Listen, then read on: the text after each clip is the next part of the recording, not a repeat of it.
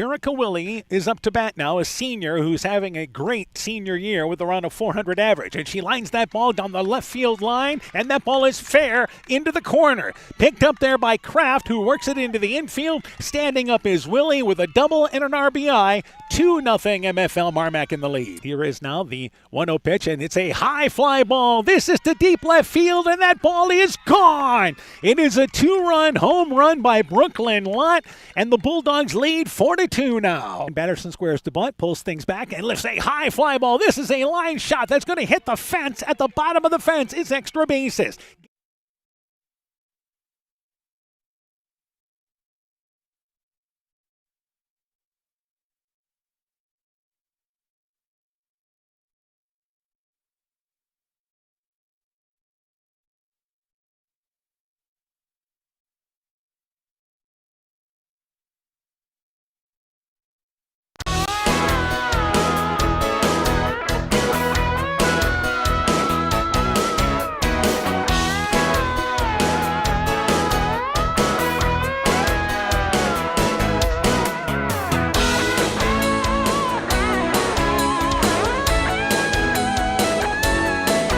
Jerica Willie is up to bat now, a senior who's having a great senior year with around a 400 average. And she lines that ball down the left field line, and that ball is fair into the corner. Picked up there by Kraft, who works it into the infield. Standing up is Willie with a double and an RBI. 2-0 MFL Marmac in the lead. Here is now the 1-0 pitch, and it's a high fly ball. This is to deep left field, and that ball is gone. It is a 2-run home run by Brooklyn Lott, and the Bulldogs lead 4-2 now. And Batterson squares the bunt, pulls things back, and lifts a high fly ball. This is a line shot that's going to hit the fence. At the bottom of the fence, it's extra bases. Game now tied as Batterson helps herself out with a double and an RBI. 4-4 now here in the bottom of the fifth. So that again now brings up Ella Seek with the bases loaded, and Seek lines that into right field, and that ball is going to go over the head of the right fielder Paulus. It's going to be extra bases. This may clear them. Into second base is Seek. They hold the runner late at third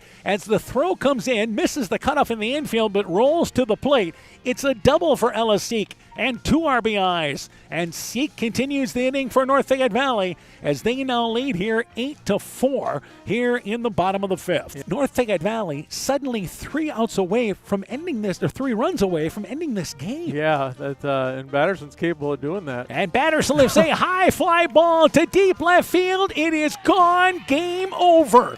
A 3-run home run by Katie Batterson, who finishes off a 4-for-4 night. The Tiger Hawks score 9 runs in the bottom of the fifth inning, and they win by a final score of 12-4. The best high school and baseball softball action on KEDR. It's the start of the Class 1A baseball tournament today on KCTN. In game number 1, Clayton Ridge Central faces Keyhigh. The War Eagles enter the tourney winning their final conference game. They've played the other 3 teams in this bracket and own a win over Keyhigh. For the Hawks, a slow start to the season, but they certainly have picked things up. They split with 4th-ranked Southwind earlier this week. They feel they are tourney ready. It's game 1 of 2, Clayton Ridge and Central. Today's On Deck show coming up next on KCTN FM 100. Central State Bank provides a complete line of lending services to help you get the best out of life. From home mortgages and equity loans to vehicle and personal loans. We have expert lending professionals who will work with you to provide options to address your needs. At Central State Bank, you won't deal with a branch or department. You'll deal with a banker who is dedicated to you. Central State Bank, member FDIC. Mom, yeah, put that on my to-do list. There is more and more on my to-do list every day. I can hardly keep up, and I have to make sure everyone is paid. But who has time for the bills? You know who can help with that? Who? Elkader Tax and Bookkeeping. They not only do taxes, but specialize in bookkeeping services as well. Has your to-do list gotten too long? Want help? Give Elkader Tax and Bookkeeping a call at 563-245-2154. Edgewood Auto and Towing is an automotive repair shop, tire dealer, and 24/7 towing service. We offer full service work on all autos and semis. Our highly skilled mechanics provide quality workmanship and will get you back on the road in a timely manner. Check out our current tire rebates by calling 563-928-7333 or stopping into Edgewood Auto and Towing for complete terms and conditions. Experience high-speed fiber internet through Neat's fiber optic network with speeds now available up to 1 gig in and around Monona, Luena, St. Olaf, Farmersburg, and Postville. Don't forget, you no longer need to carry a phone line when you subscribe to internet in one of Neat's Freedom Plans. For more information on how to upgrade your services and the best pricing, visit NEITEL.com or call today 877-638-2122. Neat, connecting you now. Epic Wear. Get personalized clothing for your school, your team, family, friends, business, or any event. Epic Wear has a huge range of customizable apparel, trophies, and awards. They offer free design help or design your own apparel at getepicwear.com, and you can even set up a free website for your fundraiser. Epic Wear, walk on. Call 563-568-2301 to place your order today. Attention business owners. Are you tired of monthly fees eating into your profits? Look no further than People State Bank. People State Bank's business checking account has no monthly service charge. Yes, you heard that right, 0 monthly service charges. But that's not all. Enjoy free ATM and debit cards, free online and mobile banking, and free bill pay services. With People State Bank, managing your business finances has never been easier or more affordable. Stop wasting your hard-earned money on unnecessary fees. Switch to People State Bank today and take care of your business finances. People State Bank, member FDIC. War Eagle Hawk Baseball is brought to you in part by Electrotech in Guttenberg, Anna Mosier CPA, CJ Moyna & Sons, Elkader Care Center and Kingston Court Assisted Living, Johnson's Restaurant and Reception Hall, Morris Funeral Home in Guttenberg and Garnavillo, Rivertown Family Dentistry, Dr. Alicia Waukee in Guttenberg, Bender's Foods in Guttenberg, Mobile Track Solutions in Elkader, and Rockwire Appliance and TV, the home of quality service with the lowest price guaranteed in Prairie du Chien, Waukon, Decorah, and Viroqua.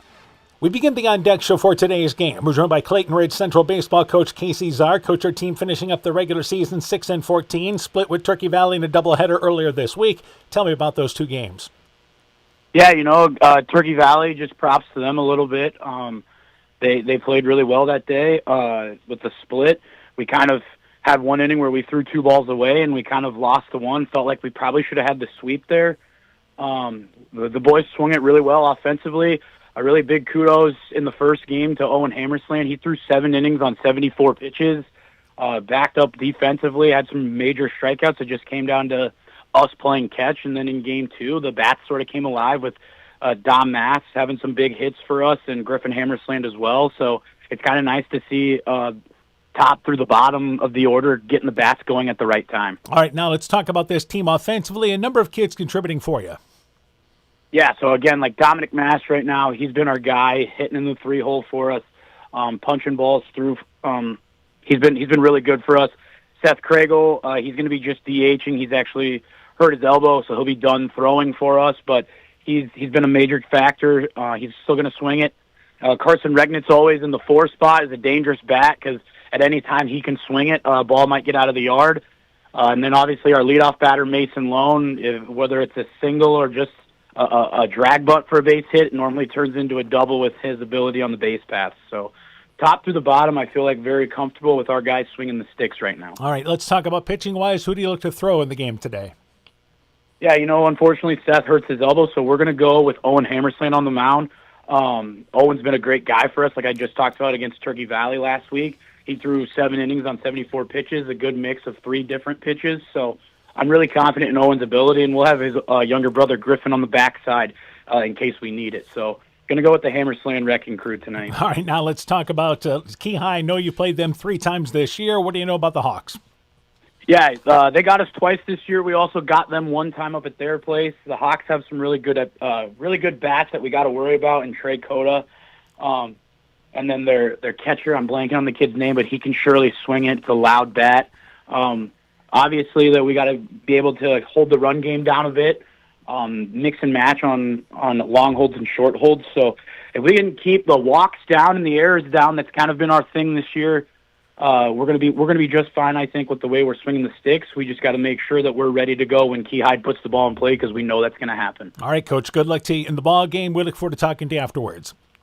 Thanks, Dan. Yes, War Eagle baseball coach Casey Czar and his Clayton Ridge Central program. The On Deck Show continues after this. Northern Country Co-op and Viafield are now Nexus Cooperative, your full-service ag partner supplying all your agronomy, energy, feed, grain, and lumber needs. Our highly knowledgeable and experienced team utilizes the latest technology in feed manufacturing, agronomy services, precision ag, plant and animal nutrition, energy products, and grain marketing to keep our customers ahead of the rest. Stop in today at any of our 26 locations across northern Iowa and southern Minnesota, or visit us online at nexus.coop.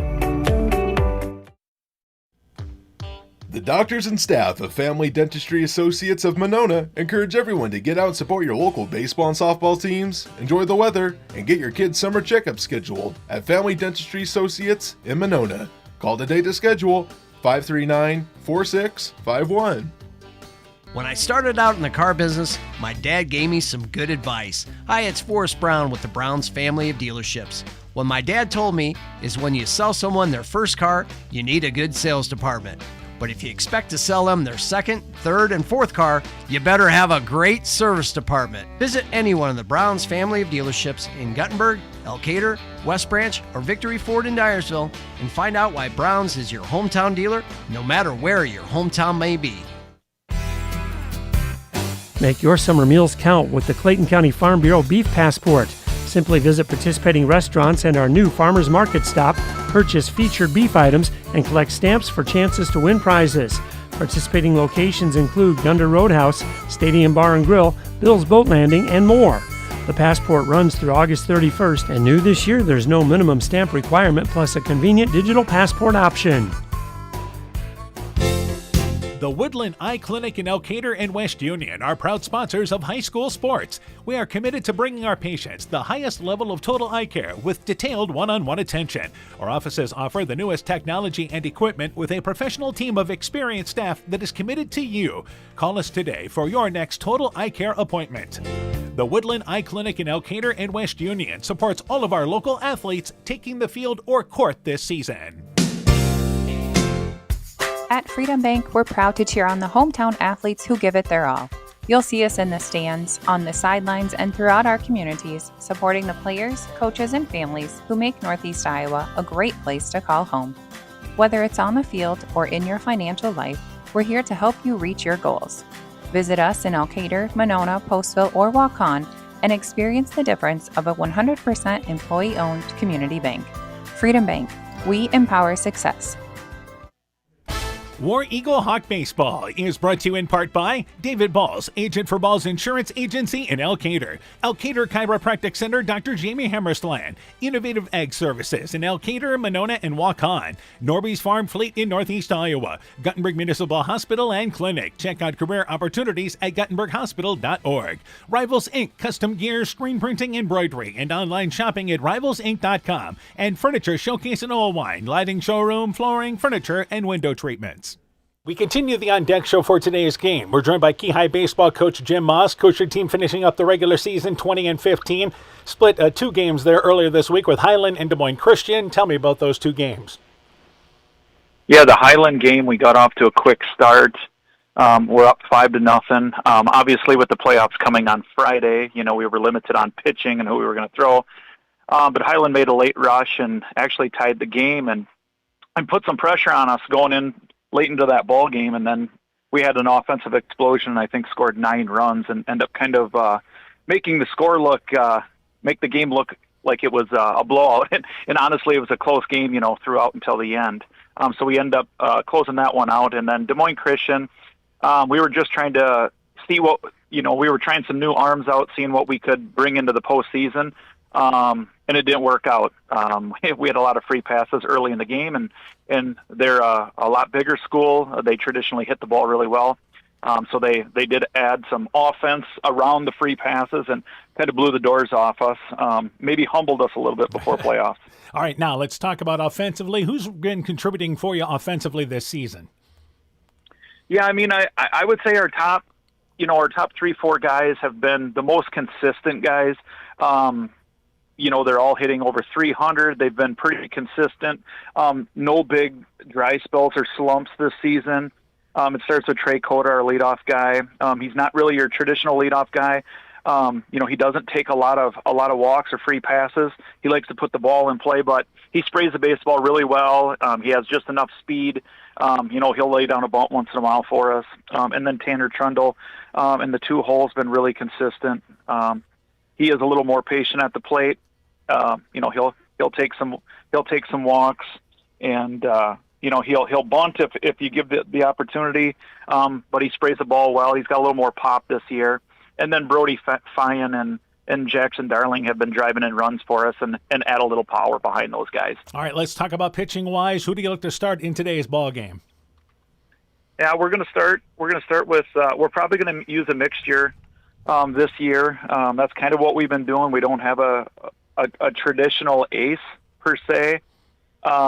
We've had some guys step up, and we've had some guys that haven't stepped up for us this year. But we're going to go with Trey Cota this year. He's a junior, and he's been a varsity player since his 8th grade year, and he's had some success against Clayton Ridge. So we're going to go that direction today. All right, you mentioned Clayton Ridge Central. What do you know about the Eagles? Obviously, the War Eagles, you've faced them a couple of times this year. What do you know about them? Yeah, Casey does a really nice job with Clayton Ridge. They have a lot of nice athletes there.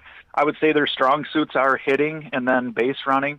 They like to run a lot, put pressure on the defense, and they have a lot of speed. And we found out too they've had some success on the base paths against us earlier this year, so that's something that's definitely on the radar. And then offensively, if you look at them, they have some real gaudy numbers. They do a nice job of not only putting the ball in play, but providing a little bit of pop. They hit some gap shots and hit a lot of line drives. So those are the 2 things that stick out when I think of Clayton Ridge. All right, keys in the ball game for the Hawks. What do you have to do? We have to put the ball in play with 2 strikes, and play sound defense, not give them extra outs. And for us all year, our biggest challenge has been consistently throwing strikes. So that's definitely the key. And like I said, the other 2 factors will, I think, be the difference in the ball game. All right, Coach. Good luck to you in the ball game. We look forward to talking to you afterwards. All right. Thank you for your time. I appreciate it. You betcha. Key High Baseball coach Jim Moss on his Hawk program. The On Deck Show continues after this. This is Chris Holbert, General Manager of Hall Robertson Incorporated in Postville. We would like to wish the area student athletes both a safe and successful sports season.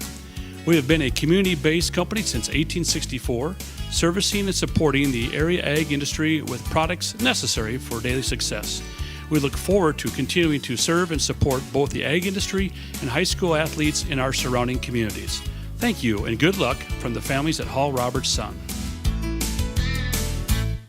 The vets and vet techs at Veterinary Associates of Clayton County offer a wide variety of services for all animals. We believe in treating every patient as if they were our own pet and give them the same loving attention and care they receive from you. Call our office at 563-245-1633 to make an appointment today.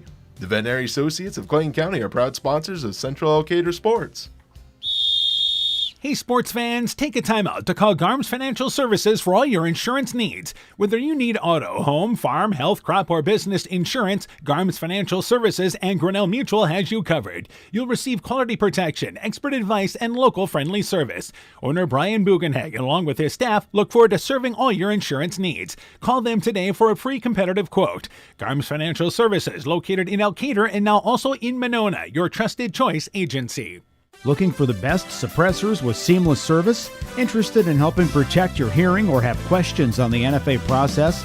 Head to Stronghold Corp, your one-stop shop for premium suppressors and unbeatable expertise. Whether you're a seasoned shooter or first-time buyer, we can get the best brands and latest models to fit your needs. Enjoy hassle-free eForms electronic fingerprint processing with our state-of-the-art Cerberus live scan system. Contact us today by heading to stronghold-corp.com for more information. Stronghold Corp, where silence meets precision. Boisier Lumber Company in Guttenberg and Elkader, your do-it-best rental center, handles Midland garage doors for residential, commercial, and agricultural needs. Midland steel garage doors provide the best all-around value when appearance, security, durability, and low maintenance are desired.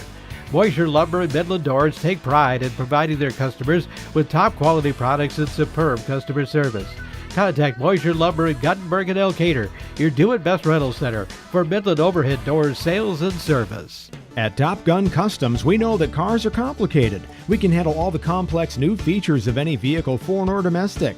Not only will it look like new, it'll perform like new. At Top Gun, we don't care if it's a 30-point buck or just your neighbor's cat, big or small, we like them all. Top Gun also does fiberglass repairs, boats, motorcycles, guitars, detailing, paint corrections, headlight restoration. There's not much we don't do. Call Bob or Nancy at Top Gun for details and to schedule your repairs today. 563-964-9899. War Eagle Hawk Baseball is brought to you in part by Bruins and James Insurance, your Grinnell Mutual agent in Monona, Bacon Concrete in Postville, Carr Auto Group online at karautogroup.com, Fisk Farm and Home in Monona, Cresco, and Decorah, the Luena Savings Bank, member FDIC, Culligan Water Conditioning in Elkader, Clayton County Recycling in Monona, Myers Auto Service in Monona, TJ's Pizza in Monona and Claremont, and by Thompson Construction and Monona Overhead Door.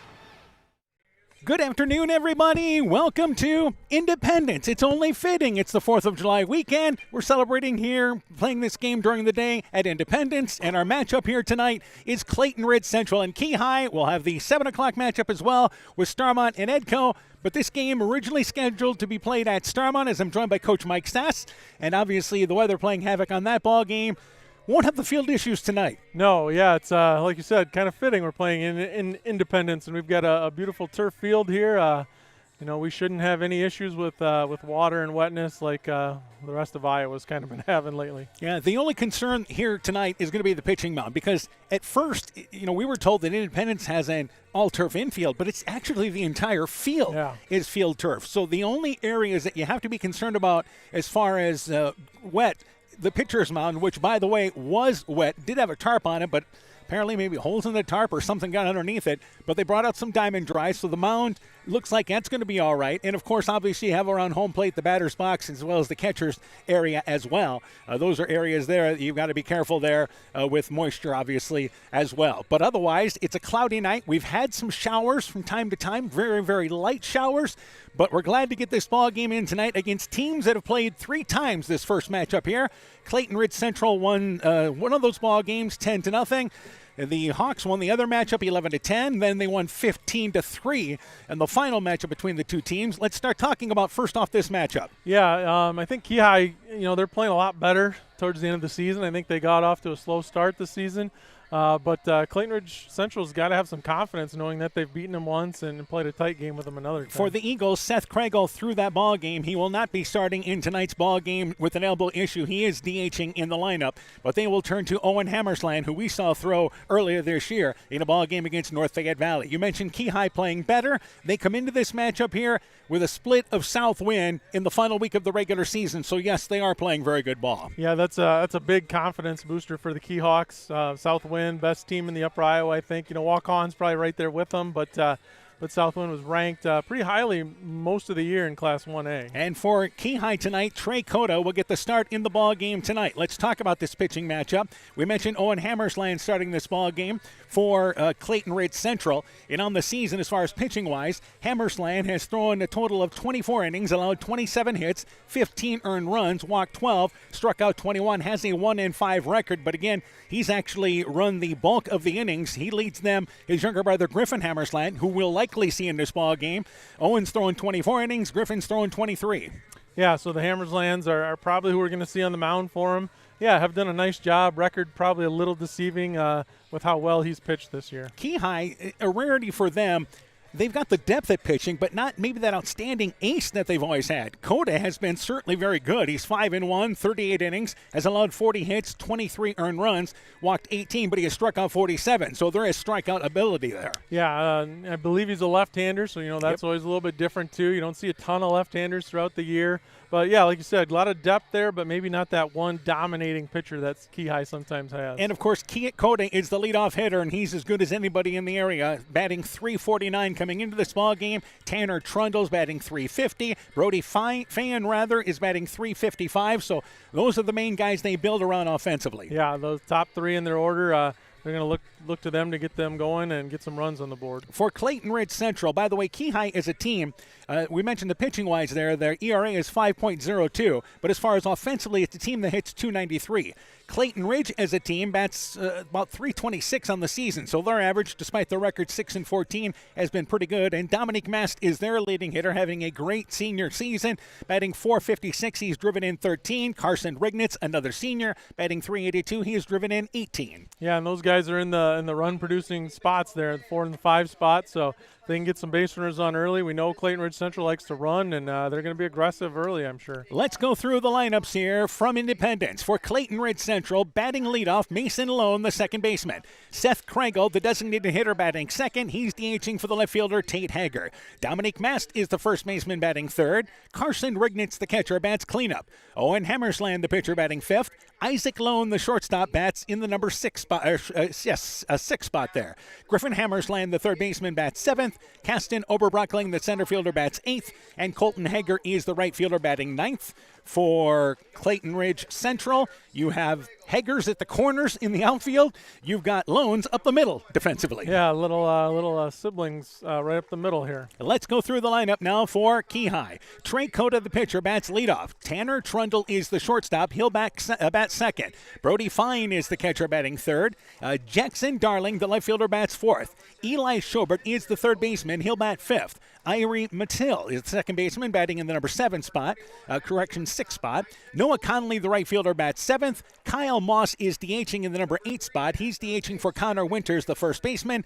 And Justin Wagner is the center fielder, wears number 8, plays position number 8. He is batting ninth in the lineup. Let's talk about what we expect to see for Keys in this ball game. Yeah, I think a fast start for either team would be real helpful. When you come down to tournament time, sometimes some kids can get a little tight, so you can get off to a quick start and get an early lead. That kind of loosens you up. And again, Keyhigh comes in 20-15. They have played far more games than Clayton Ridge Central. The War Eagles played 20. They did have 3 games canceled this season, including they were scheduled to play last night actually against Beckman. Yeah, that's I don't know. I suppose it's a good tune-up for tournament time, but Keyhigh always seems to schedule a lot of games as well. All right, as far as the games that we were following tonight, Postville and Columbus, that game has been postponed. Also, the North Fayette Valley Osage game at Denver has been postponed. Both of those games have been moved to Monday for, again, this baseball tournament there. But again, MFL Marmac playing at Anamosa.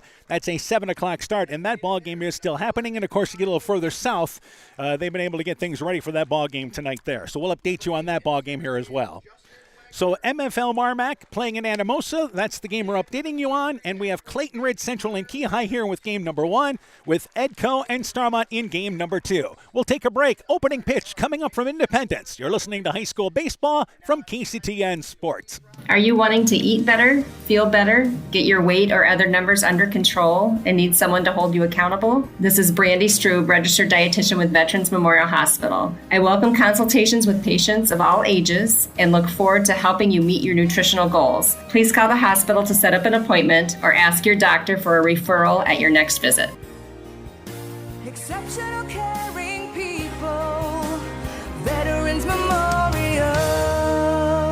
Inspiring changes to a happier, healthier you is what we do at Clayton Drug. We are committed to helping you achieve the highest quality of life possible. We are a full-service pharmacy offering services such as med packing to your home or mail delivery and online prescription refill. We also offer a cash pricing program on name brand and generic prescriptions. Call 563-245-2530 to find out more. Clayton Drug, connecting the communities of Elkader, Strawberry Point, and Sumner to serve us all in between. Being good at life means getting your finances in order so you can focus on the moments that matter most. With over 175 years of experience, New York Life Insurance Company offers insurance and financial solutions you can benefit from while you're well living. For trusted guidance, contact your local agents, Andrew Reimer or Troy Springer with your Vision Financial Group, proudly located and serving the beautiful Guttenberg community. Call Andy or Troy at 563-252-2471. Start planning today for peace of mind tomorrow. Your Vision Financial Group is not owned or operated by New York Life. Hi, this is Cody from Torkelson Motors in Elgin and Waukon. At Torkelson Motors, we believe that student involvement in activities is a great way to help grow our communities, and we are proud to help sponsor this game for your enjoyment. We've been serving Northeast Iowa since 1926 and appreciate the business that our customers have given us and the support they provide to our area schools and communities. So the next time you are in need of a new or used vehicle or a repair, stop into Torkelson Motors. We've been selling cars the old-fashioned way with a friendly smile and a handshake right here next door in Elgin and Waukon. War Eagle Hawk Baseball is brought to you in part by Farmers Savings Bank of Colesburg, Elkport Garber, Strawberry Point, Arlington, Elgin, and Wadena, member FDIC. LTI & Sons Water Conditioning, your Connecticut dealer in Postville. Meyer Collision and Service Center in Guttenberg and Elkader. Dean Family Chiropractic in Claremont. Growl Logs and Lumber in Elkader. Timber is a crop, harvest wisely. St. Olaf Ag Sales and Service. T&K Cahoon, your Napa dealer in Monona, and by Nick's Excavating and Kane Construction in Farmersburg. Ready to go here with game number 1 tonight on KCTN. War Eagles wearing their green tops. They have the red trim. War Eagles across the front there in green with the white trim. And again for Keyhigh, they have the white pants and they have the pinstripe purple jerseys with the K there on the front. And our officials for tonight's ball game, Jordan Yesick and Jacob Shellhorn. It seemed like Jacob Shellhorn just played last year. Well, he did. Yeah, good. Both of these guys, good young crew here tonight. It's good to see some young talent in the umpire. Absolutely great to see both those guys doing the ball game tonight. They'll have game number 2. Yesick is behind the plate in game number 1. Shellhorn is on the base paths. And in game number 2, they'll switch. Shellhorn will be behind the plate, and Yesick will be on the base paths. So Mason Lone, Seth Kregel, and Dominique Mass to lead things off here for Clayton Ridge Central in the top of the first inning. Let's line up Keyhigh defensively. Jackson Darling is in left field. Justin Wagner in center. Noah Conley in right field. Around the horn defensively, Eli Schobert is at third. Tanner Trundle at second. Irene Mattil is at second base. Connor Winters the first baseman. The catcher Brody Fine. And again, Trey Cota is on the mound here. The hard-throwing left-hander for Lansing Keyhigh. Not a bad crowd considering our game got moved today. Keyhigh always a pretty good following. I'd say they have the strongest following here so far. And we know that Starmont had some people here early because they're still in charge taking gate tonight. Yeah, technically they're hosting tonight even though we're in Independence. So we're ready to go as stepping up to the plate is Mason Lone to lead things off here for the Eagles. Lone this season, 26 of 67, batting .388. Also, by the way, he is their top base running threat. He's 25 of 25 on the season. First pitch is a high pop-up. That'll clear down the first base line over the Keyhigh dugout. Clayton Ridge Central is to our left, as a matter of fact. They're in the on-deck circle, not too far away from us. Great location to do the ball game, though it's a little challenging to see the ball in left field. The 0-1 curveball breaks across for a strike, and the count is 0-2. Yeah, anything to the deep left field line here in left field, we'll have a little trouble seeing that, but we'll do our best. And we thought it might be rude to tell Clayton Ridge Central to move down in the dugout, but that's their dugout after all. 0-2 pitch, it's a low fastball. The count goes to a ball and 2 strikes. So Mason Lone, the second baseman, leading things off. Cota, his first 2 pitches, unveiled what he can do. A hard fastball, then a sharp breaking curveball. The count is now 1-2. Coda's 1-2 delivery. There's a curveball fisted. That'll slice down the first base line. Good job by Mason fighting that pitch off. We'll do it again with the count at 1-2. Yeah, just what you want to see a leadoff hitter do. Make him throw a few pitches. Let the rest of the team kind of see what the pitcher's got tonight. And a ball and 2 strikes as Cota quickly works. 1-2 offering. There's a curveball. Lone swings right through it. Dug out of the dirt by the catcher. Fine. Lone goes down swinging. It's 1 up and a strikeout recorded by Cota. Out number 1 here in the first. Yeah, nice breaking pitch there by Cota. And that's, again, he'll try to keep you off balance. Seth Kregel is up to bat. Kregel 16 of 37 on the season, batting .432. Again, he is just DHing in this ball game tonight. Takes a curveball, hits a bouncing ball foul at the third base line. Glove there by Schobert.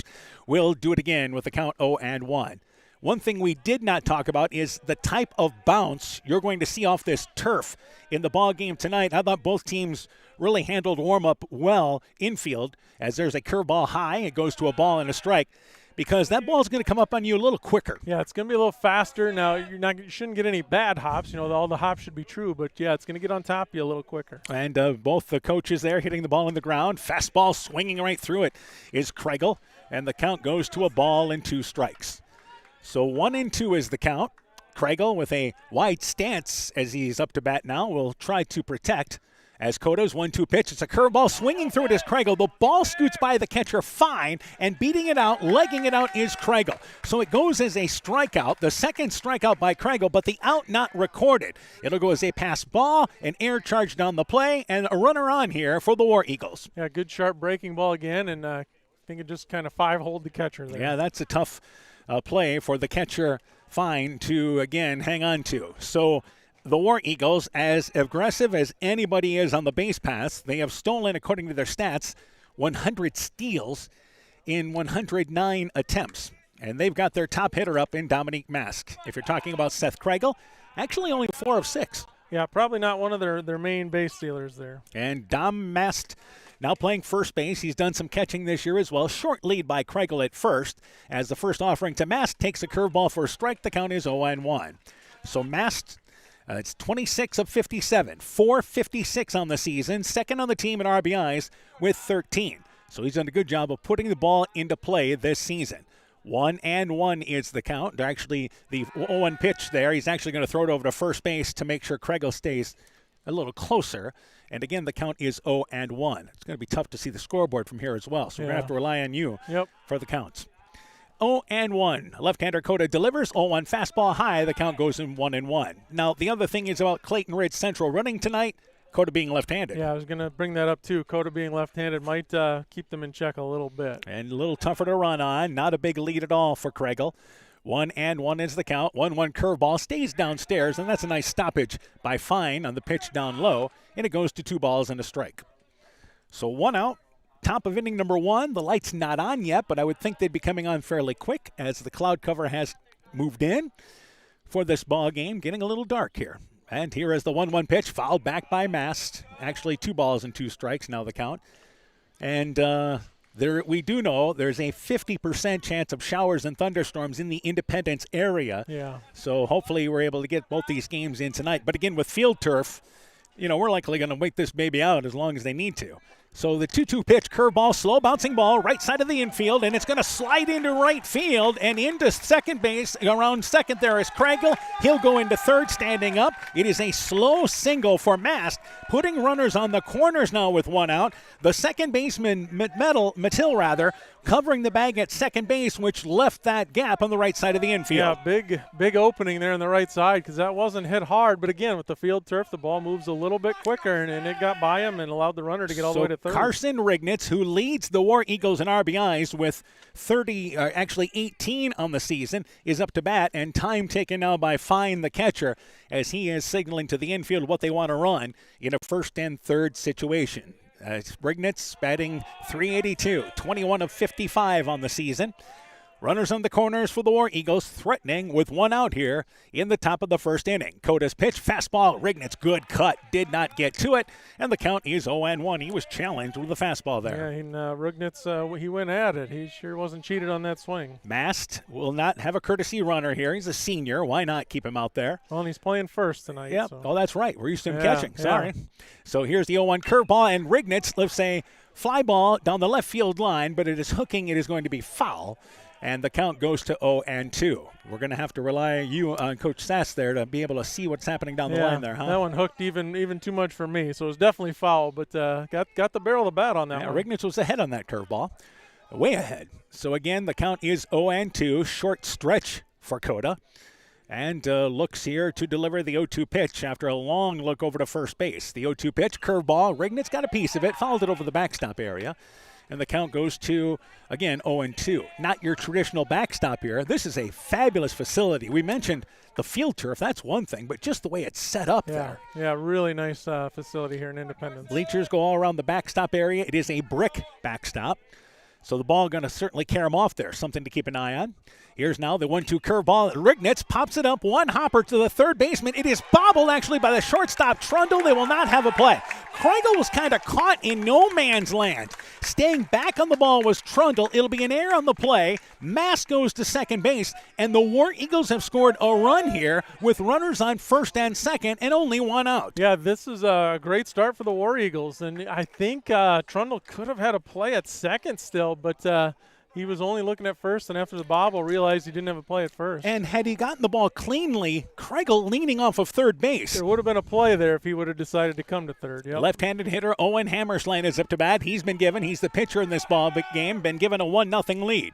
So second and first, one out here. The top of the first, there's a curveball. Griffin Hammersland will say high fly ball to right field. Noah Conley drifts back. He'll camp underneath it. Mast will tag from third. They throw it to the cutoff at second base there. Mast advances to third. Owen Hammersland flies out to right field. Runners on the corners, and it's out number 2 here for the War Eagles in the top of the first. Yeah, Owen Hammersland, good piece of hitting there. Moved the runner over at the very least. Oh, Isaac Lone, the shortstop, now up to bat. Lone this season, 9 of 28, batting .321 on the season. And again, you see the catcher Fine calling out the third and first runner situation. Isn't it great to see teams doing that? Yeah, and we do have a courtesy runner at first base, I believe, for Rignitz. And we'll let you know who that is in just a second, with Rignitz catching in this ball game tonight. So third and first here now, and the first pitch to Isaac Lone, curveball, it's a strike. The count is 0-1.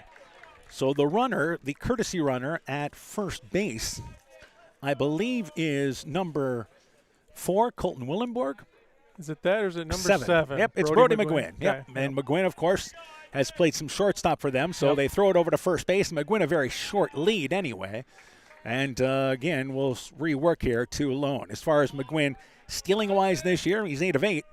But again, this is a little more challenging with Coda in that short stretch. And brings a curveball that has popped up, a major league pop-up in the infield. Coda calls off his first baseman. He'll make the play halfway up the line. And that does it for the War Eagles in the top of the first. A run, a hit. They leave 2, helped out by an error. We played 1/2 inning. War Eagles 1, Keyhigh coming to bat. When making up a to-do list, don't forget to include servicing your car at Edie's AC Delco Service Center in Garnavillo. Your car should have the best care, and Edie's will make sure of it. Stop in or call 964-2186 to make an appointment. Tires worn out? Well, Edie's can replace them. Need a tow? Call Edie's at 964-2186. Kay, Lynn, and Todd invite you to stop by and fill your car's tank with fuel at Edie's AC Delco Service Center in Garnavillo. Edie's open 7 a.m. Mondays through Saturdays. At Alameda Clayton Electric Cooperative, we provide more than energy. Did you know we offer the First Call Emergency Response System? Designed for anyone in our service footprint, First Call offers reliable independence for you and your loved ones. With the push of a pendant, a trained emergency response operator is available 24/7, 365. Learn more at acrec.com or call us at 563-864-7611. At ASEC, we care about keeping you safe. That's the power of human connection. Alameda Clayton Electric Cooperative, your touchstone energy cooperative. Alpine Communications believes connected communities become thriving communities. We are the local telephone company that became a 21st century communications provider. Alpine provides internet, television, cellular security, and telephone too. We promise personal, timely, reliable service from people who live here. When you choose us, we all thrive. Connect with Alpine Communications today. Click alpinecom.net or call 563-245-4000. So we go to the bottom of the first inning. Clayton Ridge Central helped up by an error in the top of the first. Keyhigh will send up Trey Coda, Tanner Trundle, Brody Fine to lead things off here in the bottom of the first inning. For Clayton Ridge Central defensively, Tate Hager is in left, Caston Oberbrockling in center, Colton Hager is in right field. Around the horn defensively, Griffin Hammersland is at third, Isaac Lone at short, Mason Lone at second, Dominique Mast is at first, the catcher Carson Rignitz, and Owen Hammersland is the right-hander on the mound for Clayton Ridge Central. First pitch to Coda. It is a curveball that breaks across for a strike. The count is 0-1. Coda this year, 37 of 106, batting .349, the left-handed hitting pitcher. Griffin Hammersland making his 7th start. There's a breaking ball that's called for a strike. Coda thought it was a bit high, but called for a strike. The count is 0-2. Yeah, 2 good breaking pitches out of Hammersland early. Yeah, and Hammersland will try to rely on that pitcher to try to keep Keyhigh off balance as well. So the count is 0-2. There's a breaking ball that stays high. The count is 1-2. Coda made the catch to end the top of the first inning rather. And usually you don't want your pitcher making that play, but Coda can call if anybody wants in the infield. Yeah, sometimes when it's your best athlete, that's all that matters. Fastball, and that's line right to the shortstop. Isaac Lone takes a step to his right there, makes the play on the lineout. Coda, nice lining shot, but well played by Lone. 1 up and 1 down here for the Hawks. Yeah, for a second I thought it might get over his head, but nice play by Isaac Lone. Tanner Trundle is now up to bat. And Trundle this season, 36 of 103, batting .350, takes a curveball low.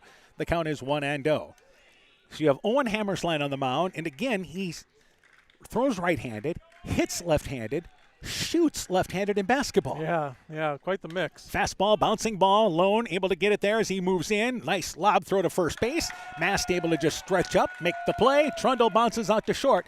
2 up and 2 down for the Hawks here in the first. Yeah, nice job by the War Eagles here on defense early, getting those top 2 hitters right away. Brody Fine, the number 3 hitter up to bat. Fine, 33 of 93, and he is batting .355 on the season.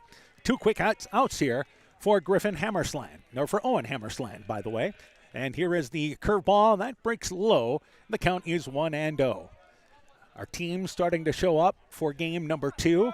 With Starmont and Edco, which we'll have for you here on KCTN FM 100.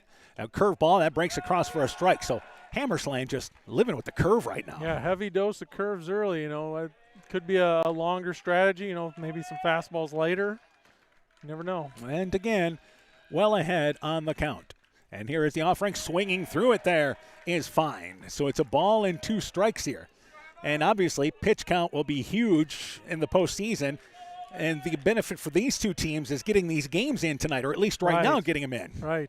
1-2 curveball, reaching on for it is Fine, pops it up, Lone drifts to the edge of the infield, gets underneath it, and a quick 1-2-3, bottom of inning number 1 for the Hawks. We played 1. It is once again 1-0, War Eagles in the lead. Strawberry Building Supply offers all your building materials for residential and commercial projects. Whether you're building from the ground up, remodeling your home, or a weekend project, we have the materials you'll need.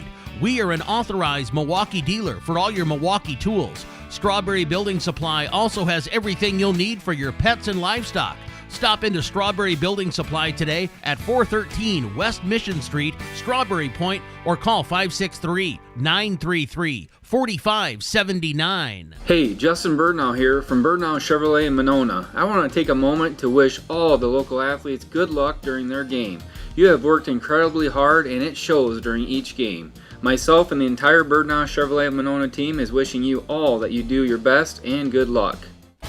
War Eagle Hawk Baseball is brought to you in part by Electrotech in Guttenberg, Anna Mosier CPA, CJ Moyna & Sons, Elkader Care Center and Kingston Court Assisted Living, Johnson's Restaurant and Reception Hall, Morris Funeral Home in Guttenberg and Garnavillo, Rivertown Family Dentistry, Dr. Alicia Waukee in Guttenberg, Bender's Foods in Guttenberg, Mobile Track Solutions in Elkader, and Rockwell Appliance and TV, the home of quality service with the lowest price guaranteed in Prairie du Chien, Waukon, Decorah, and Viroqua. We go to the top of the second inning. Clayton Ridge Central, the early lead 1-0. It'll be Griffin Hammersland, Caston Oberbrockling, Colton Hager. That's the bottom of the lineup to lead things off here for the War Eagles in the bottom of inning number 2. They scored an unearned run in the top of the first inning. So Griffin Hammersland up to bat, and the first offering from Coda, it's a fastball, high bouncing ball that is fouled up the third base line. The count is 0-1. Griffin Hammersland this season, hitting-wise for the War Eagles, is 24 of 58, batting .414. So he has been, again, a kid that's found a way on base, and now batting in the number 7 spot to start this inning. And there's a fastball taken at the knees. It's a strike, and the count is 0-2. Good news is we're seeing a lot of strikes right now. Yeah, both pitchers throwing a lot of strikes. That's always nice to see. Games move so much better when there's strikes. Griffin Hammersland has that wide stance at the plate. There's a curveball, takes it high. The count is 1-2. And again, you see some teams some hitters that go with that wide stretch, usually don't step in forward as they hit the ball, but get their weight back. Here's the 1-2 curveball. Lone swings right through it, but nope, got a piece of it. It goes back behind the catcher fine anyway, but he did get a piece of the curveball, and it's a ball and 2 strikes. Yeah, I thought we were going to see another strikeout reached there, but he did get a piece of it. And because of that strikeout that reached, that scored the War Eagles' first run. Curveball, it's dug out of the dirt there by the catcher. Fine swinging through it was Griffin Hammersland, but Fine will have to throw it to the inside of the bag to Connor Winters at first base. And Hammersland recorded via the strikeout there. Third strikeout for Coda. Out number 1 now here in the top of the second. Yeah, much better job by Fine there, digging that one out of the dirt. Keston Oberbrockling, 13 of 46 on the season, batting .283. The one thing that Coach Czar had talked about, he's been very pleased. Really feels like that his offense has gotten better as the season has went on. Fastball that is low. The count is 1-0. Yeah, and I know that was an issue for him early, not scoring enough runs, so that's good to hear. We saw them earlier this year in a good ball game was North Fayette Valley. 5-4, I believe, was the final of that game? So, yeah. And here's a fastball swinging late through it is Oberbrockling. Count is 1-1. That game ended in the bottom of the 7th inning as Clayton Ridge Central had a chance to win that late. Yeah, that was a good game. And 1-1 is the count to Keston Oberbrockling. And Coda delivers the fastball, taking it high, but it's a strike to Oberbrockling, and the count is a ball and 2 strikes. So Coda had to throw a few extra pitches than he wanted to in the first inning, but so far, pretty quick work in the top of the second. 1-2 curveball, way ahead of it is Oberbrockling, swings right through it. Strikeout number 4, back-to-back Ks for the War Eagles here on the top of the second. Yeah, that breaking pitch, breaking sharply and finishing it basically in the dirt. I know there's no dirt back there, but that's basically where it's finishing. Colton Hager has played in 14 of the 20 games for Clayton Ridge Central, 7 of 33 on the season, batting .212. One of their seniors, fastball that swings right through there. The count is 1-1. Clayton Ridge Central, a rarity here is they've got a couple of seniors on their roster that stayed with it. Yep, that's good to see. So Colton Hager at the number 9 spot with the count 0-1. 0-1 pitch, high fastball, swings right through it there, and the count is 0-2. So we are 1 pitch away from Coda maybe striking out the side here in the top of the second inning. Yeah, he's looked tough this inning. 0-2 is the count. Delivers the 0-2 pitch, fastball. Hager fouls it over the first base dugout. We'll do it again with the count 0-2. So 2 quick outs, top of inning number 2, and Coda, a ball brought back. Our home plate umpire has already asked for more balls as we've had a number of foul balls early in this ball game. So here is Coda's now 0-2 pitch. It is a curveball, called strike 3. Hager caught looking. So Coda strikes out the side, and that does it for the War Eagles. They go down in order in the top of the second. An inning and a half complete. 1-0 our score. War Eagles lead. Getting to the age of 55 may have earned you wisdom, but Central State Bank thinks you should get something more, like a checking account that earns you interest. We believe you've earned the right to avoid fees for ATM and debit cards, wire transfers, cashier checks, and insufficient funds transfers. Call or visit Central State Bank today and ask about our Classic 55 checking. It's time you've got what you earned. Central State Bank, member FDIC.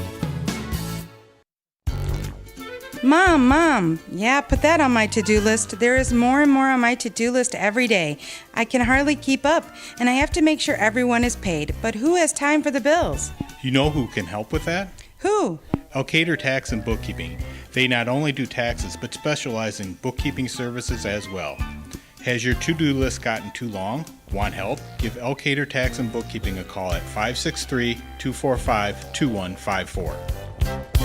TNT Power Sports sells and services all makes and models of UTVs and ATVs. We have a nice selection of clean used units available along with new units. Contact Brian, Sawyer, or Tracy for your next UTV or ATV purchase. To keep your UTV or ATV in top-notch condition for work or play, schedule your service work with Brian or Nathan by calling 563-245-1100 or stop into TNT Power Sports north of Elkader on Highway 13 for all your sales or service work.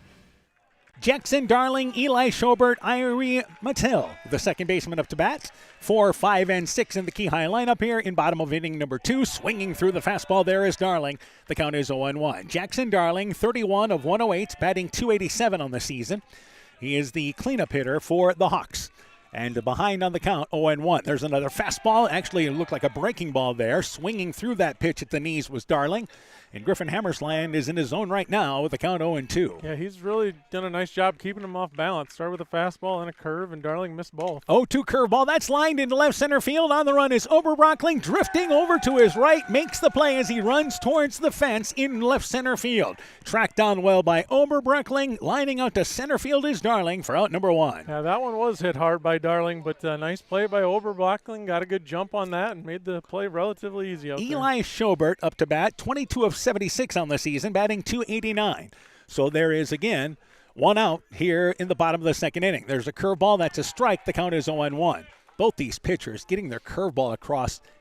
Excellent so far. Excellent. And when you can do that, it just makes your fastball that much better. So, again, the count is 0-1.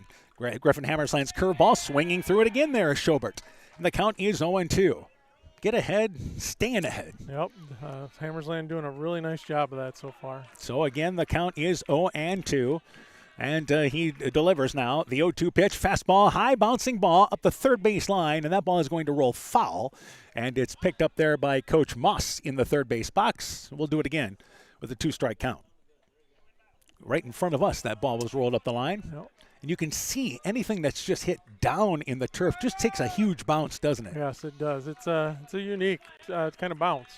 And again, here is the offering. 0-2 fastball swinging through the high fastball is Schobert. Strikeout number 1 recorded by Owen Hammersland, rather. And there's 2 outs now here in the bottom of the second. Yeah, like I said, Dan, both pitchers looking really comfortable out there right now. Mattil is up to bat now. And Irie Mattil, a sophomore, 21 of 70, and that is a 300 exact average. So here's the offering from Owen Hammersland. A curveball breaks across nicely for a strike. The count is 0-1. And Owen Hammersland has started just about every hitter out with a curveball starting out. Yeah, he's done a really nice job getting ahead early. 0-1 pitch, curveball again, called strike. The count is 0-2. They call this filling up the dish, don't they? Yeah, all 3 hitters have started with an 0-2 count this inning. So a quick chance to make this a 1-2-3 inning, and that would retire 6 in a row. 0-2 fastball outside. The count goes to a ball and 2 strikes. The Hawks went down in order in the first. 2 outs here in the bottom of the second. And Owen Hammersland delivers the curveball, and it hit. It actually hit Mattil. That'll be the first base runner of this game, and did that with 2 strikes. So the Hawks have their first base runner as Noah Conley comes up to bat. Conley this season is 16 of 70. That's a .229 average. He does have 13 RBIs on the season. Yeah, it's a first breaking ball. It didn't really break for him there.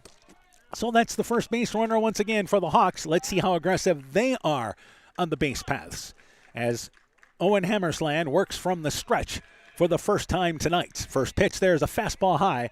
The count is 1-0. If you're talking about Conley running, he's 8 of 8 stolen base-wise. Keyhigh has 92 stolen bases in the season out of 104 attempts, according to their stats. And again, 1-0. First hitter that Hammersland has fallen behind on, and there's a fastball. Hits a high pop-up. Giving a look is Rignitz. He'll go to the backstop area, and that will clear the backstop area there and the bleachers behind it as he runs out of room in a hurry, and it's a ball and a strike. You know what you like to see out of that? Mast. Yeah. Hustling from first base into foul territory. Yeah, both Rignitz and Mast. Good hustle there by both of them. And never assume, right? Yep. 1-1 the count with 2 outs. And Owen Hammersland, long look into his catcher, Rignitz. Throws over to first base. Sliding back in there is Conley. This may be a case of guys getting some rug burn tonight, diving back. I was wondering that too, if that's sliding on this stuff, something I hadn't thought about earlier, but that must be a little different as well. Yeah, not going to go as far, are you? Yeah. So a ball and a strike now. And Owen, a couple of looks in. 1-1 pitch, the runner off and going, but it's a pop-up, hit in the infield. First baseman Mast drifts into foul territory behind the bag and stumbles, but makes the catch. Hung with it, caught the pop-up in foul territory for the third out of the inning. No runs, no hits. Hawks leave 1. We've played 2. 1-0. War Eagles in the lead. NEAT is connecting more and more homes and businesses to reliable fast broadband internet in Northeast Iowa. NEAT's fiber optic network has expanded and is now offering speeds up to 1 gig in and around Monona, Lowena, St. Olaf, Farmersburg, Postville, and surrounding rural areas. NEAT Fiber provides high-quality internet, television, and telephone services at the speed of light. For more information on how to upgrade your speed and services, visit NEITEL.com or call today 877-638-2122. Neat. Connecting you now. Epic Wear. Get personalized clothing for your school, your team, family, friends, business, or any event. Epic Wear has a huge range of customizable apparel, trophies, and awards. They offer free design help or design your own apparel at getepicwear.com, and you can even set up a free website for your fundraiser. Epic Wear, walk on. Call 563-568-2301 to place your order today. War Eagle Hawk Baseball is brought to you in part by David Balls, agent for Balls Insurance Agency in Elkader. Elkader Chiropractic Center, Dr. Jamie Hammerstland. Innovative Ag Services in Elkader, Monona, and Waukon. Norby's Farm Fleet in Northeast Iowa. Guttenberg Municipal Hospital and Clinic. Check out career opportunities at GuttenbergHospital.org. Rivals Inc. Custom gear, screen printing, embroidery, and online shopping at RivalsInc.com. And Furniture Showcase and Oil Wine. Lighting showroom, flooring, furniture, and window treatments. Top of the third inning, 1-0 our score. Clayton Ridge Central in the lead. Mason Lone, a strikeout victim, his last at-bat, has quickly fouled off 2 pitches. Takes a high pop up there on the third pitch. And again, this isn't to foul territory. Drifting over there is Winters.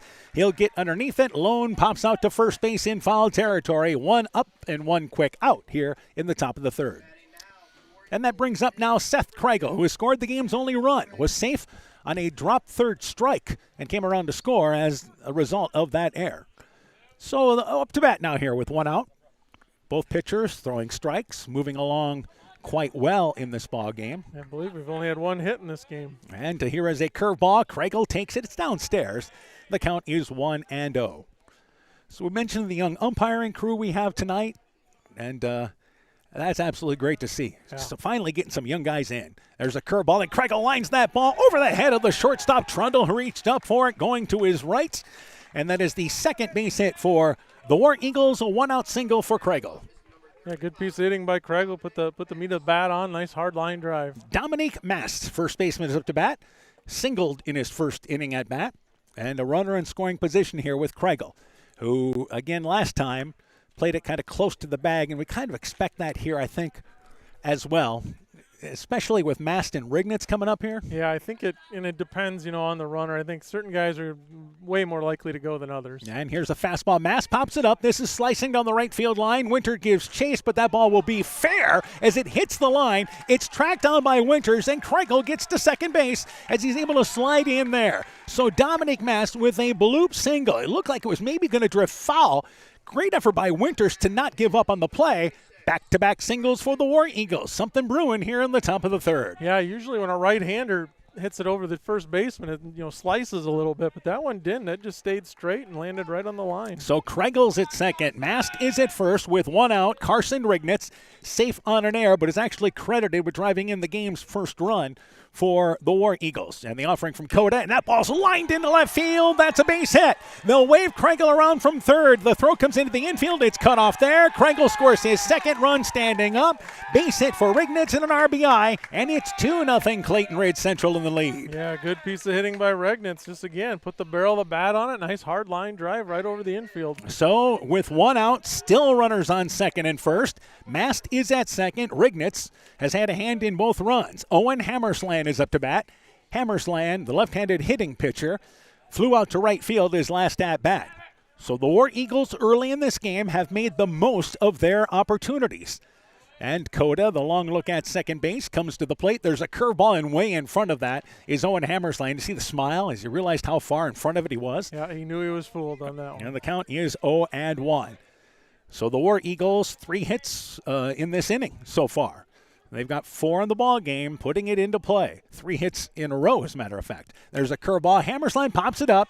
Catcher, that is fine, heads to the backstop area. He'll have room as he makes the play as he drifts towards the infield. They're going to send the runner over from third in mass. Nobody covering the bag, and he's safe there at third. Going into second base is Rignitz. So miscommunication. By the way, Rignitz replaced by McGuinn, who gets into second base there as the courtesy runner. The third baseman came in, Schubert, to cover the play. And what happened is nobody covered third. Heads up base running by the War Eagles. There's 2 outs, but now they have 2 in scoring position. Yeah, and Isaac Lone could really make this hurt if he can get a base hit. So Hammersland pops out into foul territory to the catcher. And up to bat is Isaac Lone, who popped out back to the mound. So he is 0 for 1. So the War Eagles, as aggressive as anybody is, running the base paths. And again, 1-0 is the count. There's a curveball. That ball is lined foul right near the Clayton Ridge Central dugout. Matter of fact, hit the fence in front of the dugout. Better be on their toes there. Yeah, I think that might have even got inside of the dugout. But either way, yeah, they got to be heads up over here. A ball and a strike. Is Cota working here? This is the 6th batter he's faced this inning. And back to the windup. There's a curveball, and way in front of that is Lone. That ball was in front of the plate, and it goes to 0-2 now the count. Yeah, I think he wants that swing back. So the Hawks trying to limit the damage if they can here. With the War Eagles 2 in scoring position yet. And, of course, with those runners on, as we mentioned, he's back to the windup. There's a 1-2 curveball, just misses outside. Fine, looked at it, thought it was awful darn close. 2 balls and 2 strikes. Is that our count?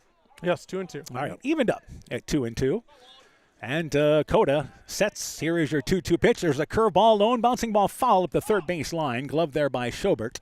He'll quickly get it back into the infield. But again, Lone had to reach out for that curveball. It wasn't a strike, but certainly had to go after it to protect. Yeah, at least he stayed a little bit more on balance on that one.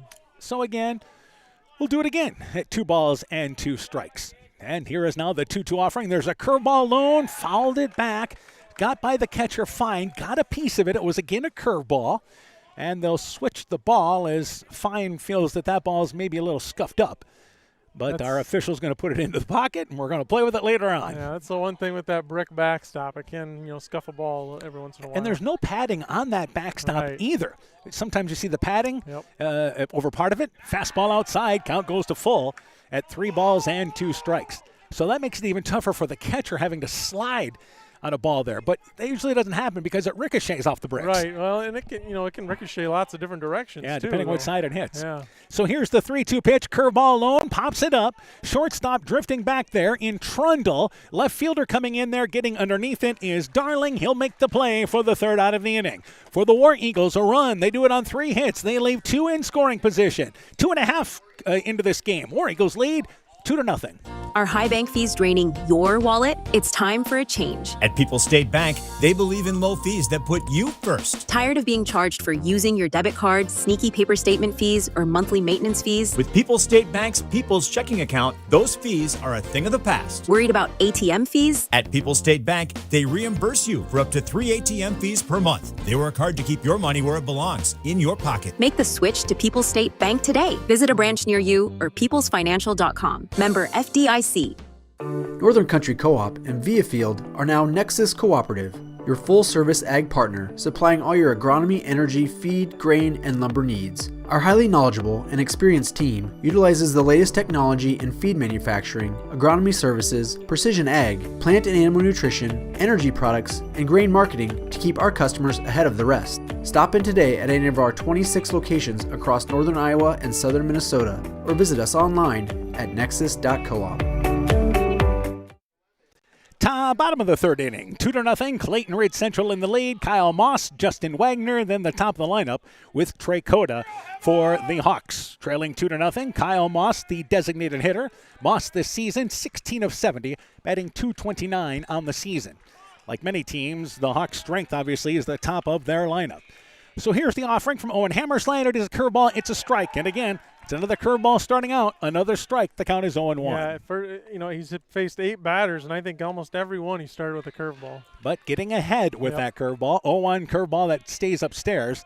Goes to a ball and a strike. It'll be interesting to see if he changes that strategy the next time through the lineup, too. And what we're seeing right now that neither one of these pitchers, a lot of concern about pitch limits. There's a curveball, bouncing ball. Shortstop Isaac Alone able to field it there. Throw across the diamond to Mest. And Moss bounces out 6-3 for out number 1 here in the 3rd. Brings up Justin Wagner, the center fielder. Wagner, 18 of 70, batting .257 on the season. First time through the lineup for Owen Hammersland, and he has been tough through the first 8 hitters. Yeah, just hit a batter. That's been the only base runner. And again, hasn't even got to 3 balls on any hitter. There's a curveball swinging through the low pitches. Wagner, count is 0-1. But again, first pitch, breaking ball. And I think you probably just stick with this strategy until it doesn't work. Until Keyhigh can show you something different, perhaps. Yep. So, again, the offering curveball and taking it for a called strike. They say he went anyway was Wagner. It was a strike nonetheless. That's a breaking ball for a strike. The count is 0-2. Yeah, I think he did go. He wishes he didn't, but I think he did. So 0-2. And the Griffin Hammersland 0-2 pitch. Fastball fouled back there by Wagner up against the netting. It remains 0-2. Top of the lineup with Trey Cota waiting on deck. Keyhawks have been held in check so far in this ball game.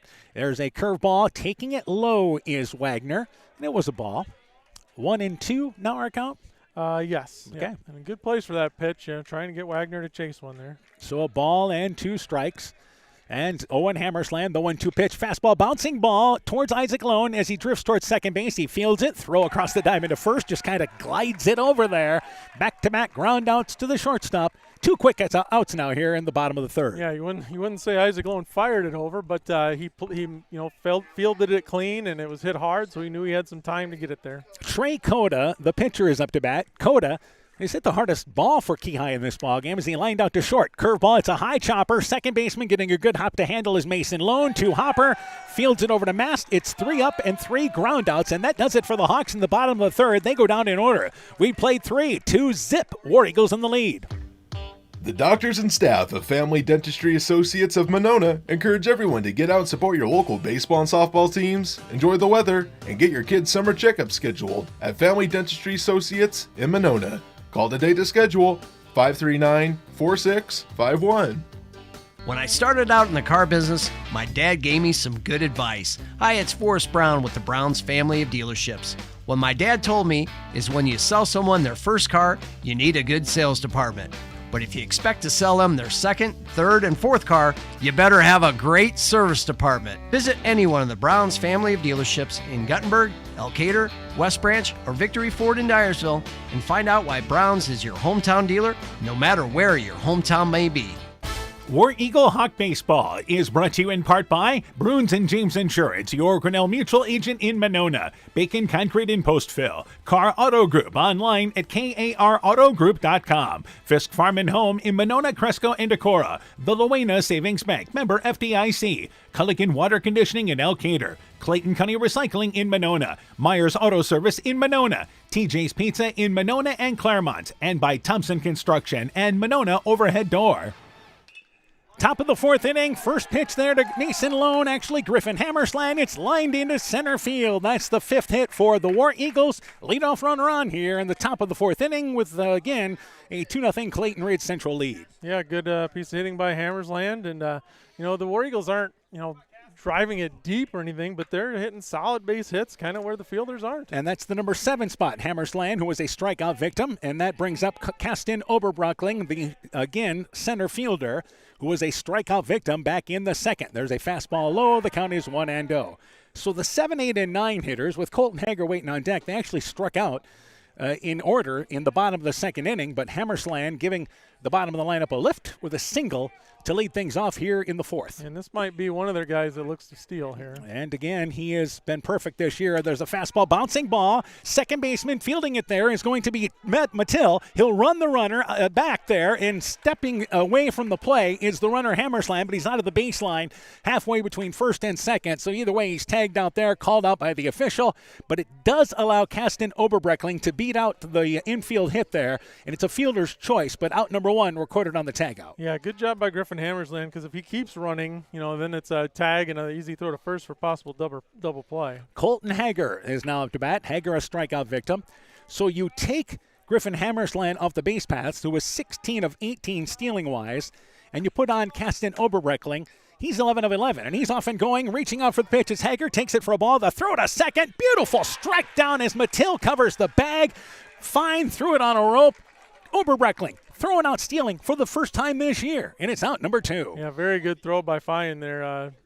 Outside pitch, easy for him to handle, easy for him to make that throw, and a good throw. Pitch was outside for a ball. We mentioned the War Eagles, they're going to be aggressive. This isn't going to deter them at all, as they are going to be aggressive on the base pass. That pitch was a ball to Hager. He held back his swing. Yeah, I know he thought about swinging there, but. And Hager lifts a high fly ball, center field. Wagner takes a couple of steps back, makes the play for the third out of the inning. For the War Eagles, no runs, a hit. They leave nobody. We've played 3.5. Halfway through this one, 2-0. War Eagles in the lead. Looking for a fun summer activity? The Clayton County Farm Bureau Beef Passport encourages you to travel around the county, try delicious beef specials, and support local businesses and beef producers along the way. Visit places like the St. Olaf Tavern, Bill's Boat Landing, Stadium Bar and Grill, and more now through August 31st. Collect stamps for prize entries with either a paper or digital passport, and this year every stamp counts because there's no minimum required. The Woodland Eye Clinic in Elkader and West Union are proud sponsors of high school sports. We are committed to bringing our patients the highest level of total eye care with detailed one-on-one attention. Our offices offer the newest technology and equipment with a professional team of experienced staff that is committed to you. Call us today for your next total eye care appointment. The Woodland Eye Clinic in Elkader and West Union supports all of our local athletes taking the field or court this season. Now in the bottom of the fourth inning, 2-0, Clayton Ridge Central in the lead, 2, 3, and 4 for the Hawks. Tanner Trundle, Brody Fine, and Jackson Darling to lead things off here in the bottom of the fourth inning. For Clayton Ridge Central, they have 2 runs in this ball game, 5 hits. They have not committed an error. For Keyhigh, no runs, no hits. They've committed 1 error in this ball game. Now the second time through the lineup for Owen Hammersland, as both these teams working through the lineup for a second time. 2 spot in the lineup with Trundle, who bounced out to short back in the first inning. The offering from Griffin Hammersland, it is a curveball fouled out of play, and that's Owen, by the way, on the mound. The count is 0-1. First time we've seen the Hawks try to jump on a curveball. Yeah, and again, he's still starting every batter off with a curveball. And getting ahead on the count continues to be a good thing for the right-hander for the War Eagles. And here is now the 0-1 pitch. Fastball downstairs. The count goes to 2-1. One thing I can tell you about our official behind home plate, he's been consistent tonight. Yes, very nice, consistent with his strike zone. And you'd rather have an umpire like that. You know where it is all game long. And the 1-1 pitch, and Trundle tries to bunt. When it pitch high, they were back at third. He did not get to it. Had he put it down to the left side of the infield, he had a chance to beat that out easily. Yeah, he kind of surprised Clayton Ridge Central there. There is action in the Keyhigh bullpen, by the way. And here is now the 1-2 pitch. Bouncing ball, third baseman charging it, fielding it in fair territory is Griffin Hammersland. Long throw across the diamond, and just out there at first base is going to be Trundle. Hustled down the line, played well by Griffin Hammersland, just inside of the bag, and it's out number 1 here in the fourth. Yeah, good hustle by Trundle. He almost beat that out, and good stretch by Mast over there at first. Brody Fine, the catcher, is up to bat. Popped out to short his previous at-bat. I believe that may be Kyle Moss in the bullpen for Keyhigh. And the curveball, and it's a high fly ball. This is to left center field. Drifting over there is going to be Tate Hager. Easy fly ball to handle. And Fine flies out to left field. 2 up and 2 down quickly here in the bottom of the fourth inning. Yeah, pitch count not a concern for either team, really.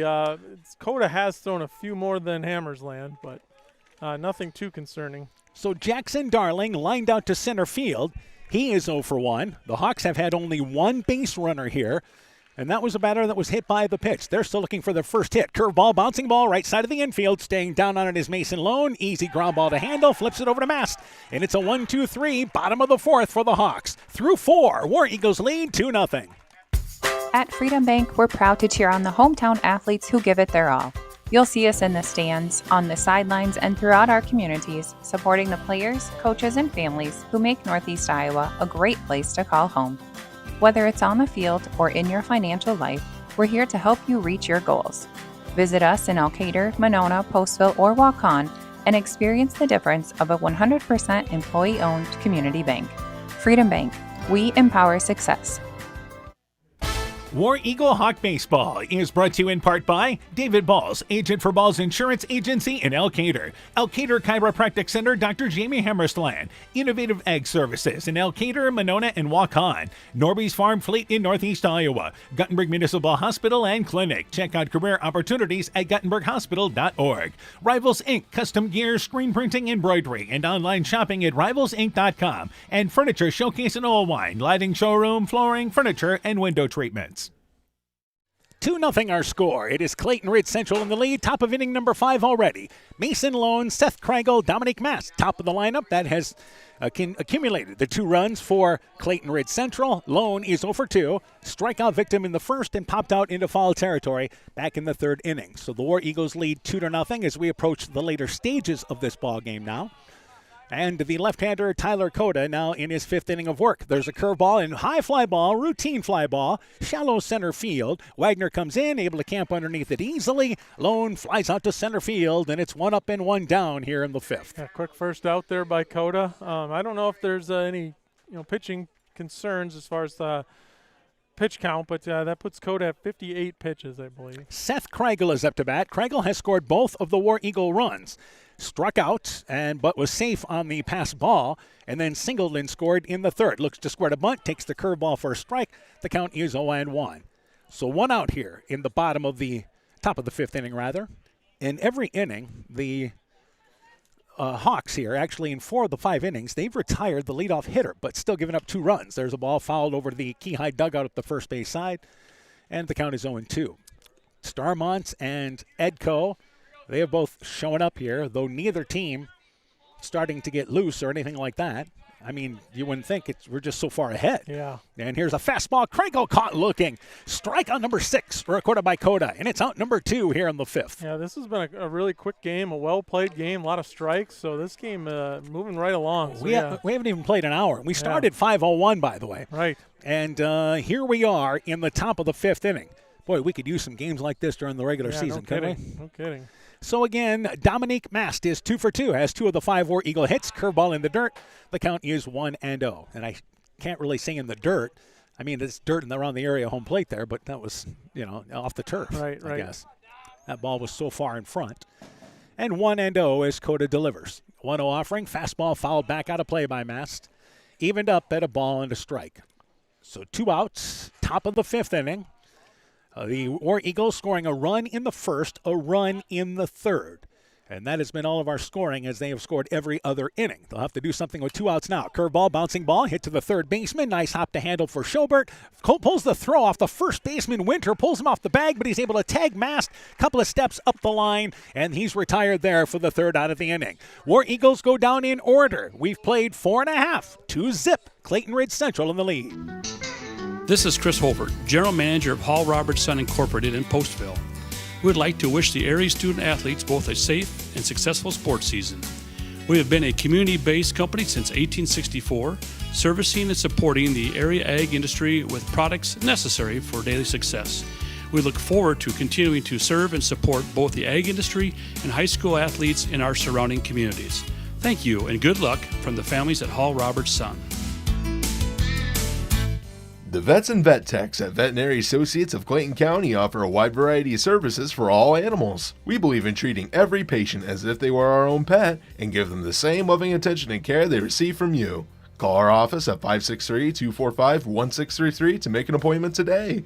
The Veterinary Associates of Clayton County are proud sponsors of Central Elkader Sports.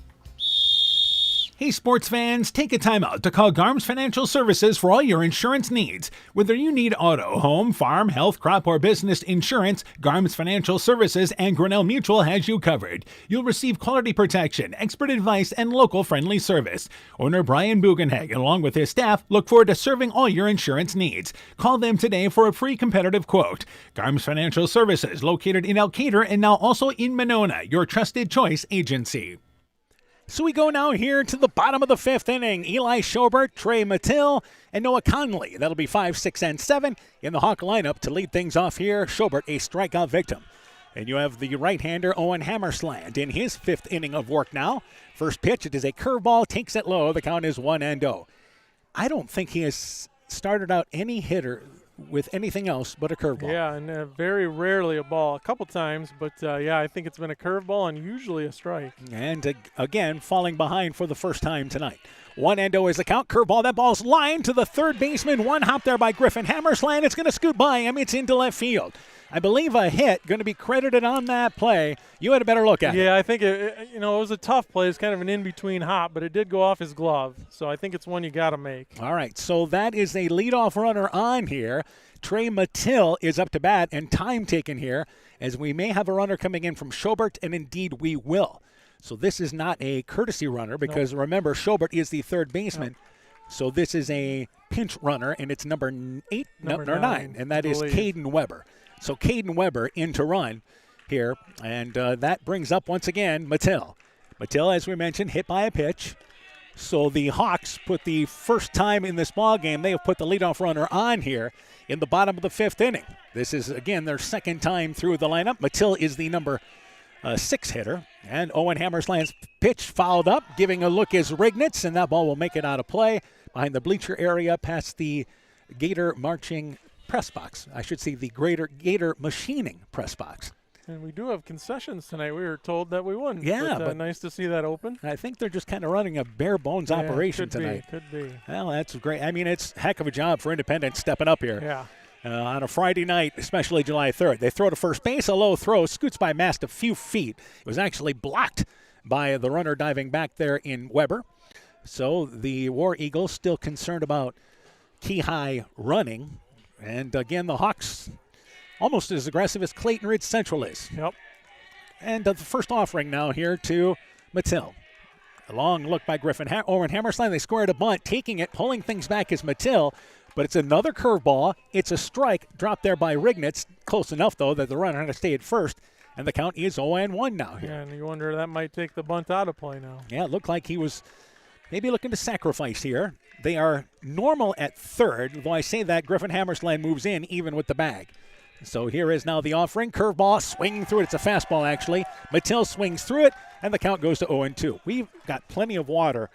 They just brought us over 2 waters from the concession stand, so we like those folks. We like those folks even more now. Yeah. So now we've got like 4 bottles of water to get us through. At least I have. Yeah, at least we have a double header. So I brought some water and a soda, so I'm good too. Yeah, we're in pretty good shape. So again, the 0-2 pitch, high fastball, and tempted was Mattil, but stayed off of it. A ball and 2 strikes. I think we had a strikeout. Mattil struck out. Oh. Yes, and so this is Connolly. All right, yes. So that's the first pitch to Conley. It was a fastball. The count is 1-0. Did you see that happening? I guess I was so in awe by the water I think the water, I saw it out of the corner of my eye, but that water was important. Pitch to Mattil, that's a strike. Correction, Conley. So Mattil strikes out, as it turns out. Yes. Glad somebody's paying attention. It is the second strikeout recorded by Owen Hammersland. So Conley is our hitter, and the count is 1-1. I'm even more caught off guard because Owen Hammersland started him out with a fastball. Yeah, that was a surprise as well. They throw over to first base, but again, playing it short there is the runner in Weber at first base. And that lead a little shorter now after the throw over. And the offering now, 1-1 is our count. 1-1 pitch, popped up. Rignitz looks at it, and it'll get out of play over the backstop. 1-2 is now the count. The Hawks normally aggressive, but we're in the later stages of this game now here, so you tend to play base to base when you're down. Right, and I thought almost for sure we'd see a sacrifice. And Mattil did square to bunt. Connolly has not yet. And again, there is 1 out. 1-2 pitch, fouled over the first base dugout rather, but a late swing on Conley, who popped out to first his last at-bat, and it looks like he's going to try to hit it to the right side again. Yeah, barely able to catch up with that one, so maybe you try and throw a high fastball here. And again, Owen Hammersland working quickly on the mound. And the fastball takes it low. 2 balls and 2 strikes. So that pitch missing. And again, that's been consistent. That pitch hasn't been there in the ball game tonight. Close enough to be called a ball. Evened up at 2 balls and 2 strikes. And Owen Hammersland delivers now the 0-2 pitch and bouncing ball right side of the infield. Fielding it there is going to be Mason Lone. He'll go to second to big brother Isaac. They get the force out there. They do not throw it over to first base as Conley's safe on the fielder's choice, but they get out number 2. And Kyle Moss, the number 8 hitter, is up to bat. Yeah, good play. Lone to lone there to get that lead runner in the second out. So out number 2. Moss bounced out to short his last at-bat.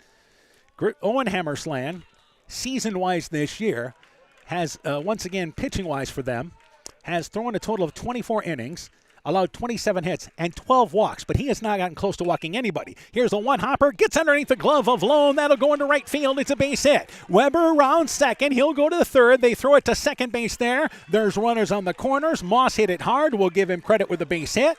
There's runners on third and first with 2 outs. And the Hawks threatening for the first time in this game. Yeah, definitely. First time they've got a runner past first base. So up to bat now is Justin Wagner. And they got a pickoff play there. Trying to go to second base was once again Moss, and he's throwing out there. They were trying to steal a base before the pitch. Yeah, they thought Clayton Ridge Central was napping, and turns out they weren't. And they were able to get Moss at second. So they throw it, covering the bag, I believe, was Mason Lone, and tagged out there is Moss. So they were trying the bulk steal, but defended well by Clayton Ridge Central, and the Hawks come up empty. No runs, a hit, an error. They leave one. We've played 5, 2-0. War Eagles in the lead. Looking for the best suppressors with seamless service? Interested in helping protect your hearing or have questions on the NFA process? Head to Stronghold Corp, your one-stop shop for premium suppressors and unbeatable expertise. Whether you're a seasoned shooter or first-time buyer, we can get the best brands and latest models to fit your needs. Enjoy hassle-free eForms electronic fingerprint processing with our state-of-the-art Cerberus live scan system. Contact us today by heading to stronghold-corp.com for more information. Stronghold Corp, where silence meets precision.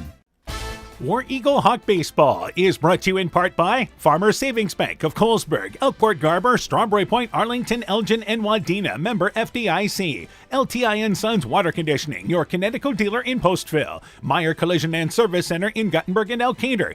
Dean Family Chiropractic in Claremont. Growl Logs and Lumber in Elkader. Timber is a crop, harvest wisely. St. Olaf Ag Sales and Service. T&K Cahoon, your Napa dealer in Monona. And by Nick's Excavating and Kane Construction in Farmersburg. Now in the top of the 6th inning, it is again 2-0. Clayton Ridge Central in the lead. 0-1 pitch to Carson Rignitz. He fouls it back out of play, and the count is 0-2. Carson Rignitz has had a hand in both runs for the War Eagles. Safe on an error, and he's credited with the RBI because it would have scored the run from third. Singled and drove in a run back in the 3rd inning. And he's leading things off here in the top of inning number 6. There's the 0-2 pitch. Rignitz, good piece of hitting there. Goes over the first base dugout. We'll do it again with the count at 0-2. So pitchers throwing strikes. For the most part, defense is making plays. And here we are already in the top of the 6th inning in a game just an hour old. And there's a slow curveball. Rignitz bouncing ball. Third baseman Schobert stayed on the ground for him. Long throw across the diamond. He's out by a step. Rignitz bounces out to third. 1 up and 1 down here in the 6th inning. Owen Hammersland is 0 for 2. Flew out to right field. Popped out to the catcher. If you look ahead to the bottom of the 6th inning, you figure it's Kehigh's best chance because they'll send up 9, 1, and 2 in the bottom of the 6th inning. Yeah, that's probably the last time your leadoff's getting up. So Owen Hammersland, curveball, pops it up. This is a major league pop-up. Second baseman drifting to the edge of the infield. Matilli now comes to the edge of the infield, able to camp underneath it.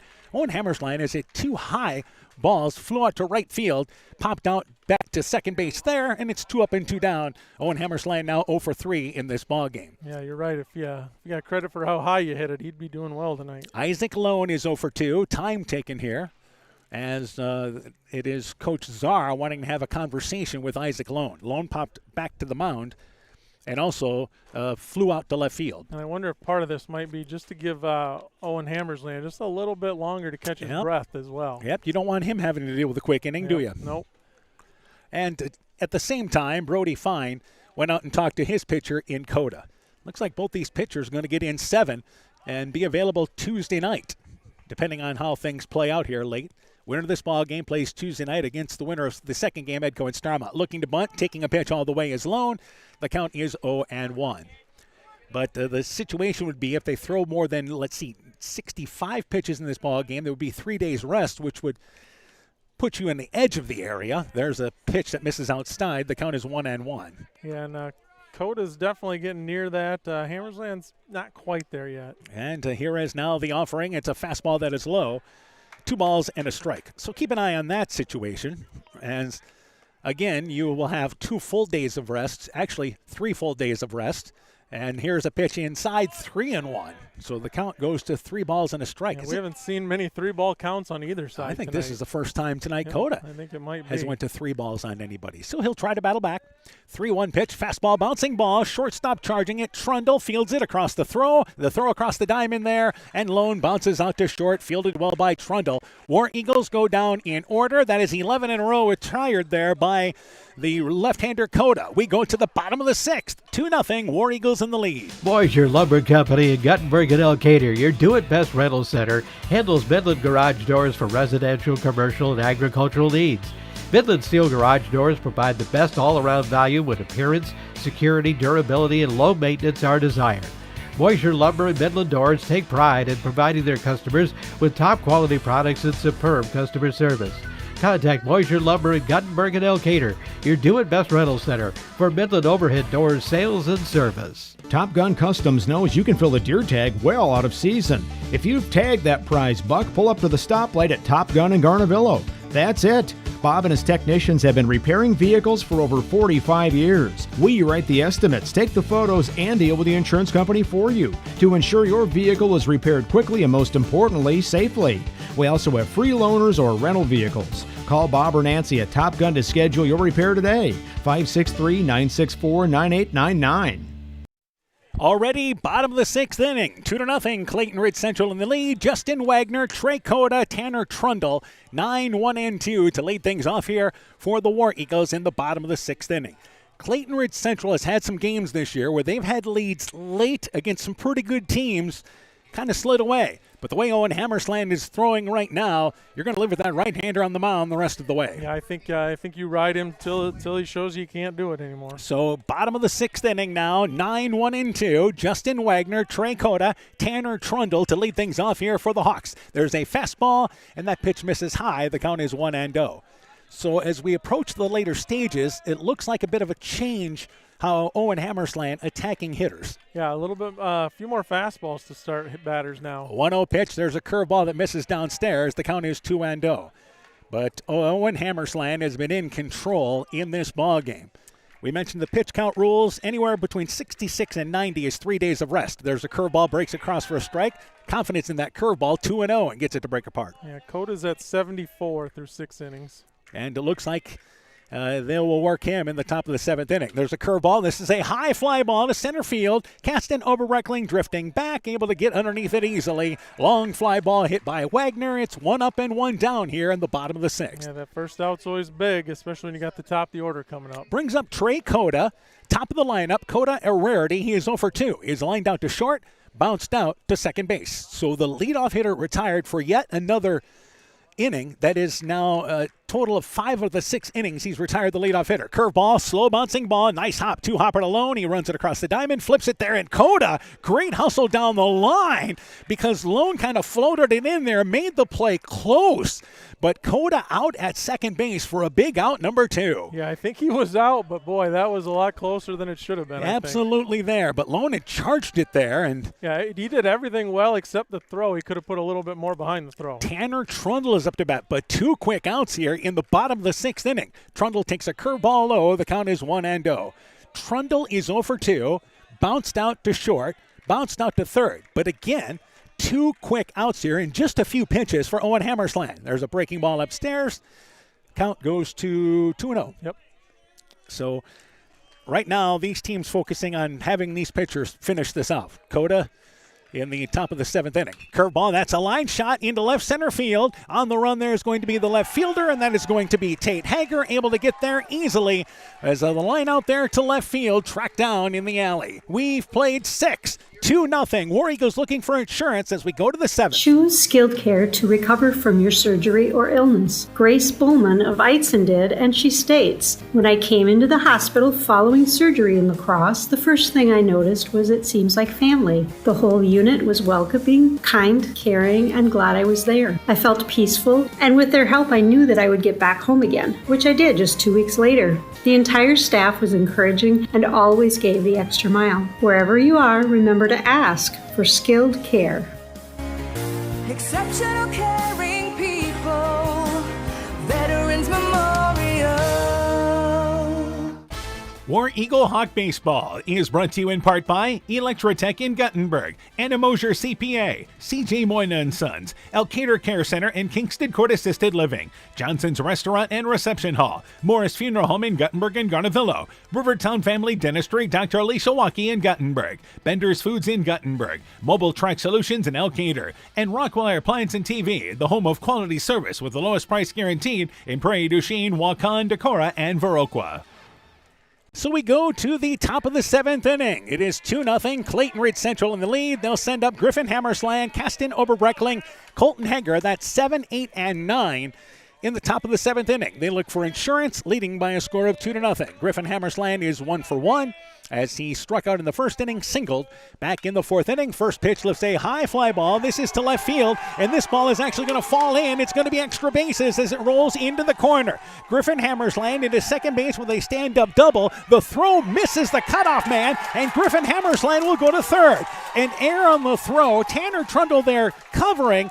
Darling's throw ends up going by the cutoff man. Hammersland, a double in the air, puts him at third base. Yeah, now you can do a lot of different things if you're the War Eagles here. You can think about just hitting the ball the right side. I'm sure Keyhigh is going to play in, but that opens up some more base hit opportunities as well. So that brings up Kasten Oberbreckling, who is 0 for 2. War Eagles picking up an insurance run would be huge here. Yeah. Already up by a score of 2-0. And Coda will work from the stretch, throws it over to third base, but in at third base is Schobert, as they may be expecting the War Eagles to bunt, maybe try a safety squeeze. Yeah, safety squeeze wouldn't be a bad play here. Make Keyhigh make some decisions if you can. So Griffin Hammersland, a good lead, and there's a curveball, misses away. The count is 1-0. And Griffin Hammersland with good speed as well. Keyhigh in the bottom of the 7th inning will send up Brody Fine, Jackson Darling, Eli Schobert. That'll be 3, 4, and 5 in their lineup. So the War Eagles looking to add on to a 2-0 lead. 1-0 pitch, fastball, Oberbreckling swings right through it, and it's a ball and a strike. So the War Eagles trying to cash in. It looks like they'll get back to the top of the lineup with Mason Lone, but right now the 8 and 9 spots trying to manufacture something here with nobody out and a runner at third. The 1-1 pitch, curveball, and reaching out for it is Oberbreckling. Tough pitch to get to. That bounced in front of the plate, and a nice job by Fain keeping it in front. The count is 1-2, though. Yeah, and again, Oberbreckling knew that was a bad swing, but too late. He had already pulled the trigger. I want to remind you, after this ball game, we will talk with the coaches from both these teams tonight and also start the on-deck show for game number 2 with Edco and Starmont. So here's now the 1-2 pitch. High fastball, but not enough for Oberbreckling to be tempted by it. So you try to keep that up if you can about shoulder level, and that one was above the helmet level. So again, we'll do it with the count to Kasten Oberbreckling with 2 balls and 2 strikes, I believe. So again, Coda infield in for Keyhigh, by the way. 2 balls and 2 strikes, 2-2 curveball. Oberbreckling takes it low. It was apparently 3-2. What's the count? Okay, I missed a ball then. I thought it was a 2-2 as well. And nobody's arguing it there. So running between first and second, and they throw it to third base now. It's Griffin Hammersland, but immediately going to first base was Kasten Oberbreckling, who didn't stop. He went to second, let again Keyhigh make a decision there. Kona looked over to second base. They tried to get Griffin Hammersland at third as Schobert applies the tag late. Aggressiveness by the War Eagles puts with 2 in scoring position. Yeah, now you think about possibly putting him on, but then you bring up the top of the lineup, so do you want to do that as well? Well, Mason Lone is on deck, 0 for 3 in this ballgame, which is a rarity. Time taken here by a home plate umpire. Coach Moss has a question. Is he maybe looking to see if that play needed to be appealed or anything? I don't know. I think he was safe. It was a close play, but I think he was safe in there. And that conversation is very short, and Coach Moss. I think that might have been what it was. Yep, and I think that, again, just at this point, you're looking for a break if you can. Yep. So up to bat here again is Colton Hager. Hager 0 for 2. There is nobody out here in the top of the 7th inning. So the War Eagles thinking about maybe scoring 2 insurance runs That'd here. Be huge. Coda's curveball there. Nice strike. And the count is 0-1. So gets ahead on the count. Coda could certainly help himself out here. And a couple of strikeouts would help him a long ways. That is the best opportunity here, even though the infield is in. So 0-1, Coda's 0-1 pitch, curveball, and a nice job by Fine. That bounced in front of the plate, and he certainly was able to get that shoulder front, able to get down there, keep it so it just bounces away in front. A ball and a strike now the count. Yeah, looked like a hockey goalie there. Did a nice job just keeping it in front of him. So 1-1, and again, it'll be a big leadoff of second base because the infield's in. And at third, they'll go as far as the third baseman. Here's a bouncing ball right side of the infield. That's into center field. It's a base hit. Because the ball ends up being knocked down by Mattil at second base, Staying at second base is Oberbreckling, but Colton Hager with a base hit and an RBI. And it's 3-0. War Eagles in the lead here, and still nobody out. Yeah, good job by Oberbreckling reading that ball because it did get knocked down, so he did the smart thing and just stayed at second. It looked like that ball was going to get into center field, but Yeah. Matilla, a great effort to at least knock it down. Yeah, at least get a piece Yeah, of his got a glove piece of on it enough to slow it down into center field. And because of that, Oberbreckling did not want to run into an out at third base. But now 2 on and nobody out. Mason Lone 0 for 3 in this ball game. Squares to bunt, pulls things back. It's a ball. The count is 1-0. So the War Eagles have picked up some insurance, and now you may be looking at Lone putting 2 more into scoring position.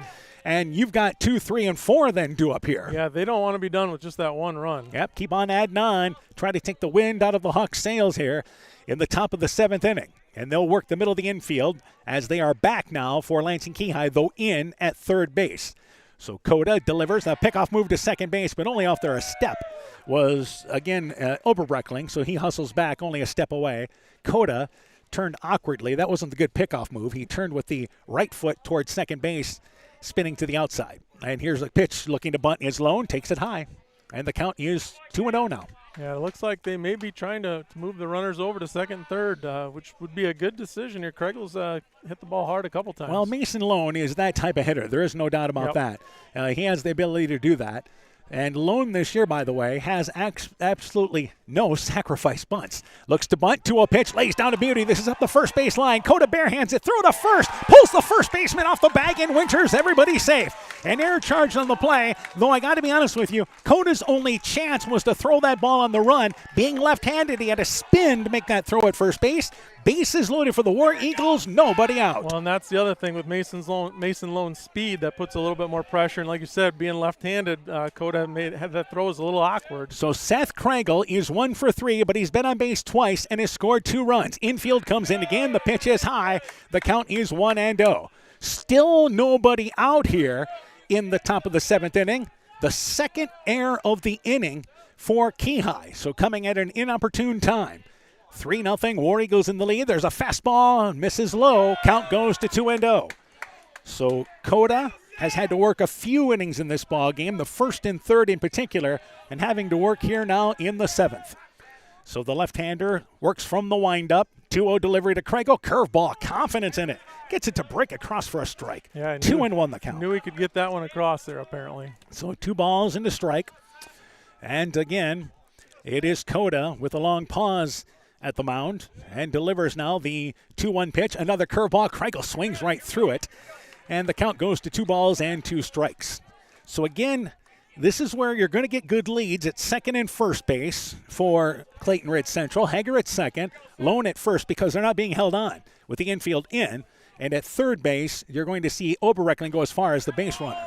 As the third baseman, I should say. 2-2 pitch, fouled back by Krangle. We'll do it all again. Yeah, if he gets a clean base hit, Hager should score from second. Well, you've got Krangle, Mast, and Rignitz due up here. All seniors in your lineup for Clayton Ridge Central. Yeah, and all your RBI producers. So the 2-2 pitch, curveball, swinging through it is Krangle. A huge strikeout recorded by Coda. That is strikeout number 7, and it's out number 1 here now in the top of the 7th. Yeah, huge out for Keyhigh there. If you're Clayton Ridge Central, you really want to put that ball in place somewhere. Dominique Mast is up to bat. Mast in this ball game is 2 for 3. He has singled twice and bounced out to third. Mast and Rignitz lead the War Eagles in RBIs, and here's another opportunity. Curveball, bouncing ball. Coach Czar tried to field it there, but that was too hot to handle, and the count is 0-1, fouled on the third base line. Yeah, Mast hit that hard. So Griffin Hammersland started the inning with a double, advanced to third on the air. Then you had Oberbreckling walk, Hager single in a run, Lone safe on an air. Curveball, tried to check his swing, was Mast, but went 3/4 of the way around. And the count goes to 0-2 as Coda gets ahead. Yeah, he's doing a nice job bearing down here. He knows he needs these strikeouts. And again, he'll try to record strikeout number 8, trying to get a huge out number 2 here in the 7th inning. Coda delivers the pitch, high fastball, but again, Mast, it's over his head, not tempted by it. The count is 2-2. You like the idea of that high fastball, use the aggressiveness against the hitter, but you've got to make it presentable. Yeah, you got to be a little bit closer than that. So 2 balls and 2 strikes is the count. And he again works from the windup continuously here with the bases loaded.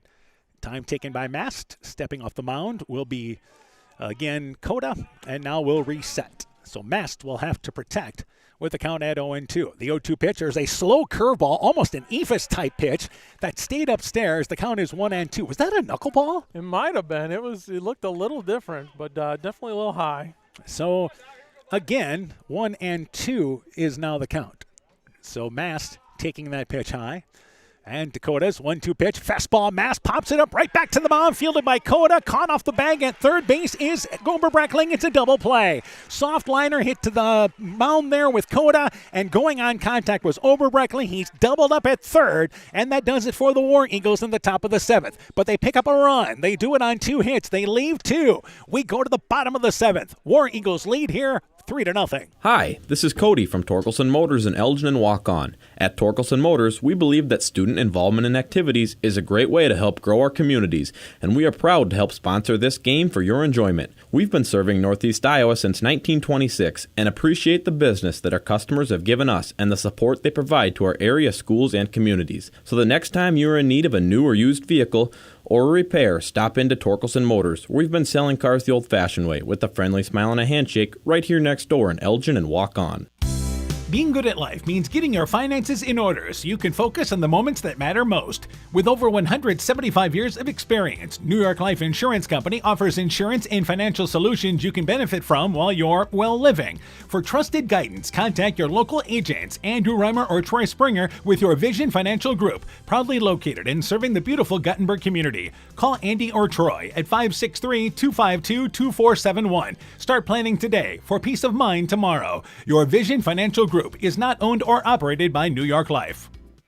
Bottom of the 7th inning, War Eagles picking up an insurance run in the top of the 7th. It'll be Brody Fine, Jackson Darling, Eli Schobert, 3, 4, and 5 in the Key High lineup to face Owen Hammersland, who has allowed just 1 hit through 6 innings and is in the middle of throwing a gem. Yeah, he's pitched great. Good defense behind him for the most part, and he's pitched really well. Yeah, they've made the routine plays that they needed to make tonight, but he has been in control. So to lead things off here now is once again Fine. Fine is 0-2.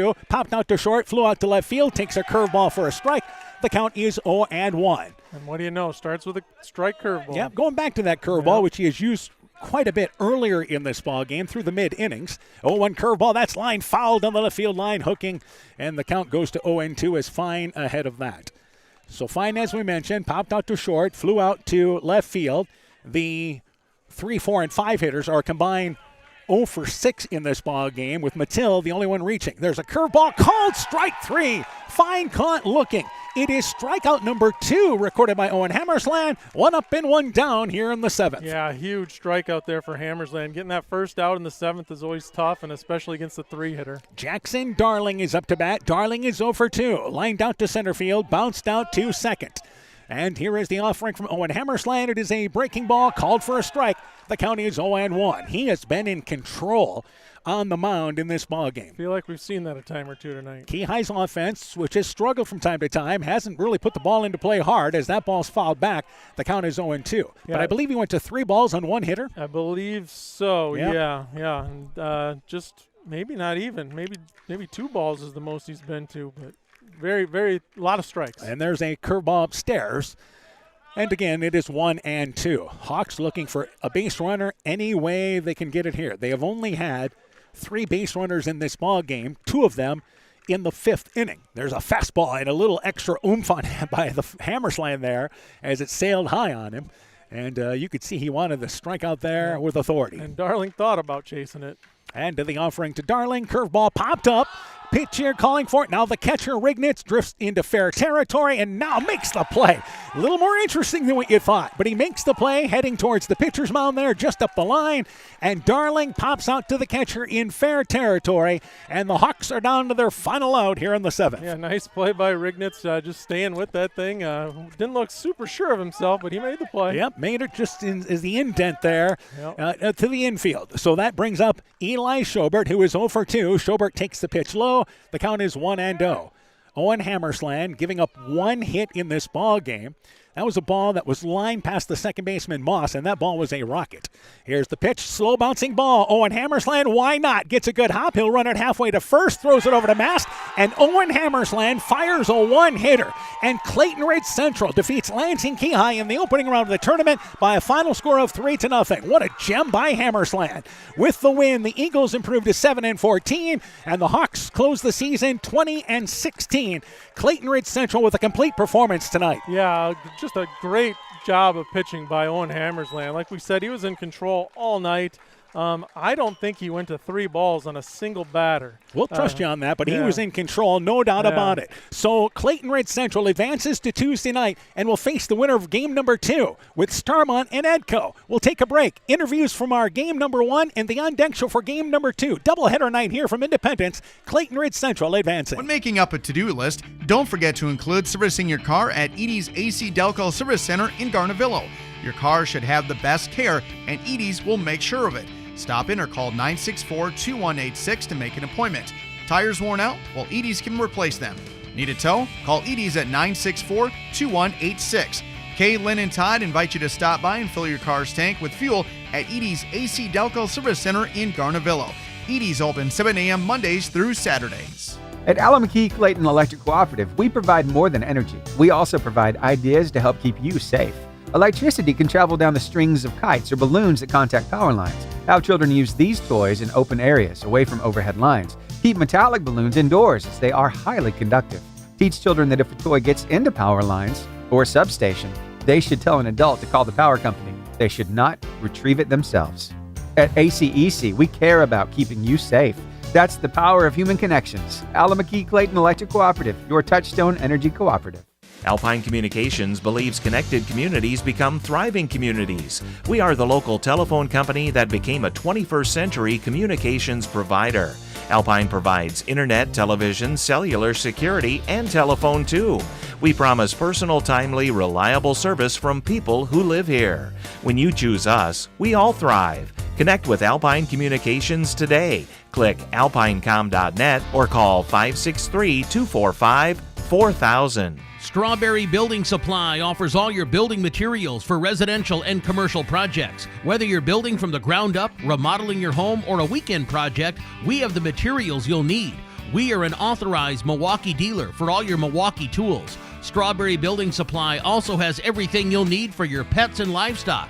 Stop into Strawberry Building Supply today at 413 West Mission Street, Strawberry Point, or call 563-933-4579. Hey, Justin Birdnow here from Birdnow Chevrolet in Monona. I want to take a moment to wish all the local athletes good luck during their game. You have worked incredibly hard and it shows during each game. Myself and the entire Birdnow Chevrolet Monona team is wishing you all that you do your best and good luck. Central State Bank provides a complete line of lending services to help you get the best out of life. From home mortgages and equity loans to vehicle and personal loans. We have expert lending professionals who will work with you to provide options to address your needs. At Central State Bank, you won't deal with a branch or department. You'll deal with a banker who is dedicated to you. Central State Bank, member FDIC. War Eagle Hawk Baseball is brought to you in part by Bruins and James Insurance, your Grinnell Mutual agent in Monona, Bacon Concrete in Postville, Carr Auto Group online at karautogroup.com, Fisk Farm and Home in Monona, Cresco, and Decorah, the Luena Savings Bank, member FDIC, Culligan Water Conditioning in Elkader, Clayton County Recycling in Monona, Myers Auto Service in Monona, TJ's Pizza in Monona and Claremont, and by Thompson Construction and Monona Overhead Door. So once again, our final score, Clayton Ridge Central victorious tonight over Keyhigh by a final score of 3-0. We're joined by Clayton Ridge Central baseball coach Casey Czar. Coach, first off, Owen Hammersland. Dominant performance, only struck out 2, but he was in control the entire ball game. Yeah, you know, Owen's that kid. He's a kid that we're going to rely on. 69 total pitches. Monday he threw 74 against Turkey Valley in a close one there. But yeah, I mean, he really just trusted his defense. We made some good plays.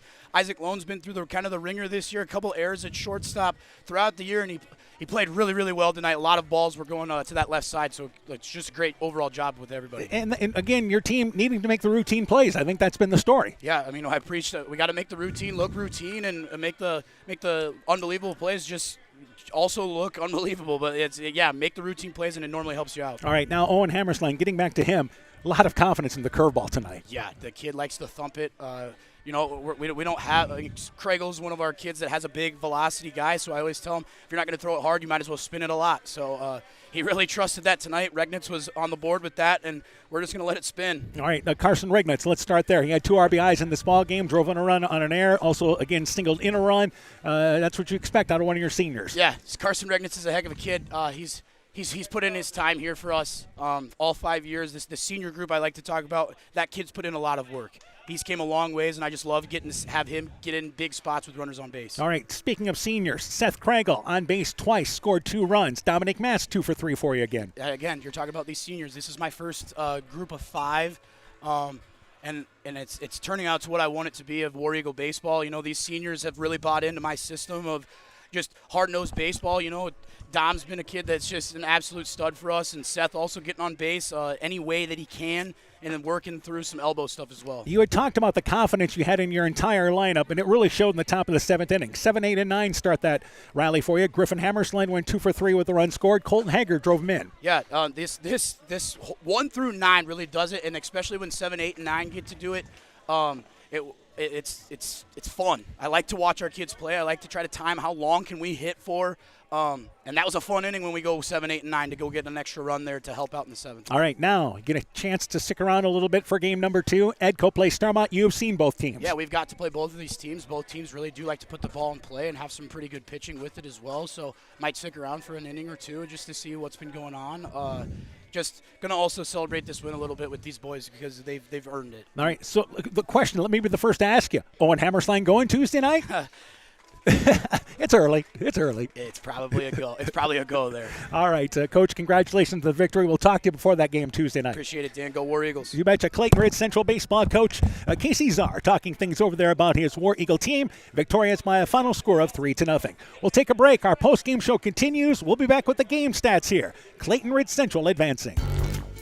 Mom, yeah, put that on my to-do list. There is more and more on my to-do list every day. I can hardly keep up, and I have to make sure everyone is paid. But who has time for the bills? You know who can help with that?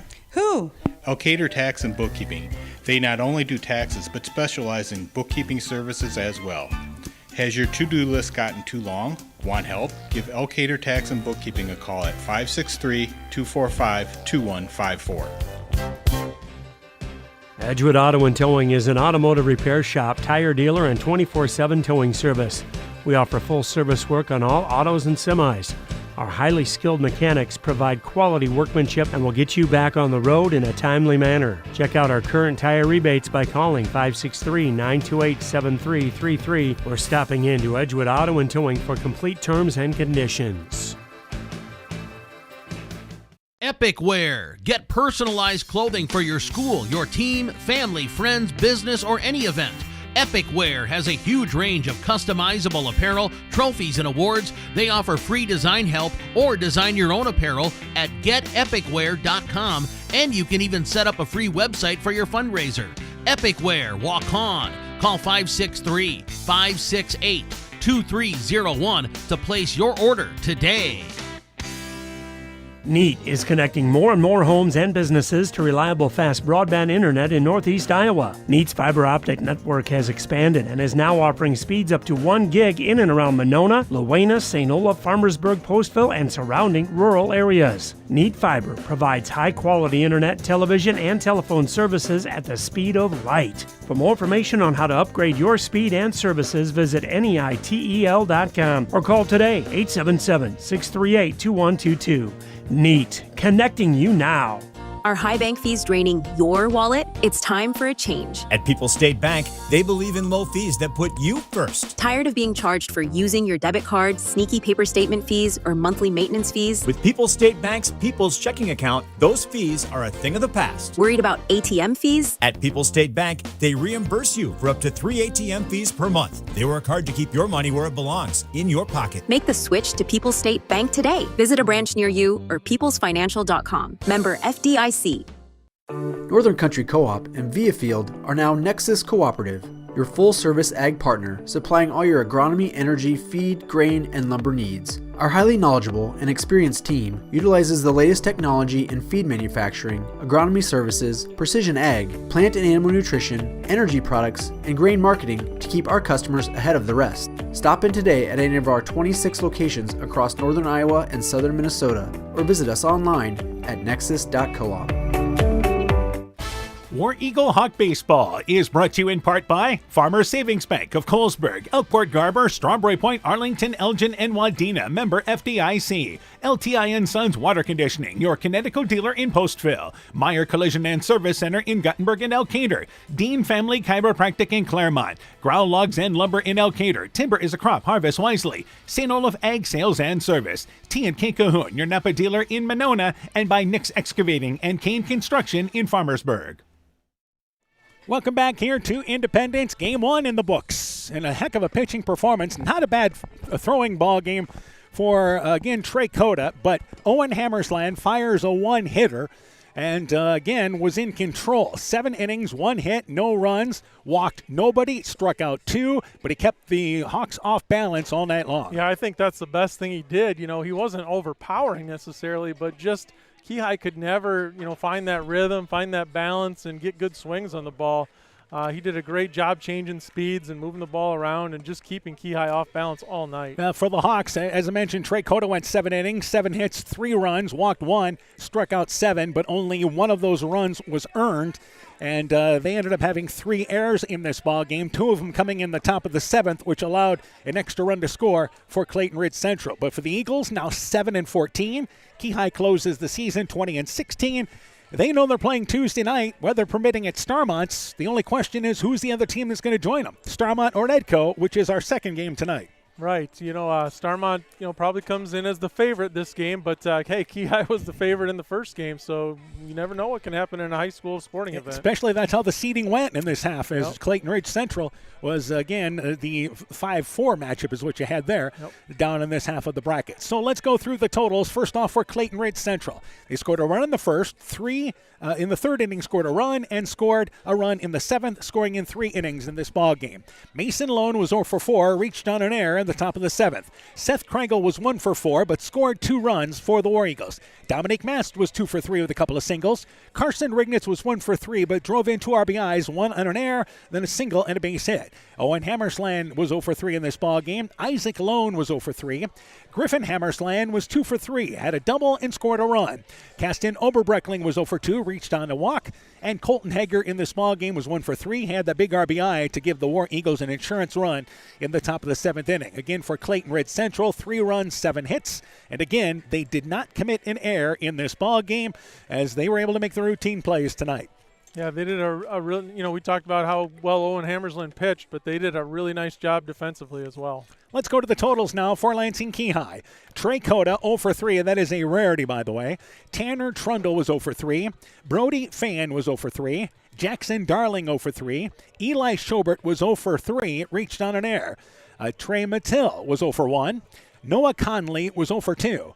Kyle Moss was 1 for 2, had the lone hit in the 5th inning for Kihei. And Justin Wagner was 0 for 2 in this ball game. No runs, 1 hit, 3 errors for Lansing Kihei. It's a team that Kihei had been hot and cold, got off to a slow start, played really good ball down the stretch, including a win against Southwind. So you figured this is a team putting things together. But one thing that Coach Moss had talked about was defensively, they've, from time to time, they haven't had the dominant pitching that they've had in the past. And tonight, it was just tough all the way around for them in a close loss, ironically. Yeah, I think, all those things are true. Cota pitched fine. I wouldn't hang this loss on him by any means, but not dominant. You did see a few defensive lapses here and there that you don't see often out of Kihei teams. And then they just didn't swing the bats real well tonight. That was kind of the biggest thing. So, again, they only put 2 base runners on in this ball game and dropped the decision by a final score of 3-0. We were hoping to talk with Coach Jim Moss, but he has bypassed that possibility there, saying, I'll catch up with you guys in the future. We want to thank him for joining us on our On Deck show, but obviously he's got a team that he's dealing with there and some seniors on that team as well. You have Noah Conley as one of their seniors, their catcher Brody Fan a senior, Justin Wagner a senior, Kyle Moss another senior, And as far as that is the seniors you have, I believe that's all of them for Lansing Keyhigh this year. So they lose some sticks in their lineup. And again, like we said, it's always great to have seniors out for you, isn't it? Yeah, it makes things a lot easier in any sport, especially baseball, because you just don't see it as often. Now, the other thing is, none of those guys were pitchers. They'll return everybody who pitched for them last year, or this season, I should say, as well as Trey Cota, who will be a senior, so that's where they'll start on the mound. So it's not like the cupboard's bare. Yeah, it usually never is up at Keyhigh. So, they'll be back. They'll be strong again next year like they always are.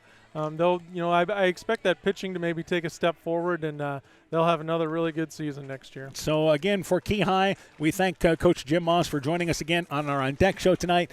But as we mentioned there, has declined the opportunity to talk to us after our ball game.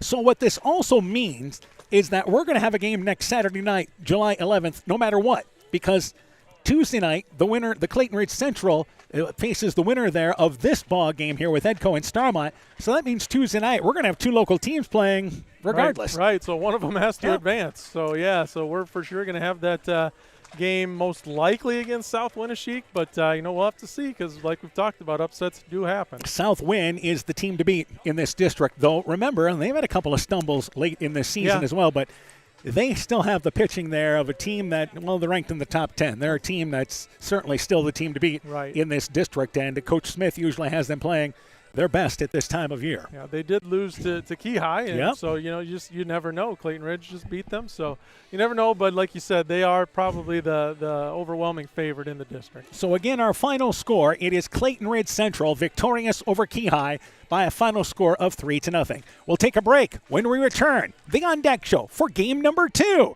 It is Edco and Starmont, the On Deck Show, coming up next. Northern Country Co-op and Viafield are now Nexus Cooperative, your full-service ag partner, supplying all your agronomy, energy, feed, grain, and lumber needs. Our highly knowledgeable and experienced team utilizes the latest technology in feed manufacturing, agronomy services, precision ag, plant and animal nutrition, energy products, and grain marketing to keep our customers ahead of the rest. Stop in today at any of our 26 locations across northern Iowa and southern Minnesota, or visit us online at nexus.coop. The doctors and staff of Family Dentistry Associates of Monona encourage everyone to get out and support your local baseball and softball teams, enjoy the weather, and get your kids' summer checkup scheduled at Family Dentistry Associates in Monona. Call today to schedule 539-4651. When I started out in the car business, my dad gave me some good advice. Hi, it's Forrest Brown with the Brown's family of dealerships. What my dad told me is when you sell someone their first car, you need a good sales department. But if you expect to sell them their second, third, and fourth car, you better have a great service department. Visit any one of the Brown's family of dealerships in Guttenberg, Elkader, West Branch, or Victory Ford in Dyersville and find out why Brown's is your hometown dealer, no matter where your hometown may be. The Clayton County Farm Bureau Beef Passport is your chance to support local restaurants, local farmers, and local beef all summer long. Pick up a passport and visit participating stops like Backwoods Bar and Grill, TD Sports Bar, and Gunda Roadhouse to enjoy featured beef items and collect stamps for prize entries. New this year, a digital passport option, a farmer's market stop, and no minimum number of stamps required to win. The Clayton County Farm Bureau Beef Passport runs now through August 31st. It's time now for game number 2 with Edco and Starmont. The Vikings are a young team which has showed with the record, but they feel they have grown. They're ready for this rivalry matchup tonight. For the Stars, a 20-plus win team that has had solid pitching, timely hitting, and good defense. They feel they have the makings of a team that could make a long-tourney run. They look to show it tonight. Time now for game number 2 with Edgewood, Colesburg, and Starmont. Tonight's On Deck Show coming up next on KCTN FM 100. At Freedom Bank, we're proud to cheer on the hometown athletes who give it their all. You'll see us in the stands, on the sidelines, and throughout our communities, supporting the players, coaches, and families who make Northeast Iowa a great place to call home. Whether it's on the field or in your financial life, we're here to help you reach your goals. Visit us in Elkader, Monona, Postville, or Waukon and experience the difference of a 100% employee-owned community bank. Freedom Bank, we empower success. The Woodland Eye Clinic in Elkader and West Union are proud sponsors of high school sports. We are committed to bringing our patients the highest level of total eye care with detailed one-on-one attention. Our offices offer the newest technology and equipment with a professional team of experienced staff that is committed to you. Call us today for your next total eye care appointment. The Woodland Eye Clinic in Elkader and West Union supports all of our local athletes taking the field or court this season.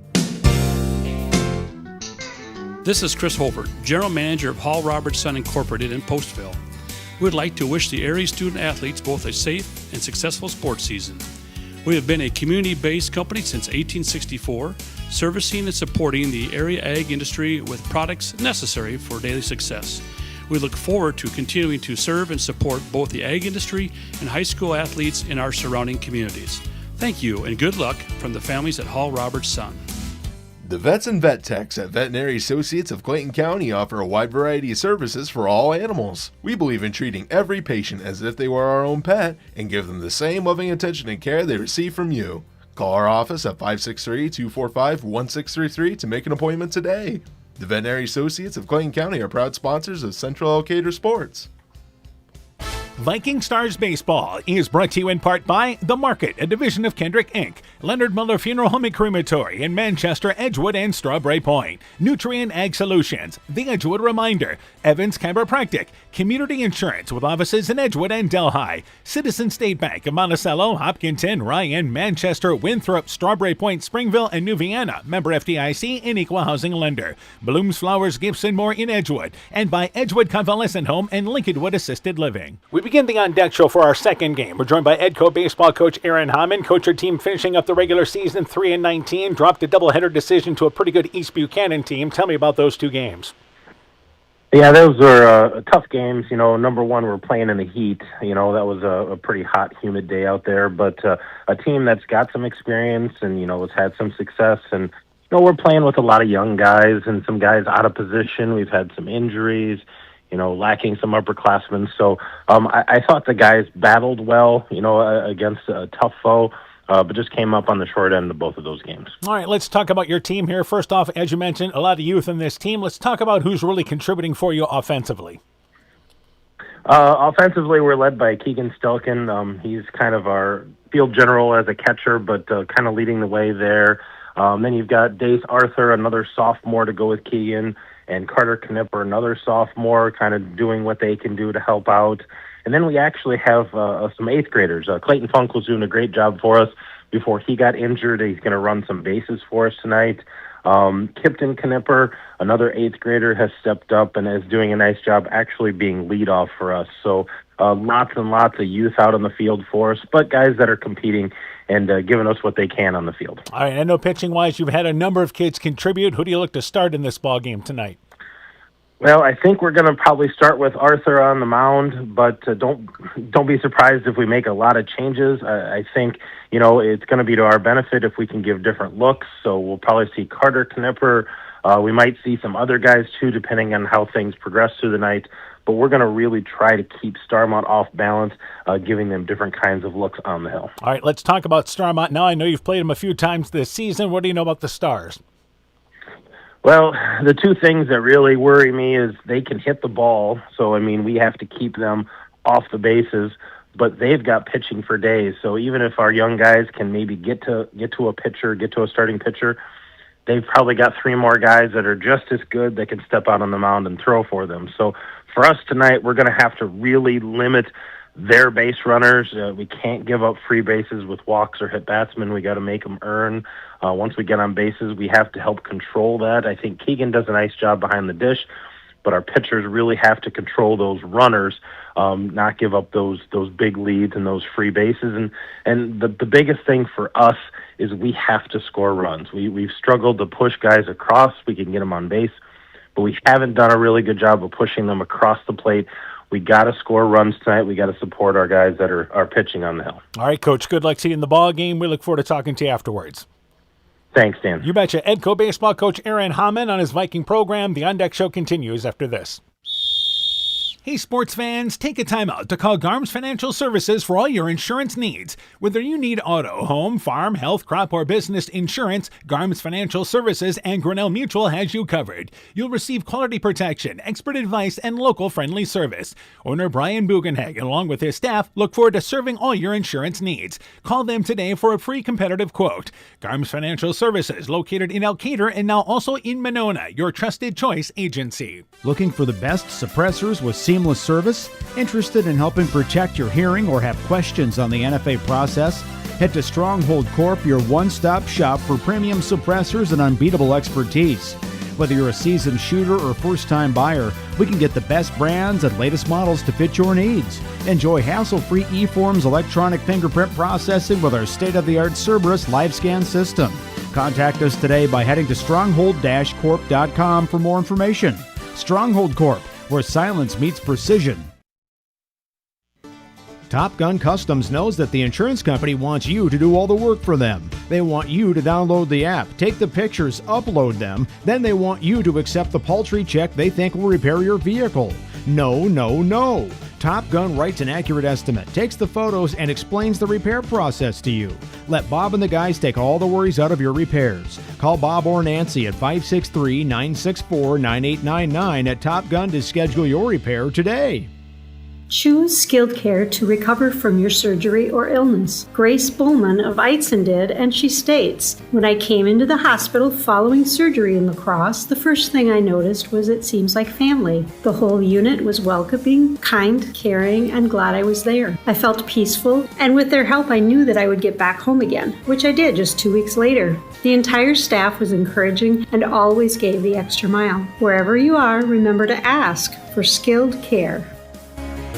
Exceptional caring people, Veterans Memorial. Inspiring changes to a happier, healthier you is what we do at Clayton Drug. We are committed to helping you achieve the highest quality of life possible. We are a full-service pharmacy offering services such as med packing to your home or mail delivery and online prescription refill. We also offer a cash pricing program on name brand and generic prescriptions. Call 563-245-2530 to find out more. Clayton Drug, connecting the communities of Elkader, Strawberry Point, and Sumner to serve us all in between. Hi, this is Cody from Torkelson Motors in Elgin and Walk-On. At Torkelson Motors, we believe that student involvement in activities is a great way to help grow our communities, and we are proud to help sponsor this game for your enjoyment. We've been serving Northeast Iowa since 1926 and appreciate the business that our customers have given us and the support they provide to our area schools and communities. So the next time you are in need of a new or used vehicle or a repair, stop into Torkelson Motors. We've been selling cars the old-fashioned way with a friendly smile and a handshake right here next door in Elgin and Walk-On. Stars Vikings Baseball is brought to you in part by Silver Edge Cooperative in Edgewood, Strawberry Point, and Delhi. Northeast Iowa Sub Drains in Strawberry Point. Rockwire Appliance and TV, the home of quality service with the lowest price guaranteed in Prairie du Chien, Waukon, Decorah, and Viroqua. Elkader Chiropractic Center, Dr. Jamie Hammersland. Innovative Ag Services in Elkader, Monona, and Waukon. Norby's Farm Fleet in Northeast Iowa. And Guttenberg Municipal Hospital and Clinic. Check out career opportunities at guttenberghospital.org. We continue the On Deck show for our second game. We're joined by Starmont baseball coach Vinny Odifer. Coach, your team now 21-9 heading into the postseason. Good win to close the regular season. Beat Wapsie Valley 3-2. Tell me about that game. Yeah, it's always nice to end the regular season with a win, especially against a tough team like Wapsie Valley. You know, they always come ready to play. We played them earlier this year at the Key High tournament, and then we played them later, so we got to see some good pitching, and it was a good game, a lot of good defense. And you know, it took putting the ball into play a lot of times to be able to get those runs across. But yeah, it was a fun one and a good one to end the regular season on. All right, let's talk about your team offensively. I know a number of kids contributing. Who's leading you offensively? Well, Jack Toll and Elliot Francis have really done a great job. You know, they hit in our 4 and our 5 spot, junior and a senior. Jack Toll is a senior for us, and he's been around the program for a long time, and he's really ripping the cover off the ball this year. So anytime he's up to bat, we're pretty confident we're gonna get somebody in if there's anybody on base. And same with Elliot, but really 1 through 9, everybody's been doing a good job of putting it in play. And so, you know, we're pretty confident that anybody up there can get the job done. But Those two, and then Wyatt Opitz has done a really good job, and Hudson Popham's our leadoff guy, and he's pretty stingy. You know, he gets on base. He does a great job of drawing walks or, you know, getting hit. Otherwise, he's putting the ball into play a lot lately. He's gotten hot hitting it. So all those guys. All right, now let's talk about pitching-wise. A number of kids have contributed for you. Who do you look to start in today's ball game? Well, we're actually going to look to start our 8th grader, Tegan Raber. He does a great job of keeping the game moving, and he throws a lot of strikes for us. That way, you know, if we need somebody else later on, we still have that option, but otherwise we can start some of our older guys in these upcoming games and really make sure that their arms are fresh. So Tegan will get the start tonight, and then we'll see how things go from there. All right, turning our attention to Edgewood Colesburg. I know you handled them this season. What do you know about the Vikings? Well, we know that they're young, but they're well coached, and, you know, we're going to have to score runs because they hit the ball. So, you know, we're going to have to throw strikes, and then I'm not sure right now who they're going to have pitching or catching, but if Stelkin's back behind the plate, then he's going to do a good job of keeping control of the game and not letting things, you know, pass balls and that type of stuff. So you're going to have to run the bases and put the ball in play if you're going to beat them. All right, some of the other keys in the ball game for your team then. I just think playing great defense. This year we've had some ups and downs defensively, you know, where maybe we thought we'd be a little bit stronger, but we've moved some people around, and I think the guys are a little bit more confident where they're at now. So we look to play a really strong defensive game. We know we can hit the ball and put it in play, but we want to make every play, every routine play we can, and make them earn any runs that they get. All right, Coach, good luck to you in the ball game. We look forward to talking to you afterwards. Thanks a lot, Dan. Yes, Starmont baseball coach Vinny Odefer talking things over about his Stars program. The On Deck Show continues after this. Hey, sports fans, take a time out to call Garms Financial Services for all your insurance needs. Whether you need auto, home, farm, health, crop, or business insurance, Garms Financial Services and Grinnell Mutual has you covered. You'll receive quality protection, expert advice, and local friendly service. Owner Brian Bugenhagen, along with his staff, look forward to serving all your insurance needs. Call them today for a free competitive quote. Garms Financial Services, located in Elkader and now also in Monona, your trusted choice agency. Looking for the best suppressors with seamless service? Interested in helping protect your hearing or have questions on the NFA process? Head to Stronghold Corp, your one-stop shop for premium suppressors and unbeatable expertise.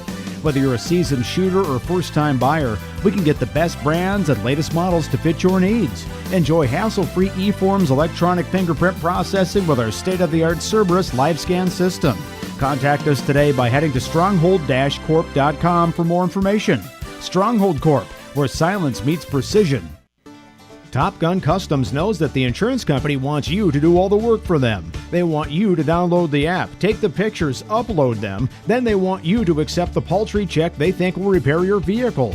No, no, no. Top Gun writes an accurate estimate, takes the photos, and explains the repair process to you. Let Bob and the guys take all the worries out of your repairs. Call Bob or Nancy at 563-964-9899 at Top Gun to schedule your repair today. Hi, this is Tara Fink, psychiatric mental health nurse practitioner. Helping people, bottom line, is the biggest reason I chose a career in mental health. During my own struggles, it was difficult to find good support in this area. Therefore, I vowed to come back home to help meet the great need for mental health care in Northeast Iowa. I'm available for consultations at both the Walk-On and Postville Clinic locations, offering assessment, diagnosis, and medication management for all mental illnesses. Exceptional caring people, Veterans Memorial. Viking Stars Baseball is brought to you in part by J&J Land Solutions in Edgewood, Rivals Inc. Custom Gear, Screen Printing, Embroidery, and online shopping at rivalsinc.com. Bruins and James Insurance, your Grinnell Mutual agent in Monona. Furniture Showcase and Allwine, lighting showroom, flooring, furniture, and window treatments. Bacon Concrete in Postville. Car Auto Group, online at karautogroup.com. The Luena Savings Bank, member FDIC. Culligan Water Conditioning in Elkader, and Myers Auto Service in Monona. Good evening once again, everybody. Welcome back to Independence. And it's game number 2 of our doubleheader tonight on KCTN. It is Edgewood, Colesburg, and Starmont. I'm Dan Behrens along with Coach Mike Sass. We had a great table setter ball game. It was 3-0. Clayton Ridge Central over Key High as the War Eagles, the first surprise in the Class 1A tournament tonight. Yeah, you know, like you said, Key High was probably favored there, but Clayton Ridge Central give them credit. They came out and they played like the better team, and they did what they needed to do to win that game. Owen Hammersland threw a one-hitter in that ball game for the Eagles to lead the way. So we'll see them on Tuesday night against the winner of this game number 2 with Edco and Starmont. Stars come in 3 impressive victories against Edco this year. They are 21-9. They have received some consideration to be ranked this season, so they're among the top 15 teams in Class 1A. Edco comes in 3-19, and a team that is very young. Yeah, extremely young Edco Viking team.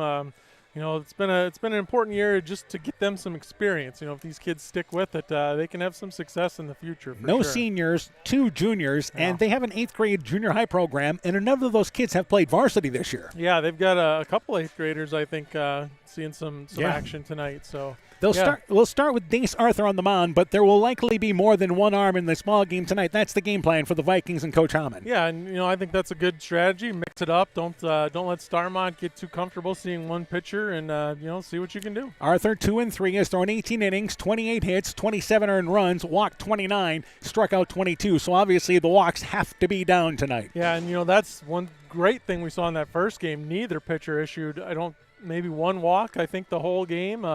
Just great control. So, they've got to have that tonight. It's a team that's only hitting .218, so they don't generate a lot of offense, and you get that when you're young. Keegan Stelkin, a sophomore, batting .339 to lead them offensively, and also Kipton Knipper is an 8th grader, batting .312. Yeah, so, again, we see their youth there, and there's a lot of hope for the future there of this Edco program. And they're just hoping they can put it together sooner rather than later. All right, for Starmont, nice problem to have. Who do we want to throw tonight? Should we throw this kid? Should we throw that kid? They were talking about maybe starting an 8th grader, but instead they're going to go with Elliot Francis, the junior.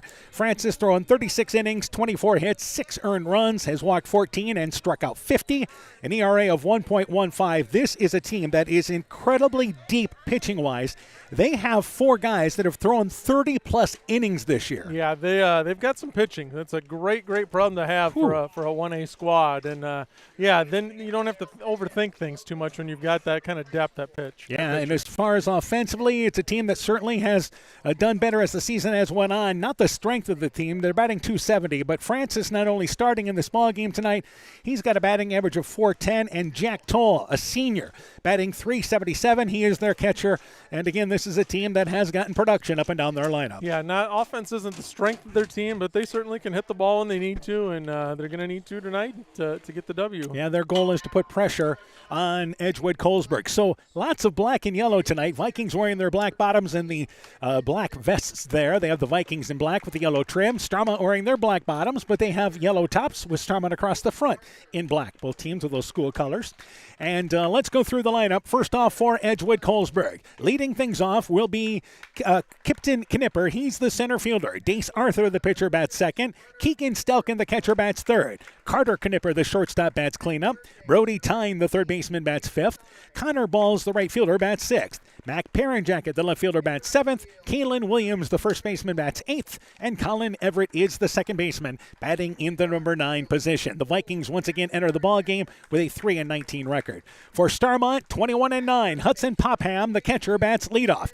Caden Bumgardner, the first baseman, bats second. Wyatt Opitz, the shortstop, he'll bat third. Elliot Francis, the pitcher, bats cleanup. Jack Toll actually starting at the catcher spot. Popham starting at the catcher spot. Jack Toll starting in left field. He's in the number 5 spot. Jax Thomason, the center fielder, bats in the number 6 spot. Noah Gellner is the DH, batting 7th. He's DHing for Alex Lincoln, the second baseman.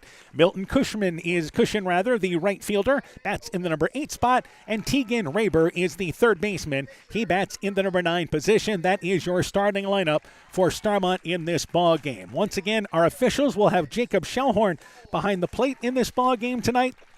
And I believe it is Jacob Yullick is our guy who is behind the plate in this ball game tonight. So I want to make sure we give props to those guys. It is Jordan Yesick, by the way. I knew it was close on that name.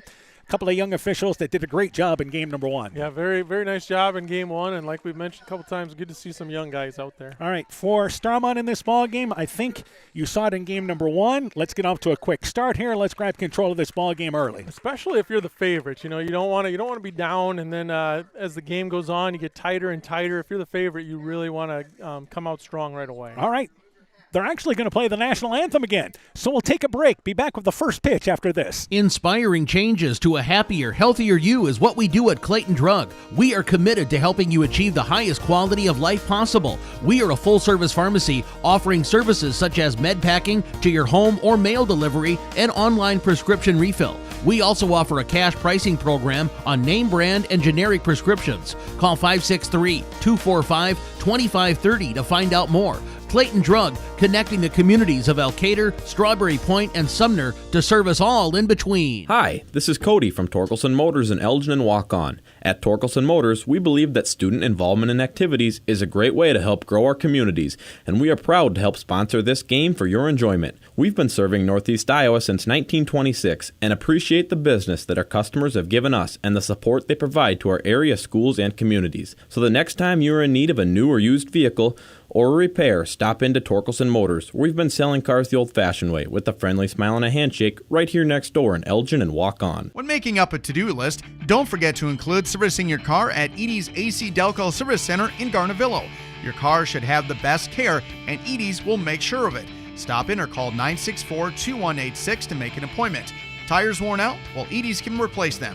Need a tow? Call Edie's at 964-2186. Kay, Lynn, and Todd invite you to stop by and fill your car's tank with fuel at Edie's AC Delco Service Center in Garnavillo. Edie's Viking Stars Baseball is brought to you in part by Farmer Savings Bank of Colesburg, Elkport Garber, Strawberry Point, Arlington, Elgin, and Wadena. Member FDIC. Clayton County Recycling in Monona. TJ's Pizza in Monona and Claremont. LTI & Sons Water Conditioning, your Connecticut dealer in Postville. Meyer Collision and Service Center in Gothenburg and Elkader. Dean Family Chiropractic in Claremont. Thompson Construction and Monona Overhead Door. Ground Logs and Lumber in Elkader. Timber is a crop. Harvest wisely. St. Olaf Ag Sales and Service. T&K Cahoon, your Napa dealer in Monona, and by Nick's Excavating and Kane Construction in Farmersburg. So we're ready to go with game number 2. If it seemed like we were caught off guard by the national anthem, well, we were. They played it before game number 1. That is the first time that maybe I've ever remembered having the national anthem played twice at a ball game, but then different versions on top of it. Yeah, kind of interesting. But, hey, it's 4th of July. Maybe they thought we needed to have it twice. And ironically out of that, as he was hitting the high note there, home of the Brave, there's fireworks going off in the distance. You could hear the popping. Yeah. And that wasn't planned. I almost wonder if they timed that out there. And by the way, speaking of fireworks, MFL Marmac may be home in time to see them in Monona tomorrow night. They had a rain delay in a ball game involving West Branch and Tipton in the 5 o'clock game at Anamosa. They were just getting on the field about 10 minutes ago, so they're just getting the first game really going. That was in the top of the second inning. MFL Marmac plays Anamosa in the 7 o'clock matchup. So let's hope they get that game actually in tonight. Yeah, they're gonna get home late tonight. We might get home before that game is even a final tonight. So we're ready to go. Top of inning number 1 for Edco, Kipton, Knipper, Dace Arthur, Keegan Stelkin. Top of the first inning, top of the lineup up for Edco. We'll go through the horn defensively in just a second. For Starmont, Elliot Francis, the lanky right-hander, is on the mound. First pitch of this ball game is a fastball high. The count is 1-0. Jack Toll in left field. Jax Thomason in center. Milton Cushion is in right field. Around the horn defensively, Tegan Raber is at third. Wyatt Opitz at second. Fastball that is low. The count is 2-0. Alex Lincoln is at second base. Caden Baumgartner at first. The catcher, Hudson Popham. And Elliot Francis is on the mound and falling behind with the count 2-0. So Kipton Knipper to lead things off. Here is the 2-0 offering. Fastball fouled back out of play. The count is 2-1. Kipton Knipper is 15 of 48 on the season. Been a youngster in the lineup for them, batting .312. Confidence with the 8th grader leading things off here. Yeah. 2-1 pitch, and that's a fastball low. Count goes to 3-1. Don't see too many 8th graders leading off for their high school teams. No. And, again, just physical size-wise, there's such a difference of these teams. 3-1 pitch, fastball, bouncing ball, right side of the infield. That's to Lincoln. Easy hop, throw, pulls the first baseman Bart Gardner towards the right field side, but he's able to tow the bag. Knipper bounces out to second. One up and one down here in the first. So Dace Arthur, the pitcher, is up to bat. Arthur, 16 of 63, batting .254 on the season. We saw in game number 1 that scoring early can give you a lift in a ball game, with Clayton Ridge Central taking the lead against Keyhigh early. Yeah, that was huge for them in that first game. Fastball, nice strike fired there. Shellhorn, by the way, is our home plate umpire tonight for game number 2. And again, they were rotated. They had the roles reversed in game number 1. 0-1 fastball, high bouncing ball. Third baseman Raber steps back, edge of the infield. Nice throw across the diamond. Arthur retired, bouncing out to third. It's 2 up and 2 down very quickly here in the first. Yeah, very nice, strong throw there from Raber. Keegan Stelkin is up to bat. Stelkin is 21 of 62, so he's batting .339 on the season. And again, remember, this is a sophomore for them. Yeah, their leader is a sophomore, so you know they've got a lot of youth. One thing, they are starting Elliot Francis tonight. He throws hard, and there's a fastball that is high there. As a matter of fact, that ball popped out of the mid of Popham. But a lot of heat. They had talked about maybe throwing an 8th grader tonight here their third baseman right now in this ball game. And once again, that is, as I look at my stats, Tegan Raber. And Raber, by the way, has it's done the job hitting, but as far as pitching-wise this year, that youngster's 4-1 on the season. Meanwhile, Lincoln works quickly. Fastball there. The first pitch a strike. Second pitch, check swing there by Stelkin, and the count is 0-2. Yeah, we just saw the strong throw he made from third base, so he's got a strong arm. And again, our count is 0-2. Francis's 0-2 pitch. It's a fastball, just missed inside. It was held there for a second by the catcher, and the count goes to a ball and 2 strikes. I believe it's 2-2. 2-2. Yep. There we go. Yep. So I was looking up stats, trying to catch up where we were in this game. Here's the 2-2 pitch. Fastball swinging right through the high fastball is Stelkin, and that does it for Edco. They go down in order. The first strikeout, by the way, recorded by Stelkin, and that does it for the Vikings down in order. Bottom of the first coming up, no score. Being good at life means getting your finances in order so you can focus on the moments that matter most. With over 175 years of experience, New York Life Insurance Company offers insurance and financial solutions you can benefit from while you're, well, living. For trusted guidance, contact your local agents, Andrew Reimer or Troy Springer, with your Vision Financial Group, proudly located and serving the beautiful Guttenberg community. Call Andy or Troy at 563-252-2471. Start planning today for peace of mind tomorrow. Your Vision Financial Group is not owned or operated by New York Life. Spring means the start of landscaping and construction season. Before you start any projects, make sure to get your utilities located and marked, including your fiber optic internet lines. Damaging underground lines can result in disruption in service. Call Iowa 811 at least 3 business days in advance of any project. It's free and can save you time and money. And be sure to include Alameda Clayton Electric Cooperative in any construction plans. Give us a call at 563-864-7611. Alameda Clayton Electric Cooperative, your touchstone energy provider. Alpine Communications believes connected communities become thriving communities. We are the local telephone company that became a 21st century communications provider. Alpine provides internet, television, cellular, security, and telephone too. We promise personal, timely, reliable service from people who live here. When you choose us, we all thrive. Connect with Alpine Communications today. Click alpinecom.net or call 563-245-4000.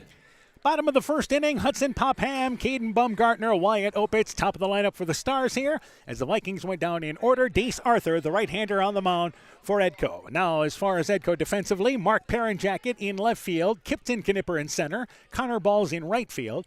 Around the horn defensively, Brady Tyne is at third, Carter Knipper is at shortstop, Colin Everett is at second. Kaylin Williams is at first base as the first pitch from Arthur is low. The count is 1-0. Keegan Stelkin is your catcher. And again, Dace Arthur, the right-hander on the mound here for the Vikings. And he works from the stretch, which we see that more and more common with pitchers. And the pitch is in the dirt there. The count is 2-0. So his job tonight, throw strikes. The defense's job behind you, make the routine plays. Yep. And that would keep you in this ball game. That's what the Vikings hoping in this game tonight. 2-0 pitch there. Fastball gets across for a strike there. The count is 2-1. So Hudson Popham leading things off, 20 of 82, 244 on the season, but he's, as the sophomore, has done a good job batting in the leadoff spot, at least getting in the on-base percentage, even though the average, not where you'd like to see it.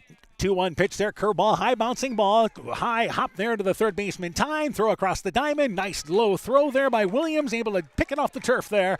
Popham bounces out to third, 1 up and 1 down here in the bottom of the first. Yeah, that's exactly what you want if you're Edco. Yep. You know, throw strikes, let your defense make those plays. Caden Baumgartner is up to bat. Baumgartner, 27 of 83, batting .325 on the season. So the leadoff hitter retired here in the bottom of the first inning. So we mentioned that Arthur works from the stretch. And we have seen that, as we mentioned, more and more. There's a fastball, bouncing ball, trying to backhand it. The shortstop, Knipper, long throw across the diamond, pulls the first baseman off the bag there in Williams. He tries to apply the tag, but the ball squeezes out. It'll be a tough air charged on the play. On a nice job by Knipper towards the 5.5 hole. The throw, though, across the diamond allows Baumgartner to be safe. Yeah, nice job getting to that ball and getting the glove on it, knocking it down. Just a little bit of a wide throw. Wyatt Opitz up to bat. Opitz 29 of 93, 312 on the season, has driven in 22 runs. Among the leaders, you expect Starmont to be aggressive on the base pass. First pitch there, curveball. I see that bouncing ball again towards the hole, fielded by Knipper. Long throw across the diamond. It's not in time. Slow enough with the speed of Opitz, able to leg it out. And runners on second and first on the infield single by Opitz. And one out. Elliot Francis, the pitcher, up to bat. Yeah, like you said, just really deep in the hole there for Carter Knipper.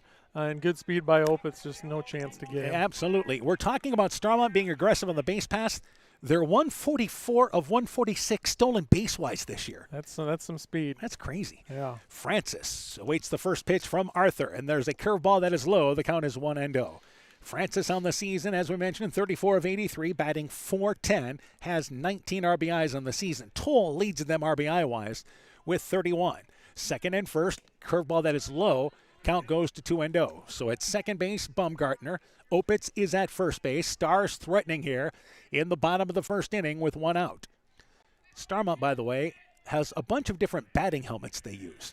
From the stretch, 2-0 pitch, fastball there, misses inside though. Count is 3-0. You've got some stars on the one that Francis is batting with there, darker colored.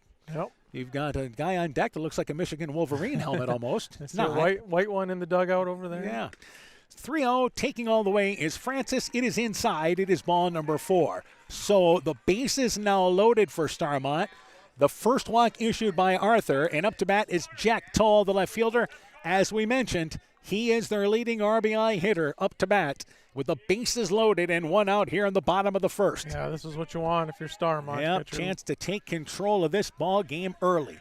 Arthur with the infield in at the corner, so they'll come to the plate, but they'll stay back up the middle defensively. And Arthur's pitch there to Toll, swings right through a pitch that was low. Got a piece of it, though. It's scooted by the catcher Stelkin up against the backstop. And the count is 0-1. Right there's a great example, though, of that backstop, the brick backstop there without the padding. Right, yeah, that one bounced back to the plate, whereas in the first game we saw that it didn't, so it's just kind of unpredictable when it gets back there. If it hits it flush, it's going to bounce right back to you. So 0-1 is the count. 0-1 pitch, and Toll lifts a high fly ball to right field. Ball's a couple of steps over to his left, makes the play. They'll tag the runner from third. The throw comes all the way in. It's cut off in the infield. Runner advances to third. Scoring is Baumgartner, and the Stars have their first lead at 1-0. So a sacrifice fly, RBI for Toll, his 32nd RBI of the season. Starmont leads 1-0.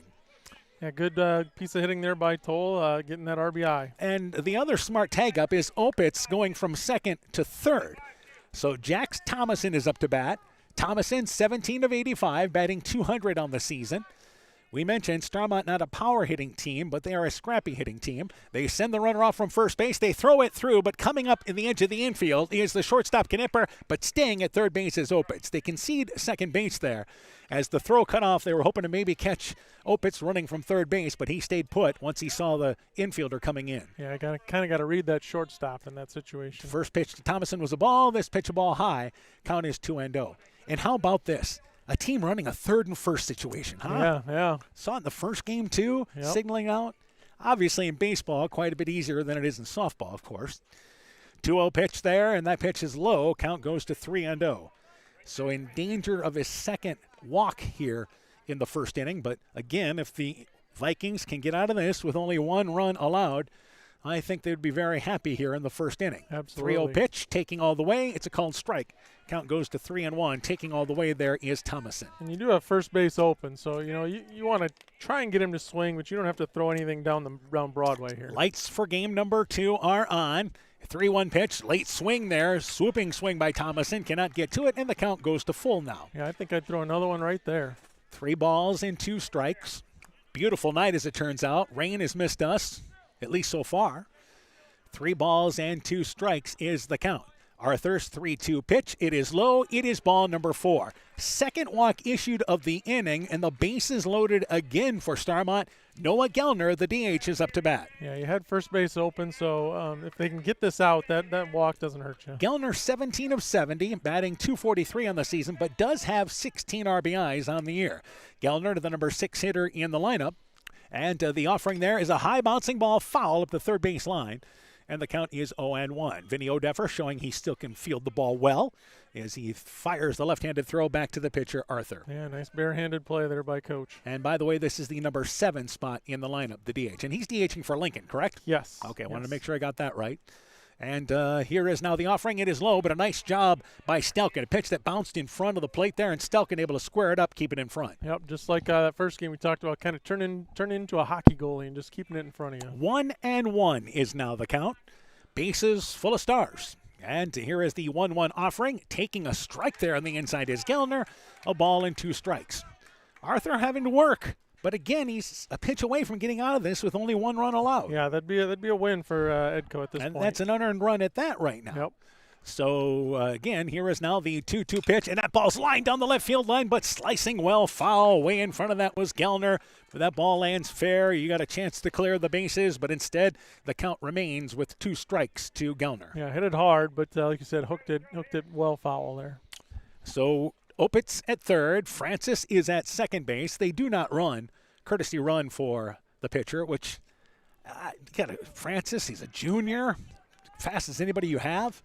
Just for doing it for the sake of doing it, I don't think you ever want to do that. No, not if you've got good speed and good intelligence out there. So I believe the count 2-2. Arthur's 2-2 pitch takes it low and outside. Are we at a full count now? I think it's 2-2 now. All right, so 2 balls and 2 strikes. We actually can see the scoreboard as I kind of move around here a little bit as we're down the third baseline for this ball game tonight, looking actually right at the third baseline between home and second.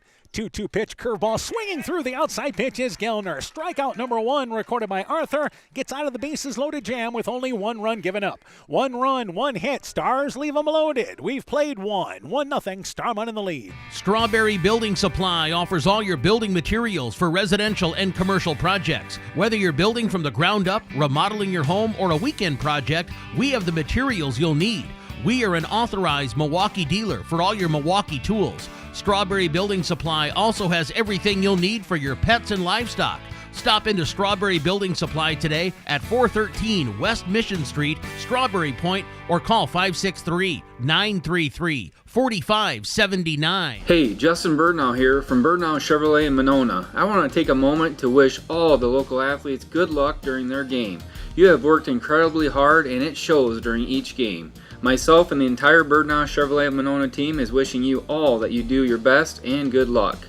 Viking Stars Baseball is brought to you in part by The Market, a division of Kendrick Inc., Leonard Miller Funeral Home and Crematory in Manchester, Edgewood, and Strawberry Point, Nutrient Ag Solutions, The Edgewood Reminder, Evans Chiropractic, Community Insurance with offices in Edgewood and Delhi, Citizen State Bank of Monticello, Hopkinton, Ryan, Manchester, Winthrop, Strawberry Point, Springville, and New Vienna, member FDIC and equal housing lender, Blooms Flowers, Gifts, and more in Edgewood, and by Edgewood Convalescent Home and Lincolnwood Assisted Living. So we go to the top of the second inning, 1-0 Starmont in the lead. Carter Knipper, Brady Tyne, and then Connor Balls, 4, 5, and 6 in the Viking lineup to lead things off. Knipper is 9 of 57 on the season. As, again, one of those young kids in the lineup for them, a sophomore. As Elliott Francis in his second inning of work, a fastball that is a high pop-up. Second baseman coming in there, Alex Lincoln, gets to the edge of the infield, makes the play one-handed. First pitch, 1 out as Knipper pops out to second. Yeah, when sophomores are your veterans, you know you got a young squad. Brady Tyne up to bat, 9 of 55 on the season. As we mentioned, as a team, Edco, 218. Their goal is to put the ball into play and maybe hope Starmont kicks a few, but a Stars team that's been pretty good defensively on the season. Pretty solid with pitching and defense. Yeah, they average just a couple of errors a ball game. Fastball to Tyne, it is high. Count is 1-0. But they do the things of the making of a good team. Yeah. Strong pitching, play pretty solid defense, and just enough offense. And the fastball is late swing there by Tyne.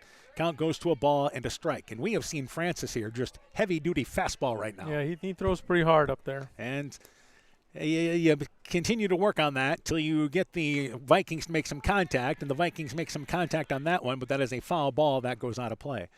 Until they start hitting him hard, I think you just keep on the old number one. Yeah, I think too. You can throw it by some guys and that's what you stick with. And here is now the offering to Tyne. It is a fastball low, even up now, 2 balls and 2 strikes. We know that Edco will likely throw some different pitchers tonight. I think their goal was to give Starmont a different look every time through the lineup. But Arthur almost made it through the entire lineup the first time. 2-2 pitch, swinging right through it is Tyne. Second strikeout by Francis. 2 up and 2 quick outs here in the top of the second. Connor Balls, the right fielder, is up to bat. Balls, 13 of 58 on the season. That's a .224 average. And with 2 outs, this is the 6th spot in the lineup. So Elliot Francis cruising right now in the bottom of the second inning. And the offering there is a fastball at the knees, and it's called strike. A little hesitant on that, but it's a good strike. Count is 0-1. So we were talking about Starmont. Starmont sent, 7 batters to the plate? Yeah, yep. So that means the second time through the lineup will be coming up in the bottom of the second. Oh, a fastball and it's swinging through it there, and that looked like more of a breaking ball there from, again, Francis. It's a strike nonetheless. Yep. 0-2 the count. Yeah, I think he took a little something off that one. So 0-2. And Francis trying to make quick work here on the top of the second. 0-2 pitch, fastball, just misses high. Love the location, though. Ball stayed away from it, 1-2. Yeah, we talked about that high fastball in that first game. That's where you want to throw the high fastball. Absolutely. You want to tempt the hitter at it there. 1-2 pitch, fastball swinging right through it is Balls. Third strikeout here for Francis. Vikings go down in order once again here in the top of the second. We go to the bottom of the second. 1-0, Starmont in the lead. Over the past years, Central State Bank has invested in numerous programs and organizations dedicated to the education and enrichment of young people in our area. Athletics and the arts, vocational education, and youth club activities.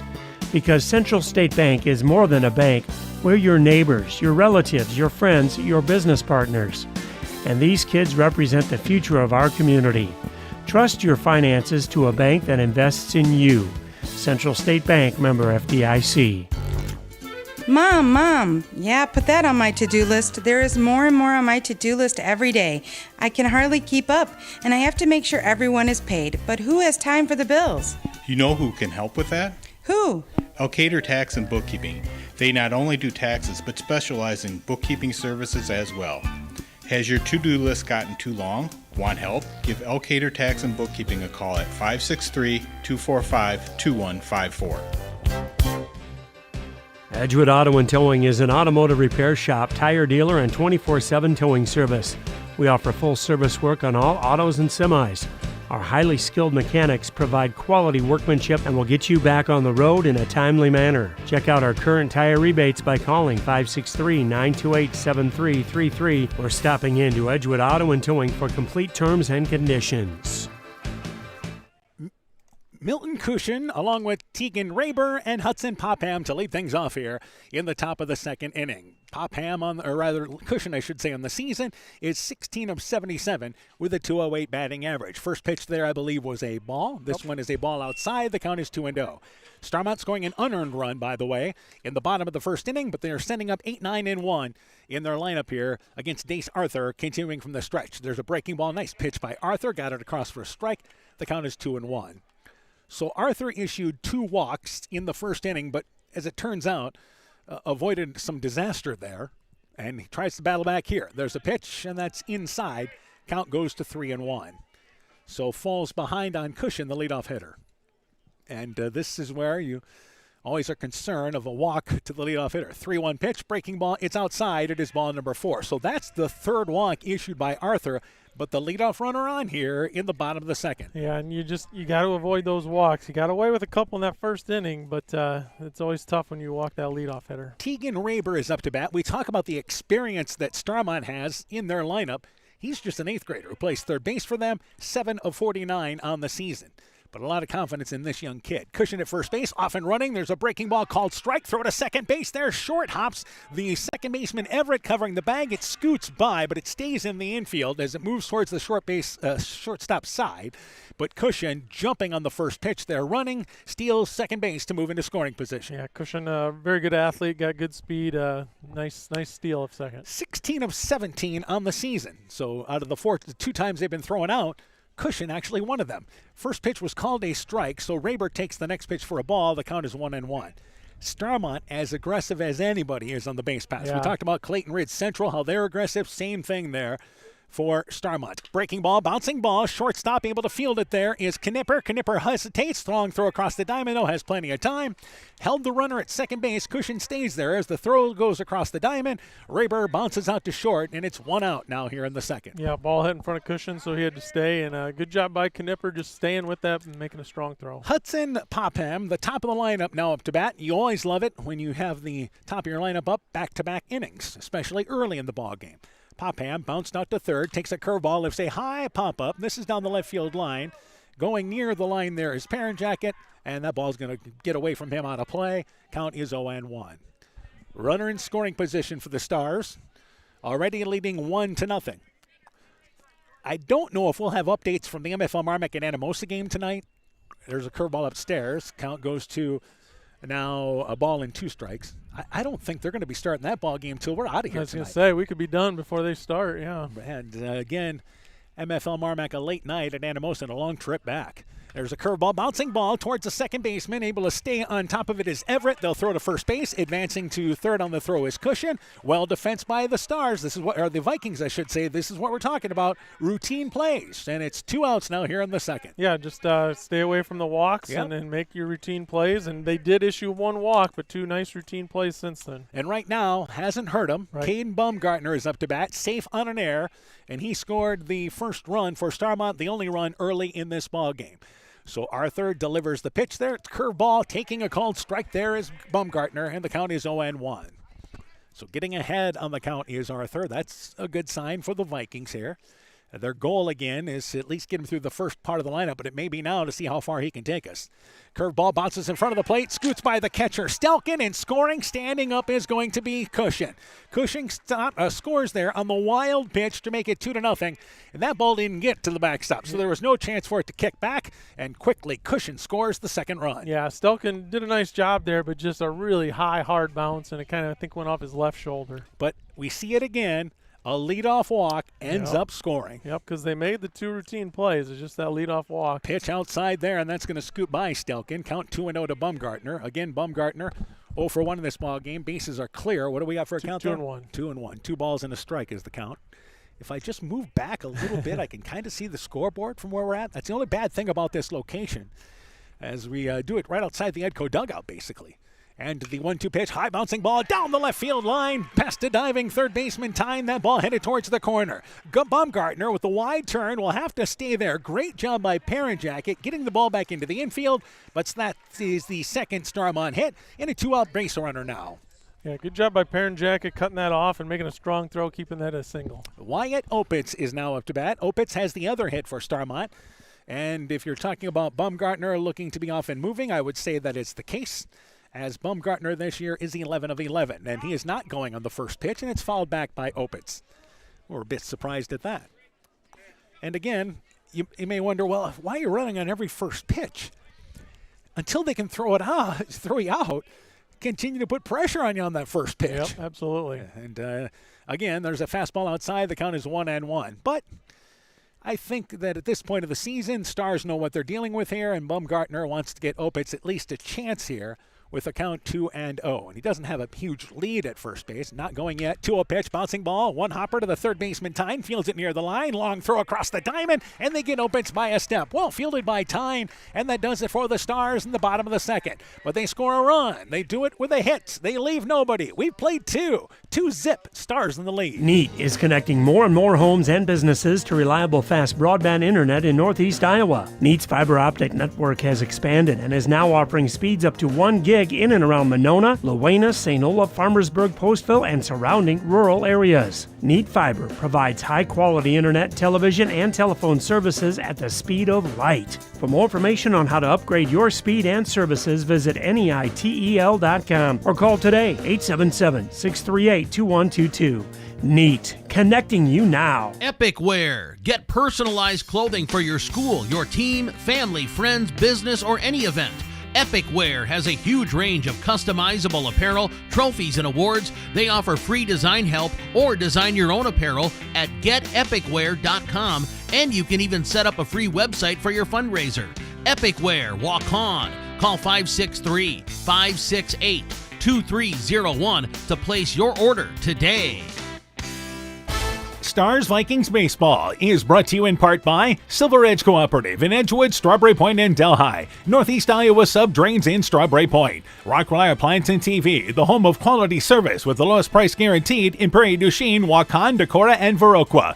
Elkader Chiropractic Center, Dr. Jamie Hammersland. Innovative Ag Services in Elkader, Monona, and Waukon. Norby's Farm Fleet in Northeast Iowa. And Guttenberg Municipal Hospital and Clinic. Check out career opportunities at guttenberghospital.org. So here in the top of the third inning, Mac Parent Jacket to lead things off here, the left fielder, followed by Kalen Williams and Colin Everett, 7, 8, and 9 in their lineup. First pitch was a strike. There's a called strike there. The count is 0-2.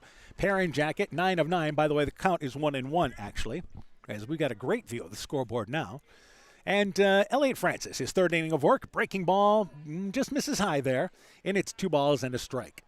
So moving right along here in the top of the third inning of game number 2 tonight. Clayton Ridge Central advancing earlier with a 3-0 win over Keyhigh. Fastball, late swing there by Parent Jacket.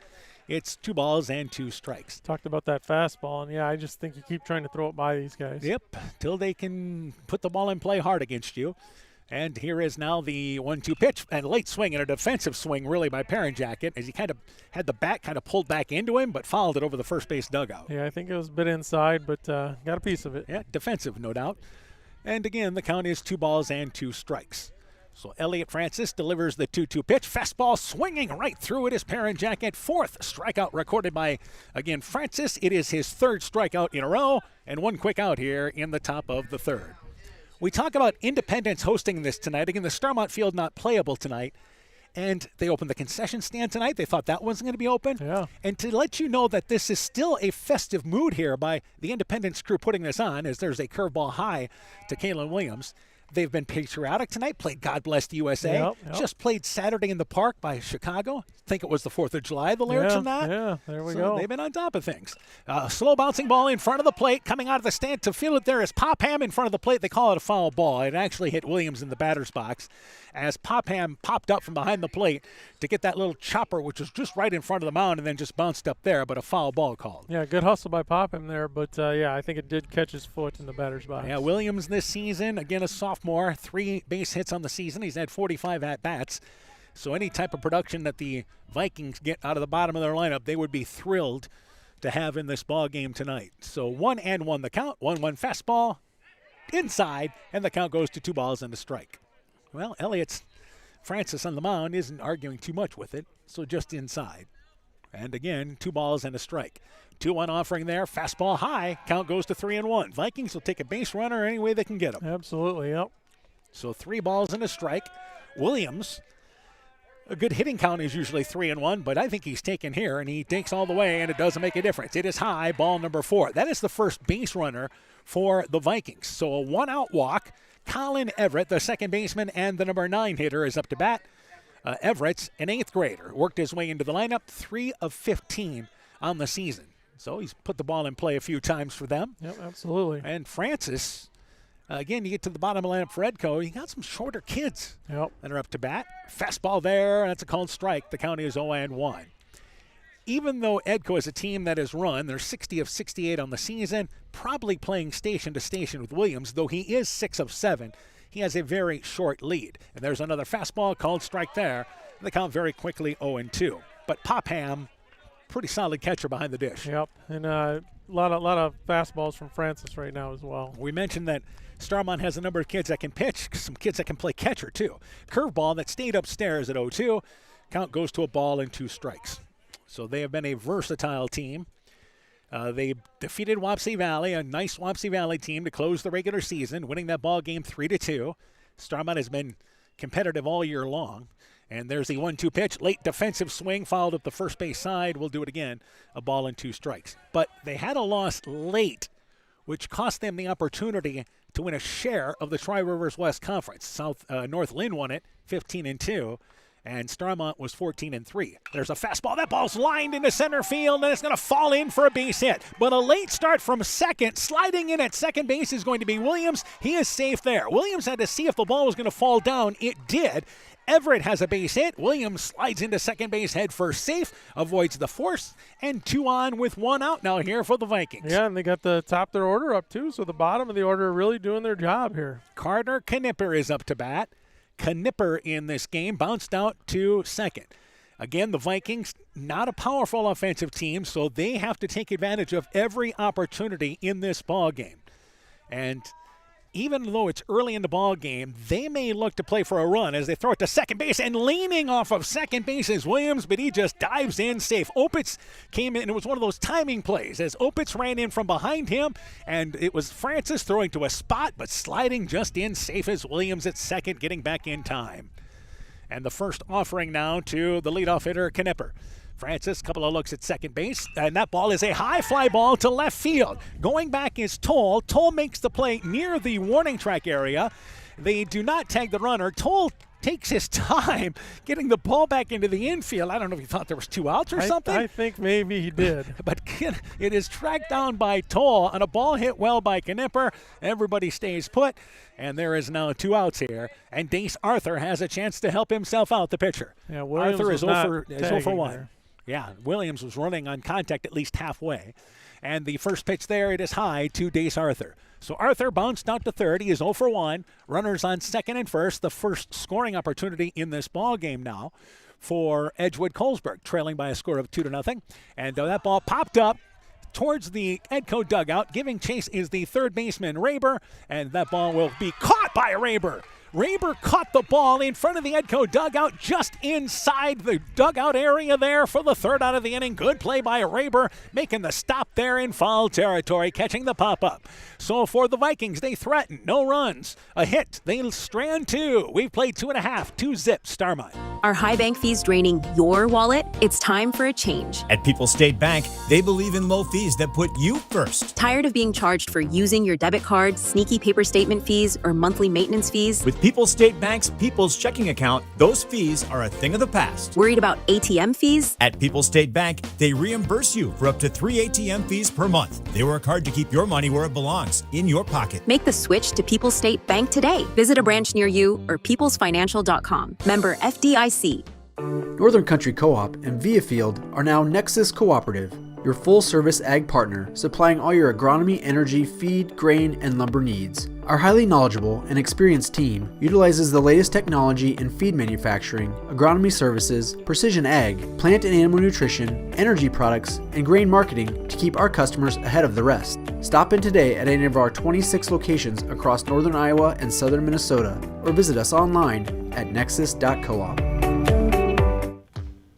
The doctors and staff of Family Dentistry Associates of Monona encourage everyone to get out and support your local baseball and softball teams, enjoy the weather, and get your kids' summer checkups scheduled at Family Dentistry Associates in Monona. Call today to schedule 539-4651. Now in the bottom of the third inning, Starmont leads by a score of 2-0 here. And to lead things off with the Stars will be Elliot Francis, followed by Jack Toll and Jax Thomason. Heck of a play in foul territory made just in front of the Edco dugout by the third baseman Raber for Starmont. Meanwhile, we were talking about playing patriotic songs. They've continued playing Saturday in the Park by Chicago, so we may be running out of selections at this point. First pitch there, swinging through a healthy cut by Francis. Couldn't get to it. High pitch upstairs with the breaking ball. Count is 0-1. Francis walked in the first inning, so the number 4 hitter to lead things off in the top of the fourth inning.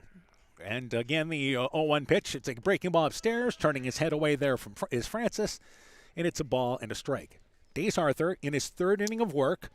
And again, they wanted to give Starmont some different looks, but I think the way Arthur is throwing right now, they're going to let him extend the leash a little bit. And here's the ball that is fisted into center field. Running in is Kipton Knipper, and calling for it there is Kipton, makes the play. Francis flies out softly to center field, and it's 1 up and 1 down here in the third. Yeah, I think you hit the nail on the head there, Dan. I think Arthur's pitching well, so they're just going to ride him till he runs out of gas. Jack Toll with a sacrifice RBI in the first inning, drove in the first Starmont run, and the first batter retired here in the bottom of the third inning. So Arthur delivers to Toll, and it's a pitch that has fouled out of play.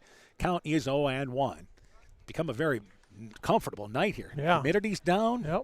It's got a little sticky here this afternoon, but it's a perfect night for ball, especially for what we've had all week, right? Right, yeah. Nice to get away from that rain. 1-1 pitch, bouncing ball between short and third. Trying to backhand it is Knipper, cannot get to it. It's going to squirt by into left field. Solid singer for Jack Toll. 1-out single for the Stars. And brings up Jax Thomason, the center fielder. Thomason walked. I think even if Knipper does get that ball, he beats that out. Yeah. Toll, again, on first base, and Toll, just like everybody else for the Stars, certainly a threat to run. Toll this season is 22 of 20 steal-wise. How about that? He goes off and running, throw to second base. It's not in time. Able to steal second base there into scoring position. Toll wearing number 6, but listed as number 19 on the roster. I was giving his stats there. It's Toll, really, by his stats, says he's 22 of 20 stolen base-wise. He's stolen 22 out of 20 attempts. It's for real. It's in the stats. Yeah, something's not quite right there. Yeah, I think that's a little fudged a little bit. Jax Thomason, by the way, is 17 of 16 stolen base-wise this year. Wonder if they got those backwards somehow. Thomason took the first pitch for a strike there, and this one fouled back. And so the first pitch was a ball. This one fouled back, so the count is 1-1.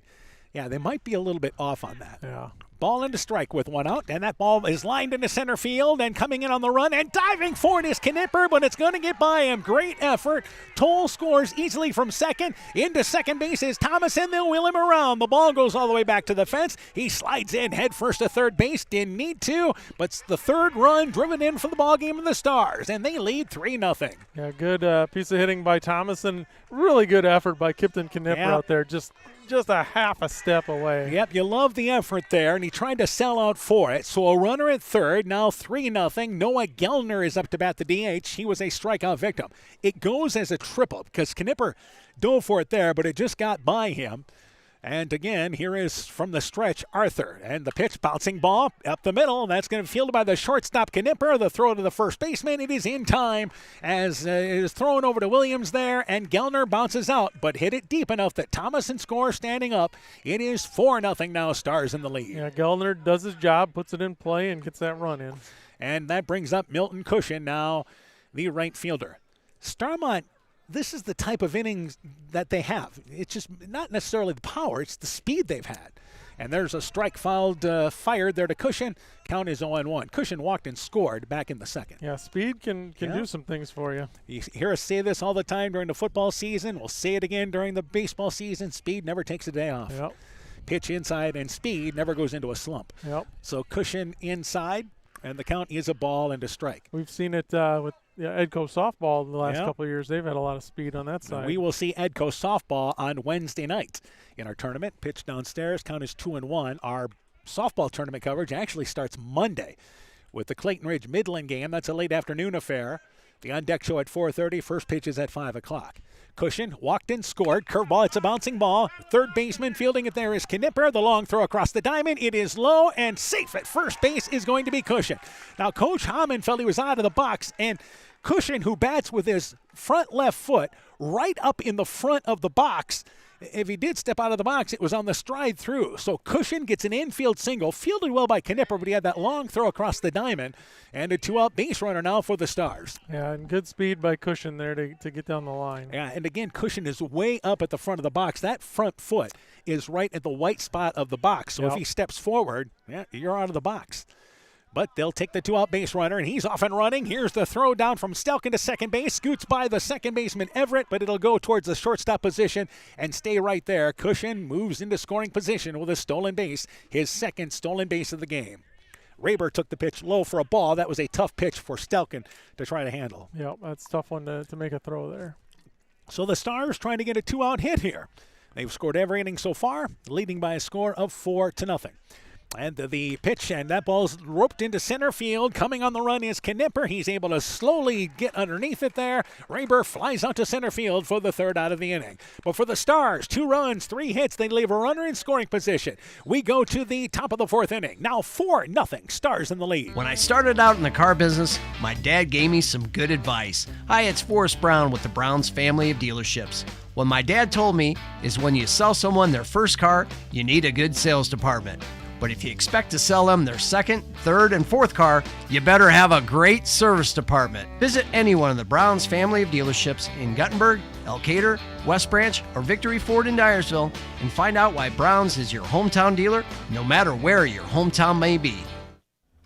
Viking Stars Baseball is brought to you in part by J&J Land Solutions in Edgewood, Rivals Inc. Custom Gear, Screen Printing, Embroidery, and online shopping at rivalsinc.com. Bruins and James Insurance, your Grinnell Mutual agent in Monona. Furniture Showcase in Allwine, lighting showroom, flooring, furniture, and window treatments. Bacon Concrete in Postville. Car Auto Group, online at karautogroup.com. The Luena Savings Bank, member FDIC. Culligan Water Conditioning in Elkader, and Myers Auto Service in Monona.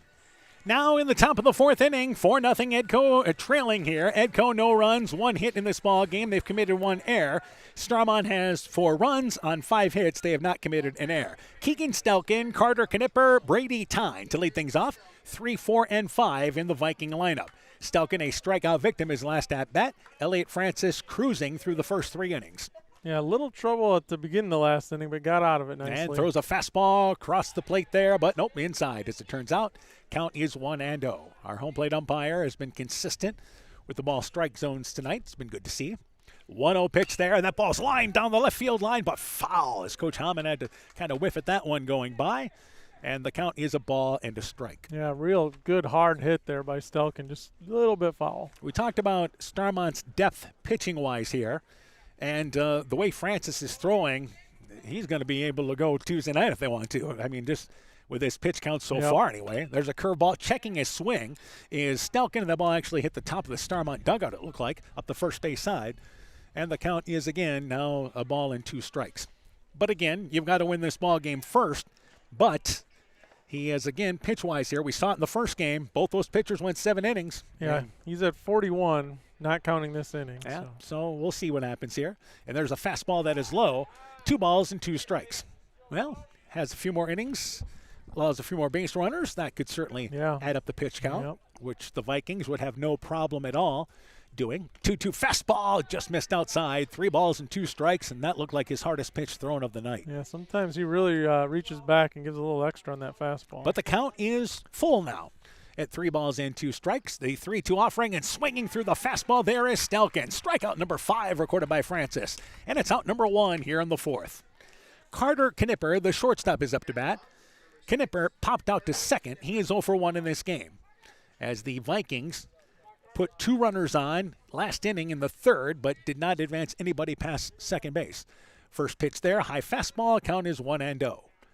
So Francis starting this ball game tonight for the Stars, and we mentioned a number of arms that they have available. What a luxury to have when you're able to play 30 games without any issue. Right. Yeah, that is nice. So many teams have cut short their schedule with the pitching rules. 1-0 pitch is fouled back. The count is 1-1.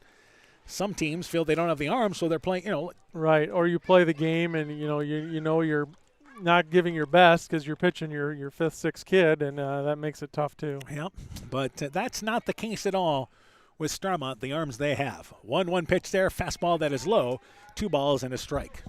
So anybody gets into trouble, you got somebody else you can have a quick hook if you want. Yep.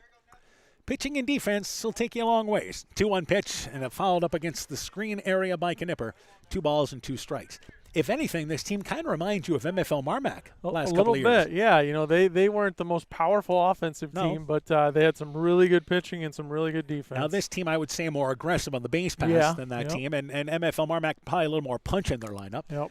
2-2 pitch, it's upstairs, 3 balls and 2 strikes. So the count is now full. but again, built around pitching and defense for the most part. And that Bulldog team was as well.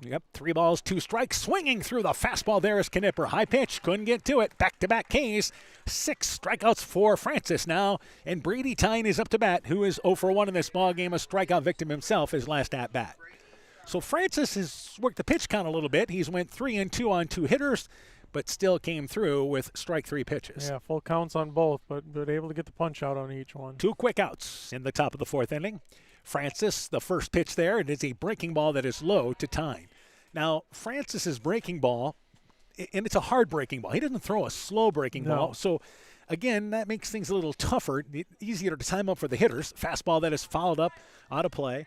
Count goes to a ball and a strike, because there's not that drastic difference of speed. Right. It doesn't move quite as much as some, but it moves a little, and it's a different pitch, but it's definitely a hard breaker. 1-1 pitch, fastball, high fastball, swinging through it is Tyne.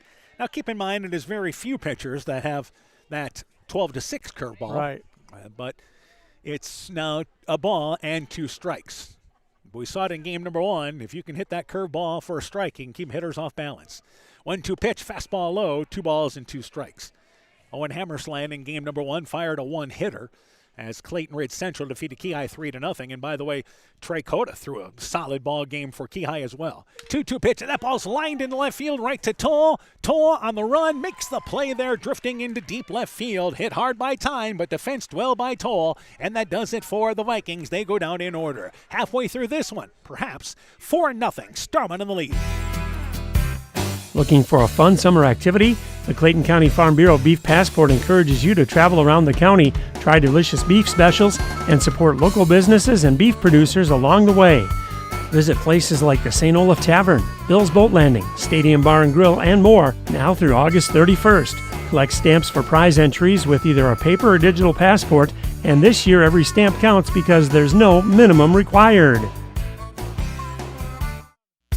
At Freedom Bank, we're proud to cheer on the hometown athletes who give it their all.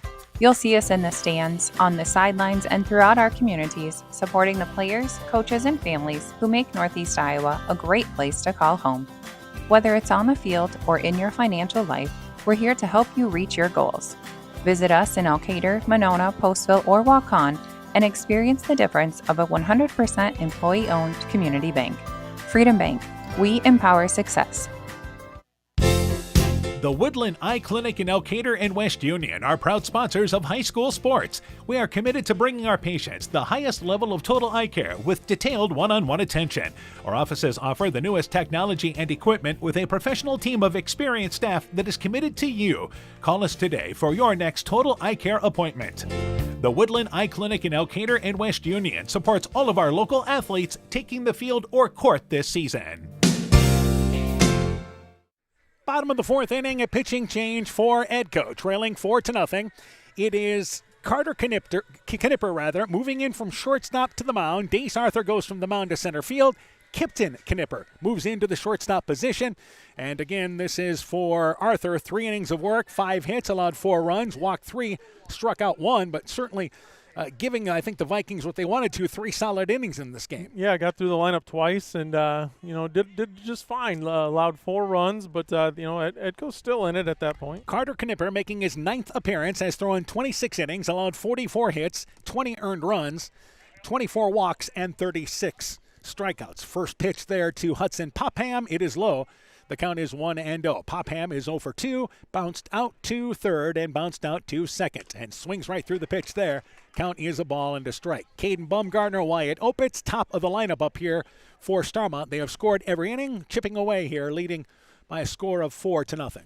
So the right-hander in Carter Knipper. 1-1 pitch there, fastball upstairs. Count is 2-1. And Carter Knipper, similar to Arthur, has a nice fastball. Yeah, I would say very, very similar as far as velocity. So 2-1 is now the count. 2-1 offering, and that ball's fouled on the right field line out of play. 2 balls and 2 strikes.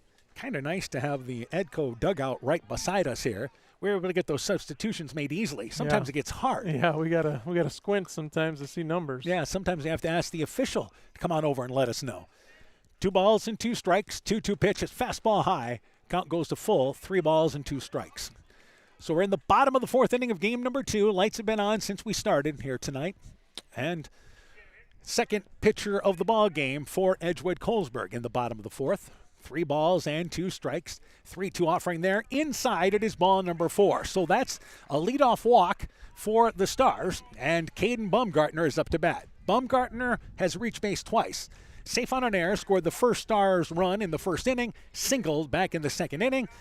And we've said it again, leadoff walk usually leads to a run, especially in high school baseball. Yep, it did in the second inning. And now you have Knipper working from the stretch to Baumgartner. If you're talking about Popham running again, he's 21 of 22. Stolen base-wise, he's off and going. There's a good pitch to handle for Stelkin. The throw high to second base, sliding in there and almost sliding by the bag there. As a matter of fact, sliding by the bag is Popham. Popham went head first, but went by the bag, tried to reach back, and he's tagged out there. Stelkin throwing out Popham. It's out number 1 here in the fourth. Yeah, we talked about sliding might be a little different. I think it is. I think you go farther on your slide than you do in dirt here. And that's what apparently happened there. Yeah. So the tag applied, I believe, by Kipton Knipper at shortstop. And that's out number 1. Caden Baumgartner takes this pitch. It's a pop-up right side of the infield. Drifting into foul territory is Williams. Williams at the first base coach's box. Calls for it. Baumgartner pops up into foul territory. Now 2 outs here in the bottom of the fourth inning. Yeah, things change quickly there. Yes, they do. Wyatt Opitz is 1 for 2. Singled in the first inning. Bounced out to third. Nobody on here. After the Vikings, one of the things they knew they had to do was handle Starmont's traffic on the base paths. And Stelkin able to make the play. There's a breaking ball. Nice strike there by Knipper. And the count is 0-1. Yeah, nice sharp break on that pitch. You know, you look at Arthur, how he threw in the ball game, and now Knipper, and you're like, well, their stats just don't match how they've been throwing. I agree, yeah. 0-1 pitch, fastball inside, a ball into strike. Another Stars helmet there, different one that has the Stars logo on the front. Has Stars, looks like those hero type things in the back. Yeah, kind of like Ohio State Buckeyes. Got like 4 or 5 different helmets, it looks like. Yeah. A ball into strike, 1-1 pitch there. Bouncing ball right side of the infield. Staying down on it is Everett. Everett flips it to the first baseman, Williams. And a quick 4th inning here for Edco. No runs, no hits. Starmont leaves nobody. We go to the top of the 5th. 4-0. Stars in the lead. This is Chris Holbert, General Manager of Hall Roberts Son Incorporated in Postville. We would like to wish the area student-athletes both a safe and successful sports season. We have been a community-based company since 1864, servicing and supporting the area ag industry with products necessary for daily success. We look forward to continuing to serve and support both the ag industry and high school athletes in our surrounding communities. Thank you and good luck from the families at Hall Roberts Son. Viking Stars Baseball is brought to you in part by Farmer Savings Bank of Colesburg, Elkport Garber, Strawberry Point, Arlington, Elgin, and Wadena. Member FDIC. Clayton County Recycling in Monona. TJ's Pizza in Monona and Claremont. LTI & Sons Water Conditioning, your Connecticut dealer in Postville. Meyer Collision and Service Center in Gothenburg and Elkader. Dean Family Chiropractic in Claremont. Thompson Construction and Monona Overhead Door. Ground Logs and Lumber in Elkader. Timber is a crop. Harvest wisely. St. Olaf Ag Sales and Service. T&K Cahoon, your Napa dealer in Monona, and by Nick's Excavating and Kane Construction in Farmersburg. So we go to the top of the 5th inning. Our score 4-0. Edco will send up Connor Balls, Mac Perrinjacket, and Kaylin Williams. That is 6, 7, and 8 in their lineup. And a pitching change here for Starmont, as it will be Jaron Evans coming into the ball game. Evans this season is a sophomore. As far as pitching-wise this year, Evans, he's thrown 5 innings, allowed 3 hits, 3 runs, 2 of them earned, walking 4, striking out 8 in the ERA of 2.47. And Elliot Francis was pretty good in his 4 innings of work. Yeah, definitely. Didn't give up much. Gave up 1 hit, no runs, walked 1, and struck out 6.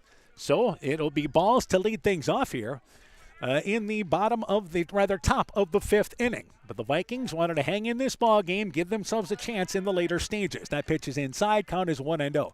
Surprised that they're going here to Evans? Maybe. Francis was up to 58 pitches, so I don't know if it has anything to do with pitch count or not. 1-0 pitch there, and that's slicing down the right field line. The count is 1-0. And again, it's tough to say you're surprised because the Stars have a number of arms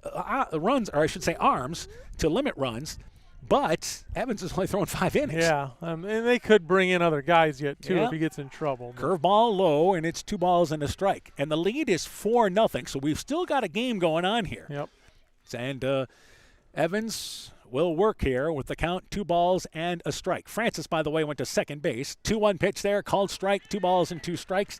And Alex Lincoln was being DH'd for. He was at second base. He has checked out of this ball game. So Evans, it will in fact be DH'd for.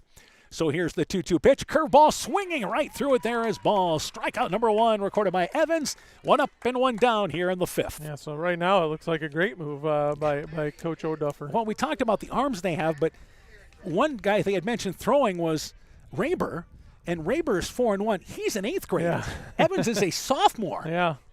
They're just an embarrassment of riches Yeah, here. ain't that the truth? Mac Parenjack, a strikeout victim last inning. He is 0 for 1. And the Vikings looking for some base runners. Fastball that is inside. The count is 1-0, and they want to peel it, see if he checked his swing. But Parenjack, I think, was just trying to get out of the way. So the count is 1-0. But 4-0 in a ball game that started almost on time tonight. There's a fastball, misses inside. Count goes to 2-0. See a little smile there from Evans? Yeah. He's having fun out there, enjoying himself. 2 balls and no strikes. 2-0 pitch there is a breaking ball that is high, and the count goes now to 3-0. So 3 balls, no strikes. Vikings will take a base runner any way they can. As they are now in the later stages of this ball game and still in it. 3-0 pitch, fastball at the knees. Count goes to 3 balls and a strike. And this is the part of the lineup that did get some base runners on in the 3rd inning. Well, and remember, Starmont has 3 convincing victories over Edco this season. I mean, not just, by winning by 5 or 6 runs. There's a fastball there. The count is 3-2. One of them 15-3. Yeah, I think 15-0. Supposed to do the first game of the year, and we had technical difficulties that game. 3 balls and 2 strikes. First time in 38 years we've ever missed a broadcast. That's amazing. 3-2 pitch, swinging through the curveball is Parenjack. Back-to-back Ks recorded by Evans. 2 quick outs here in the top of the 5th inning. Yeah, Evans looks like a #1 starter right now. Kalen Williams is up to bat. Williams walked. He's one of 2 base runners to reach for the Vikings. And that was back in the 3rd inning. On deck is Colin Everett. He has the lone hit for the Vikings. So the offering from Evans, breaking ball and trying to check his swing, but way past it is Williams. And the count is 0-1. A little over-aggressive on that curveball. Yep. 0-1 is the count. We were talking about the pitching stats for Evans. Again, this is just his, appearance-wise, his 3rd appearance of the year. Pitch misses inside there. The count is 1-1. How about that? Yeah, my guess is he's thrown probably quite a few JV innings this year. I would think. But yeah, varsity-wise, it's impressive. 1-1 curveball, and going after it is Williams, but got a piece of it. And it's a ball and 2 strikes as it still hit the backstop area, but he did just get a piece of it.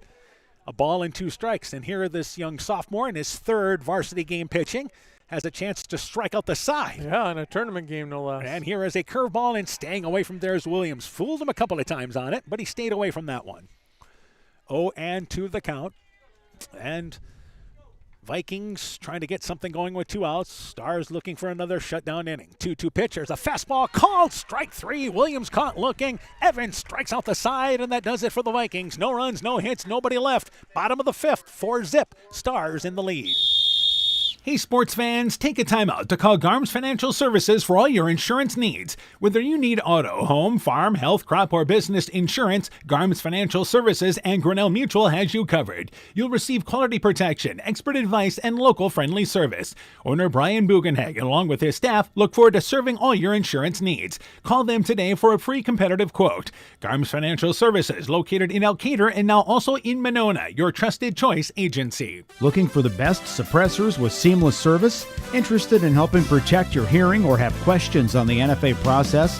Head to Stronghold Corp, your one-stop shop for premium suppressors and unbeatable expertise.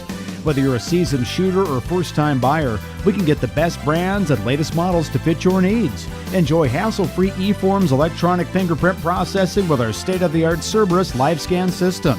Contact us today by heading to stronghold-corp.com for more information. Stronghold Corp, where silence meets precision. Top Gun Customs knows that the insurance company wants you to do all the work for them. They want you to download the app, take the pictures, upload them, then they want you to accept the paltry check they think will repair your vehicle. No, no, no. Top Gun writes an accurate estimate, takes the photos, and explains the repair process to you. Let Bob and the guys take all the worries out of your repairs. Call Bob or Nancy at 563-964-9899 at Top Gun to schedule your repair today. Bottom of the fifth inning. It is 4-0. Starmont in the lead. Elliott Francis, Jack Toll, and also up to bat here is Jax Thomason. First ball there to, again, Francis is fouled up the third base line. Count is 0-1. Francis, a walk in the first inning, flew out to center field. He is 0 for 1 in this game. This is the second inning of work for Carter Knipper in for relief of Dace Arthur. And there's a curveball, breaks across nicely across the strike zone. The count is 0-2. So both teams on their second pitcher. Stars, a run in the first, run in the second, 2 in the third, and did not score in the bottom of the fourth. And here's another breaking ball, defensive swing, a slow roller, hit up the first base line, fielded there by Knipper. The throw to first base, Williams, defended well. Francis bounces out. It ends up being halfway up the first base line, but back to the mound is the official scoring, 1-3, and it's out number 1. Jack Toll is up to bat. Toll has had a hand in 2 of the 4 Stars runs. Hit a sacrifice RBI in the first, singled and scored in the third. But the leadoff runner retired here in the bottom of the fifth inning. And the offering from Knipper, fastball low, the count is 1-0. We talk about the young arms of Starmont that we have seen, but same thing can be said for the youngster Carter Knipper on the mound. Yeah, absolutely. Edco's got a bright future here. And the pitch there is low, 2-0 is now the count. They gave up 3 walks, Arthur did, but was able to avoid damage for the most part with them. But he got them through the early parts of this ball game. And here is a pitch that is fouled up the third base line, 2 balls and a strike. But the Stars here have had a scrape for their 4 runs in the game. Yeah, this hasn't been easy for Starmont whatsoever. Winner of this ball game plays Clayton Ridge Central Tuesday night, 7 o'clock, scheduled at Starmont. We hope that field ends up drying out, but it poured in our area, and that field was just unplayable tonight. 2 balls and a strike. 2-1 offering, fastball there, called strike. 2 balls and 2 strikes. And, of course, that field kind of sits down anyway. Yeah, I think we were there a couple of years ago in a kind of a wet area in one of the corners of the outfield. Yeah, so 2 balls and 2 strikes. Independence kind enough to help us tonight. 2-2 pitch outside, 3 balls and 2 strikes. And the decision to move this was made at about, what, like 12:30 today, something like that. Kind of a late decision. So Independence had to scramble just to get everybody lined. The fact that they had everybody free that they could get here on July 3rd. Here's a bouncing ball towards the shortstop, fielded on the hop by Knipper, throw across the diamond, and Williams, safe there. At first base is Toll, hustled down the line, defended well by Knipper, but it's an infield single as Toll showing that speed. A 1-out base runner for the Stars. Yeah, that's just great speed down the line there. I think he even caught our first base umpire a little hesitant. They're like, this kid really beat this out. Yeah, I think everyone in the stadium was ready to look for the punch out, but he beat it. Jax Thomason walked in the first, tripled in a run, and later scored as part of the 2-run third inning for the Stars. Pickoff move to first base, Toll back in there easily. And again, Thomason stepping off on that move, so Toll is going to get a jump, and as we mentioned, he is off and running. And again, has the lead off at first base as Knipper looking over there before getting set from the stretch. He will now work from the stretch and looking to deliver the first pitch. Toll off and running. They take the pitch. It's a called ball. Throw to second base. Sliding in safe is Toll, and he's thrown out there. Second runner, Stelkin, is thrown out. He slid to the outside of the bag, but the tag applied by Everett. Great pitch to handle for Stelkin. 2 outs now here in the fourth. Yeah, that was a great throw there by Stelkin. Right where he caught it he almost slid into that tag, so just great throw. And Jax Thomason is up to bat. According to the stats, and again, they're wrong, as that pitch to Thomason, first pitch was a ball, this one a strike. Starmont had only been thrown out stealing twice all year round. But again, their stats, they have 2 guys that have more steals than stolen base attempts, so that's not right. Something's off there. And a breaking ball inside, the count is 2-1. But it brings up the point that it doesn't happen very often. Right. Even so, even if it is a little off, they're pretty successful usually. 2 balls and a strike, the count to Thomason. And here is now the 2-2 pitch, 2-1 pitch downstairs, 3 balls and a strike.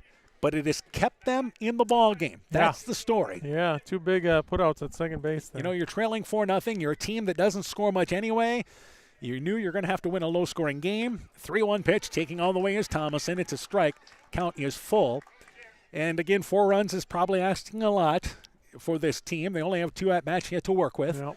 But this is what they wanted to do, get to the later stages, put some pressure on Starmont. And it shows some fight. Fastball outside. It is ball number 4. That is the second walk issued by Knipper and a 2-out base runner for the Stars. Now, we mentioned that Starmont, just as aggressive as we saw in the first game that Clayton Ridge Central is.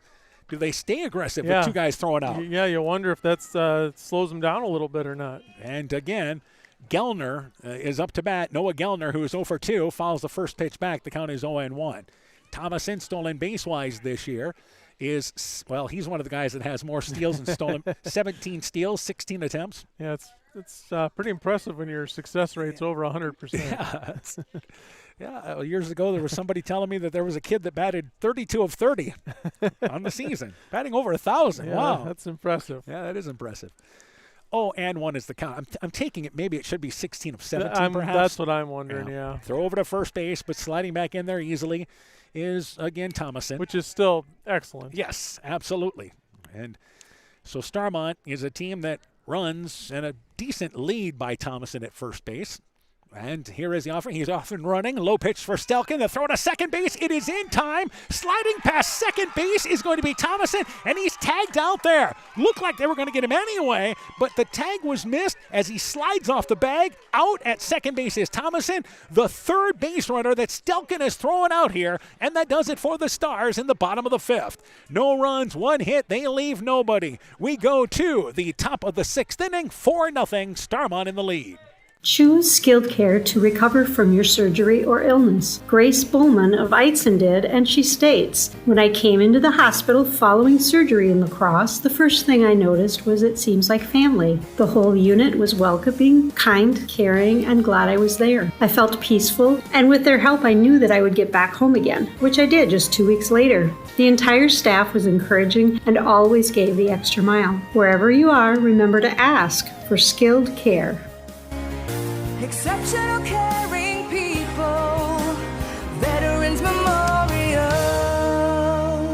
Viking Stars Baseball is brought to you in part by The Market, a division of Kendrick Inc., Leonard Miller Funeral Home and Crematory in Manchester, Edgewood, and Strawberry Point, Nutrient Ag Solutions, The Edgewood Reminder, Evans Chiropractic, Community Insurance with offices in Edgewood and Delhi, Citizen State Bank of Monticello, Hopkinton, Ryan, Manchester, Winthrop, Strawberry Point, Springville, and New Vienna, member FDIC and equal housing lender, Blooms Flowers, Gifts and More in Edgewood, and by Edgewood Convalescent Home and Lincolnwood Assisted Living. So we are now here in the top of the 6th inning. Colin Everett, Kipton Knipper, Dace Arthur, 9-1-2 to lead things off. Everett has the lone hit for the Stars. In the second inning of work is Jaron Evans, and he follows the first pitch back. The count is 0-1. So, again, for the Vikings, best chance in this ball game, perhaps 9-1-2. I think so. This is your only hit in the game, and then you got your leadoff coming. And that pitch is inside. It's a ball and a strike. So, second inning of work for Jaron Evans. And there's a pitch that is lined into center field. That's a solid single. Leadoff base hit for Everett. He's 2 for 2, has both of the Viking hits. And Kipton Knipper, top of the lineup, up to bat. Yeah, Everett's having himself a nice night here. So, Stelkin, the catcher of Edco, has thrown out 3 base runners.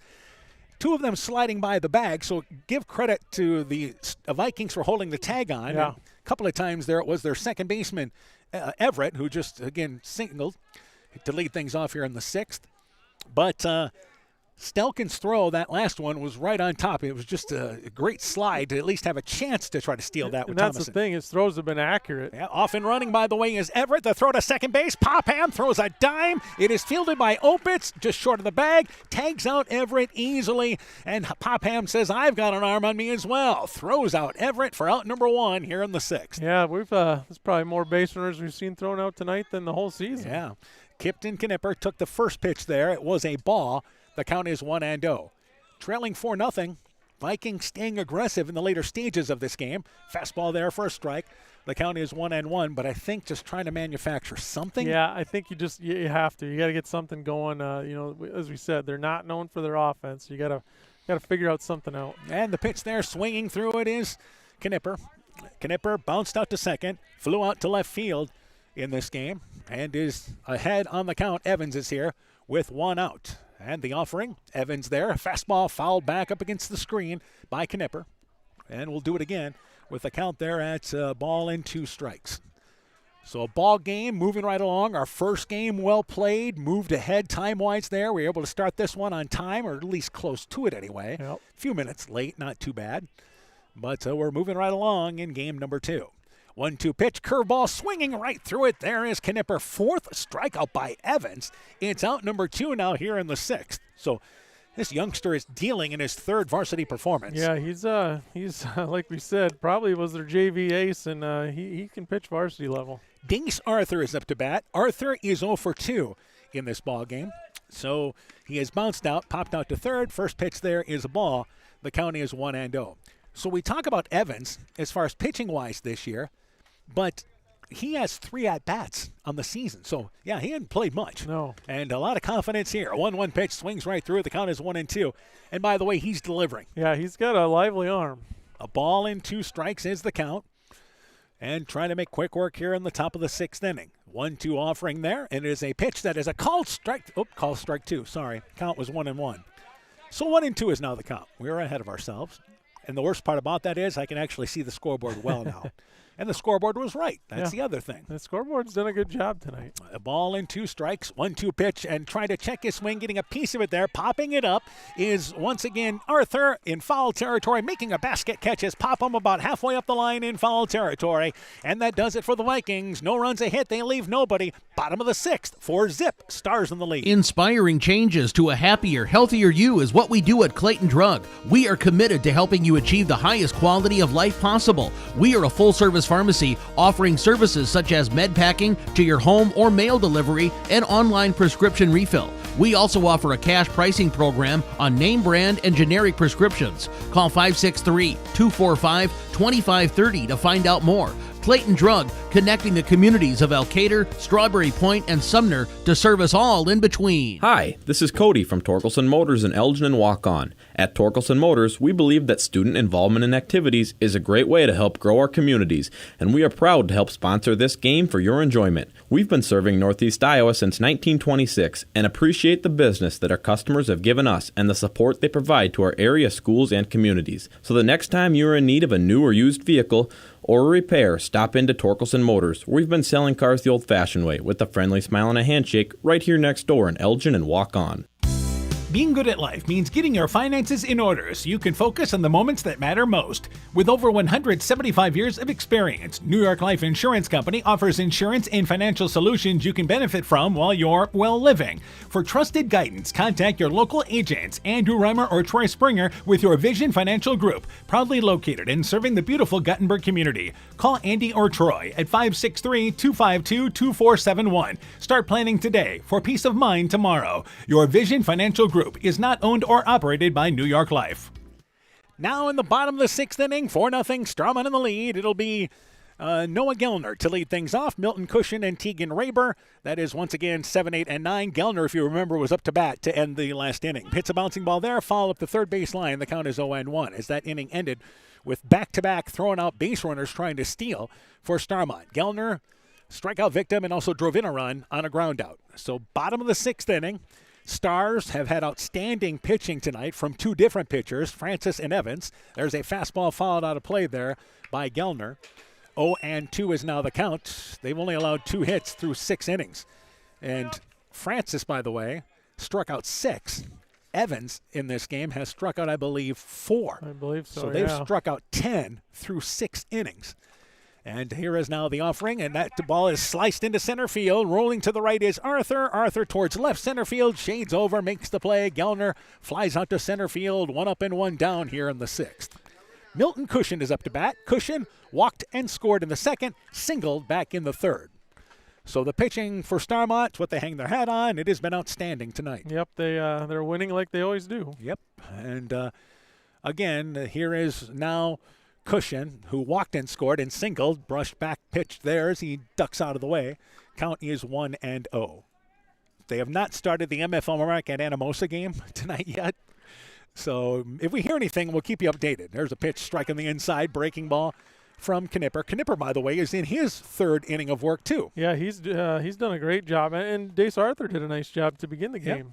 And 1-1 is the count. 1-1 pitch, and that ball is hit. Cushion actually hit it off the end of the bat. I think so. Yeah, he did. It's a foul ball. Hit it off the nub of the bat. And it is going to be now the count, a ball and 2 strikes. So a break there on that pitch. 1 ball and 2 strikes, offering 2 cushion. Edco will send up in the top of the 7th inning. They'll send up 3, 4, and 5. There's a pitch. Caught looking for strikeout number 1, recorded there by Knipper. Cushion caught looking, and that's the second out here in the 6th. And that brings up now Tegan Raber, who is 0 for 2. Raber bounced out to short and flew out to center field.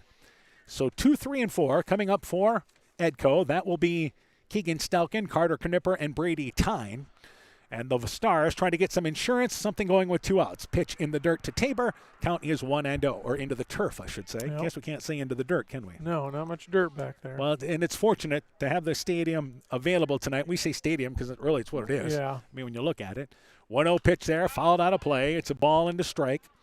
But the only area they had to worry about was the mound, and I don't know if they were late getting the tarp on, or maybe, I don't know if there's a hole in the hard to tarp, say. but they were able to put some diamond dry on that, and otherwise, again, with field turf everywhere, in good shape. Big swooping cut by Raber. Count is a ball and 2 strikes now here. Yeah, the mound's held up well all night as well. And they got there in plenty of time to fix things, and again, that's what you're talking about, not hosting, and then you get everybody to come here and help out. 1-2 pitch outside. The count is 2 balls and 2 strikes. So now you just wonder, why are we not playing here more in the tournament? More of these stadiums, the better. 2 balls and 2 strikes. 2-2 pitch there. Curveball just misses inside. 3 balls and 2 strikes. Full count now here. Were we at Solon last year? That was a really nice stadium as well. But that wasn't field turf, was it? I think that was. I think it was grass, just really well taken care of. Reaching out for his Tabor, hits a tough hop. It short hops to the third baseman. That is again Tyne, but he's able to field it, regroup, throw it across the diamond to Williams, and the Stars go down in order in the bottom of the 6th. No runs, no hits, leaving nobody. We go to the 7th. Stars 3 outs away from closing it down. Vikings try to rally 4-zip Starmont. When making up a to-do list, don't forget to include servicing your car at Edie's AC Delco Service Center in Garnavillo. Your car should have the best care, and Edie's will make sure of it. Stop in or call 964-2186 to make an appointment. Tires worn out? Well, Edie's can replace them. Need a tow? Call Edie's at 964-2186. Kay, Lynn, and Todd invite you to stop by and fill your car's tank with fuel at Edie's AC Delco Service Center in Garnavillo. Edie's open 7 a.m. Mondays through Saturdays. Stars Vikings Baseball is brought to you in part by Silver Edge Cooperative in Edgewood, Strawberry Point, and Delhi. Northeast Iowa Sub Drains in Strawberry Point. Rockwell Appliance and TV, the home of quality service with the lowest price guaranteed in Prairie du Chien, Waukon, Decorah, and Viroqua. Elkader Chiropractic Center, Dr. Jamie Hammersland. Innovative Ag Services in Elkader, Monona, and Waukon. Norby's Farm Fleet in Northeast Iowa. And Guttenberg Municipal Hospital and Clinic. Check out career opportunities at guttenberghospital.org. Top of the 7th inning, 4-0 is our score. It is Starmont in the lead. Edco will send up Keegan Stelkin, Carter Knipper, and Brady Tyne against Jaron Evans, who is in his 3rd inning of relief. As Starmont has dominated this ball game pitching-wise, we saw a 1-hitter in game number 1. We've got a combined 2-hitter going here in game number 2. Yeah, I tell you what, all 4 teams that we've seen tonight have pitched really well. We have had 2 nice high school baseball games in the tournament to watch. Well played. Haven't seen a lot of ball being kicked around. Nope, not a lot of walks. Stelkin is 0 for 2. Stelkin has been a strikeout victim twice. And here's a high fly ball to left center field. And now the center fielder calling everybody off. It's his ball. Jax Thomason makes the play. 1 pitch and 1 out here in the top of the 7th inning. Vikings down to their final 2 outs. Carter Knipper, the shortstop, is up to bat. Knipper is 0 for 2. Popped out to second and also a strikeout victim. So with a quick out in the top of the 7th inning, Evans, 2 1/3 innings, has allowed just 1 hit. Elliott Francis took him through the first 4 and allowed just 1 hit.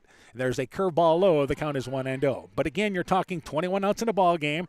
They have struck out 10. Takes care of half of it for you. That makes it easier for your defense. Yep, it does. And the first pitch was a ball. 1-0 offering there. Curveball, trying to check his swing, and I think he's going to. Oh, he did not go. I thought it was maybe a strike anyway, but they appeal it to first base. Knipper did not go, and it goes to 2-0 is now the count. It is Evans. Looks like he's going to get the opportunity to finish it off. 2-0 pitch, called strike. 2 balls and a strike is now the count. But gets in any trouble, they've got arms available. Yep, they sure do. Said it all night long. Carter Knipper Looks at the 2-1 pitch, fastball, bouncing ball, right side of the infield, and staying back on it is Francis, and almost handcuffs him. The throw to first, it is not in time. Because he backed up on the play, it'll go as an infield single for Knipper, who hustled down the line. But Francis backpedaled it there, and it kind of handcuffed him, which made the play there exceptionally close at first. Yeah, I think if he had to do that over again, he'd charge and take the short hop instead of that intermediate hop. Like you said, they kind of handcuffed him, and good hustle by Knipper to get down the line. Err on the side of being aggressive. Yep. Brady Tyne is 0 for 2. Strikeout victim lined out to left field. It goes as an infield single. They throw to first base there. I don't know if the Vikings will stay aggressive here. I would not think at this point of the ball game, you're down to your last 2 outs. I don't think you dare want to see anybody thrown out at second base, especially because it happened last inning. Right. I think you're playing station to station. Breaking ball inside. Count goes to 1-0. The Vikings have 3 wins on the season, 3-19. They have performed much better than that tonight. And here's the pitch swinging through the low pitch. There is Tyne. Count goes to a ball and a strike. Staying in this ball game for 7 innings. In the 3 ball games, the Stars just were absolutely dominant. Yeah, much better showing tonight. A ball and a strike. 1-1 offering there, and that ball lines sharply down the left field line, but foul. And we'll do it again with a ball and 2 strikes. But Starmont with their arms tonight, even though the offense not as good as it's been. And remember, this is a team that we know can put together some big innings, put the ball into play, but their pitching that they have is just going to give them a chance any night. That's the thing. If you pitch and play defense like that, it doesn't necessarily matter how good your offense is. Ball and 2 strikes is now the count. And the 1-2 offering, curveball swinging right through it is Tyne. That is the 5th strikeout recorded by Evans, and it's 2 outs now in the 7th inning. And down to their final out is the Vikings with Connor Balls up to bat, who's 0 for 2 and a strikeout victim twice. They have struck out 11 combined now. And we're talking about the arms that Starmont has, and we weren't even counting Evans to begin this game. Yeah. So, again, Vikings trailing 4-0. Connor Balls hits a fly ball down the left field line, and that ball is going to be foul, and the county is 0-1 down the left field line. So, Tuesday night, we know we're going to be at Starmont. The Stars 1 out away from advancing for a matchup with Clayton Ridge Central, as the War Eagles won our previous game tonight by a final score of 3-0, where they got an outstanding pitching effort in that ball game. So Evans works here with the count 0-1. 0-1 curveball swinging right through at his balls. Count is 0-2. Vikings down to their final out right now. Yep. And it will be Balls trying to extend things, with the runner at first base, Knipper, just playing station to station. So here is now the 1-2 pitch. Fastball swinging right through it. There is Balls. 2 Stars pitchers, Elliott Francis and Jarrett Evans, combined on the 3-hitter. They combined to strike out 12. And it is Starmont, a dominating pitching performance. They advance to face Clayton Ridge Central. Stars shut out the Vikings by a final score of 4-0. With the win, Starmont 22-9. Good effort by Edco. They close the season with a record of 3-20. When we return, game stats, coaching interviews, your post-game show is coming up. You're listening to High School Baseball from KCTN Sports. At Freedom Bank, we're proud to cheer on the hometown athletes who give it their all. You'll see us in the stands, on the sidelines, and throughout our communities, supporting the players, coaches, and families who make Northeast Iowa a great place to call home. Whether it's on the field or in your financial life, we're here to help you reach your goals. Visit us in Elkader, Monona, Postville, or Waukon and experience the difference of a 100% employee-owned community bank. Freedom Bank. We empower success. The Woodland Eye Clinic in Elkader and West Union are proud sponsors of high school sports. We are committed to bringing our patients the highest level of total eye care with detailed one-on-one attention. Our offices offer the newest technology and equipment with a professional team of experienced staff that is committed to you. Call us today for your next total field or court this season. This is Chris Holbert, General Manager of Hall Robertson Incorporated in Postville. We would like to wish the area student athletes both a safe and successful sports season. We have been a community-based company since 1864, servicing and supporting the area ag industry with products necessary for daily success. We look forward to continuing to serve and support both the ag industry and high school athletes in our surrounding communities. Thank you and good luck from the families at Hall Robertson. Hey sports fans, take a time out to call Garms Financial Services for all your insurance needs. Whether you need auto, home, farm, health, crop, or business insurance, Garms Financial Services and Grinnell Mutual has you covered. You'll receive quality protection, expert advice, and local friendly service. Owner Brian Bugenhagen, along with his staff, look forward to serving all your insurance needs. Call them today for a free competitive quote. Garms Financial Services, located in Elkader and now also in Monona, your trusted choice agency. Looking for the best suppressors with seamless service? Interested in helping protect your hearing or have questions on the NFA process? Head to Stronghold Corp, your one-stop shop for premium suppressors and unbeatable expertise. Whether you're a seasoned shooter or first-time buyer, we can get the best brands and latest models to fit your needs. Enjoy hassle-free eForms electronic fingerprint processing with our state-of-the-art Cerberus live scan system. Contact us today by heading to stronghold-corp.com for more information. Stronghold Corp, where silence meets precision. Viking Stars Baseball is brought to you in part by J&J Land Solutions in Edgewood, Rivals Inc. Custom Gears, Screen Printing, Embroidery, and online shopping at rivalsinc.com. Bruins and James Insurance, your Grinnell Mutual agent in Monona. Furniture Showcase in Allwine, lighting showroom, flooring, furniture, and window treatments. Bacon Concrete in Postville. Car Auto Group, online at karautogroup.com. The Luena Savings Bank, member FDIC. Culligan Water Conditioning in Elkader, and Myers Auto Service in Monona. Welcome back to Independence. Our final score, Starmont victorious over Edco tonight by a final score of 4-0. We're joined by Starmont coach Vinny Odeffer. Coach, first off here, this is a team built on pitching, and Elliott Francis combining with Jaron Evans in this ball game. They allowed 3 hits and struck out 12. Yeah, they did a great job. You know, the ump back there, he had a tight zone, but he was consistent with it, and they did a great job adjusting and throwing the pitches that we needed them to. So I'm really proud of both those guys. Elliott, you know, we know we can count on him. He's a leader for us, and he's always been there. And Jaron came in, and I couldn't be more proud of him. He did an awesome job throwing strikes, and he can mix it up with that curveball, and he had him off balance the whole time. And the confidence to go to Jaron there. What, his third appearance on the mound this year during the regular season? Yeah, absolutely. But, you know, he's a guy that in the winter he is there every single week. So he's someone that, you know, you can count on because of all the hard work that he puts in. And so that's why we went with him. And, you know, we couldn't be happier with his performance. And it's nice to have options, isn't it? Absolutely. You don't want to take it for granted. All right, let's talk about offensively. Got off to a good start in this ball game. You were led by Jax Thomason. Had a triple, drove in a run, also scored a run in the ball game. Yeah, Jax, we've been working with him. He's worked really hard on his swing. He's a big golfer, so he's someone that has worked really hard on his baseball swing, and it's come a long way. So I couldn't be happier for him with that great hit. And you know, he's someone that's coming around at the end of the year. So Jack Toll, one of your experienced players, had a couple of hits, drove in a run, and also scored a run. Jack, he's so consistent back there. I mean, anytime he comes up to the plate, I'm expecting the ball in play and to move those runners around, and every single time he does it. So he's a great leader for us. All right, your team always aggressive on the base paths tonight, and kind of a rarity being thrown out, as it turns out. Yeah, well, you know, they did a good job behind the plate, throwing them down to second there, and getting used to sliding here on the turf. It's a little different, but it's still something that you know, we can work on. So we want to be aggressive, and they know that. And Edco, hats off to them. They did a good job. Yeah, just in case there, a couple of guys slid by the bag, as it turns out there. So yes, quite a bit different.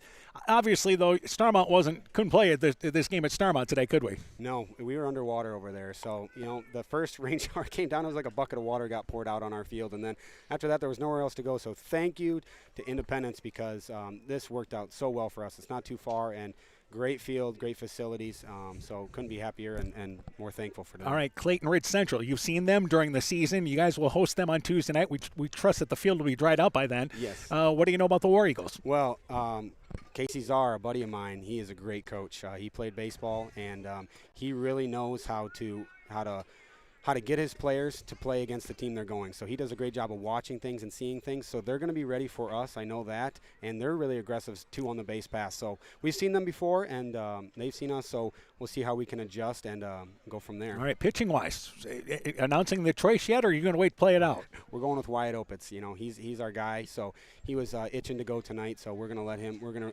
release him on Tuesday, and hopefully, you know, he can go the distance for us. So. All right, Coach. We'll talk to you before the ball game Tuesday night. Good luck to you guys. Thanks a lot. Appreciate it. Once again, Starmont baseball coach Jordan Odeffer talking things over there about his, once again, Viking program, or I should say Stars program. Sorry about that. Vinny Odeffer, by the way. I got thrown off here. We got people that are just flying around us. Let's continue the post-game show here. It looks like people trying to get out of here, and we're not quite ready yet. All right, we're joined by Edco baseball coach Aaron Hammond. Our post-game show continues. First off in this ball game, let's talk talk about the job Keegan Stelkin behind the dish. Very rarely we get to talk about the defensive players right away. Threw out 3 base runners. Well, he's been doing a great job back there all year long for us. Throwing the ball, blocking the ball, a different environment tonight because that one that got away from him, he did a great job position-wise, but he's not used to a turf bouncing true like that.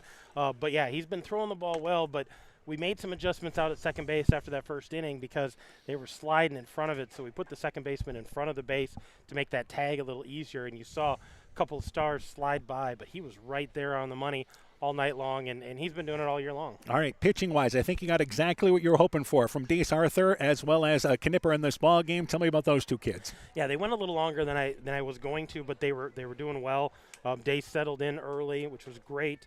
Throwing strikes and getting after it. And then when Carter came in, sometimes his first inning, he's not real settled in, but he did a nice job of settling in. Kind of kept them off balance. Both of them had a little bit of a curveball tonight to kind of keep them off balance, and that was nice to see. And, they gave us a shot. I think if you say you're going to give up 4 runs, I think we're in the ball game. So they did what they needed to do. Yeah, absolutely. Stayed in the ball game for 7 innings tonight. Colin Everett led you offensively, had a couple of hits. I know it was a tough night offensively there, but he was certainly locked in at the plate. Absolutely. We kind of challenged Colin as an 8th grader, to step it up. He got thrown into a situation when Funk got hurt. So he's been playing second base and learning on the fly. And, with the stick, I just kind of threw him at the 9 spot. Give me what you can give me. And he's had a few timely hits here as the season's gone on. So that only means good things going forward for that 8th grader and the team as a whole if he can do that. Right. Now, and also, I think defensively tonight, you only had 1 error in this ball game, making the routine plays. Yeah, making the routine plays and playing within themselves. I told the guys, give me everything that you can within your abilities. And even the one out there in center field that Kipton Knipper went for, that's a ball he thinks he can get to. I have no problem with him diving for that. Gets away from him, but it doesn't cost us a bunch of runs. Just smart play out of those 2 8th graders and actually all across the field. Guys just making the routine plays, going and catching the ball, throwing the ball across the diamond. Normally we talk about seniors when it's your last ball game of the year, but that ain't the case with you guys. I think you really feel good about the future, though. I do, and I talked to the boys about that out there. I said, this is the time of year where I have to say bye to somebody, and I said, there's nobody here I have to say goodbye to. You guys are all coming back. We're adding a few. We're going to get healthy. We've got, 4 guys that are hurt. 3 have been hurt all year long. We'll get them back. We'll be better going forward because some of these young guys had a chance to learn and to, grow a little bit. We talked about, Kipton as an 8th grader. We talked about Colin as an 8th grader. Clayton Funk pitched for us a little bit as an 8th grader. All those guys are back, plus all the juniors, everybody. We get everybody back. It's a great feeling to have, not to have to try to replace somebody. Yep, absolutely. Coach, thanks for joining us. We look forward to catching up with you. Thanks, Dan. Appreciate it. Again, Edco baseball coach Aaron Hammond talking things over about his Viking team. They drop a 4-0 decision. Quick break. Back with the game stats, and we'll wrap things up here from Independence. Starmont advances, winning 4-0. At Top Gun Customs, we know that cars are complicated. We can handle all the complex new features of any vehicle, foreign or domestic. Not only will it look like new, it'll perform like new. At Top Gun, we don't care if it's a 30-point buck or just your neighbor's cat, big or small, we like them all.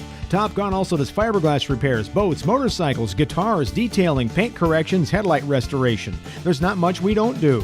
Call Bob or Nancy at Top Gun for details and to schedule your repairs today. 563-964-9899.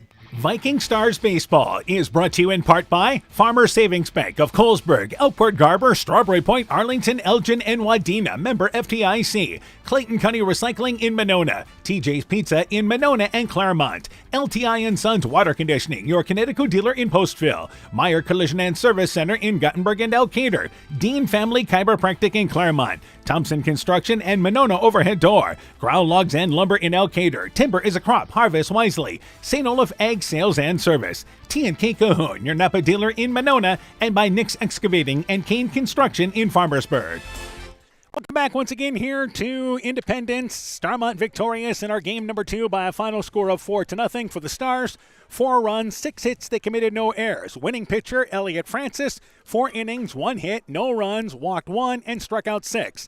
It was Jaron Evans finishing things off. He gets the save, 3 innings, 2 hits, no runs, walked nobody, and struck out 6. For the Vikings, no runs, 4 hits. They committed 1 error. Pitching-wise for them, Dace Arthur went 3 innings, 5 hits, 4 runs, walking 3, striking out 1. And then it was Carter Knipper finishing off with 3 innings of work, 1 hit, no runs, walked 2, and struck out 1. Individual totals, first off for the Stars. Hudson Popham was 0 for 2. Caden Bumgartner 1 for 2 with a run scored. Wyatt Opitz 1 for 3. Elliott Francis was 0 for 2. Jack Toll 2 for 2 in this ball game, scored a run, drove in a run. Jax Thomason was 1 for 1 rather, had a triple, scored a run, and drove in a run. Noah Gellner was 0 for 3 with an RBI. Milton Cushion was 1 for 3 with a run scored. And Tegan Raber in this ball game was actually 0 for 3 in this game. Cushion, by the way, was actually 1 for 2 with a run scored. Raber was 0 for 3. Totals for Edgewood Colesburg. It was Kipton Knipper 0 for 3. Dace Arthur 0 for 3. Keegan Stelkin also 0 for 3. Carter Knipper 1 for 3. Brady Tyne and Connor Balls were both 0 for 3. Mac Perrinjack at 0 for 2. Kalen Williams was 0 for 1. And Colin Everett was 2 for 2. The number 9 hitter had 2 of the 3 hits for the Vikings. Starmont improves to 22-9. Edco closes the season 3-20. We're joined by Coach Mike Sass. And let's first off get your thoughts on this ball game here tonight with Starmont advancing. Yeah, just, kind of what we thought. Starmont has a lot of arms, good defense, and that's what they relied on to win the game. Not great offensively tonight, but they didn't need to be because of the pitching and the defense. Yep, and Starmont advancing, and Edco, the future looks bright for them if those young kids continue to grow. Keegan Stelkin threw out 3 base runners, and for Starmont, their 2 pitchers, Francis and Evans, combined to strike out a dozen. You only got to make 9 plays behind them. Looks good for the defense. Yeah, and their defense is strong. And like you said, Edco's got a good future. They've got some good young kids that got a lot of good experience this year. They don't lose a single senior, so I'm sure Coach Hammond is excited for the future. All right, our next broadcast will be Monday on KCTN. We'll bring you the Clayton Ridge Midland game in Garnavillo, the On Deck Show at 4:30. Game time is at 5 o'clock there with the Class 1A softball tournament. Then Tuesday night we'll be at Starmont for the matchup with Starmont and Clayton Ridge Central. The War Eagles got a 1-hitter from Owen Hammersland to be victorious tonight over Keyhigh 3-0. We know that game will be played on Tuesday night. We know regardless, whoever wins that ball game will have a broadcast Saturday nights and possibly at Kalmar. Depends how things play out. But that looks like a great matchup on Tuesday night. Yeah, should be pitcher's duel, right? Should be fun. We saw four really nice pitching efforts by the teams tonight. So, yeah, I expect to see that again in the next round. All right, so we'll see you Monday night. Enjoy the 4th. Sounds good. You too. You bet. For Coach Mike Sass, I'm Dan Barnes. My thanks to Caitlin Mussman for running our studio show. For a complete recap of tonight's ball game, highlight scores, and more, go to KCTN.com, click on the Sports tab. This has been a presentation of KCTN FM 100 Sports. Choose skilled care to recover from your surgery or illness. Grace Bowman of Eitzen did, and she states, when I came into the hospital following surgery in La Crosse, the first thing I noticed was it seems like family. The whole unit was welcoming, kind, caring, and glad I was there. I felt peaceful, and with their help I knew that I would get back home again, which I did just 2 weeks later. The entire staff was encouraging and always gave the extra mile. Wherever you are, remember to ask for skilled care. Exceptional care.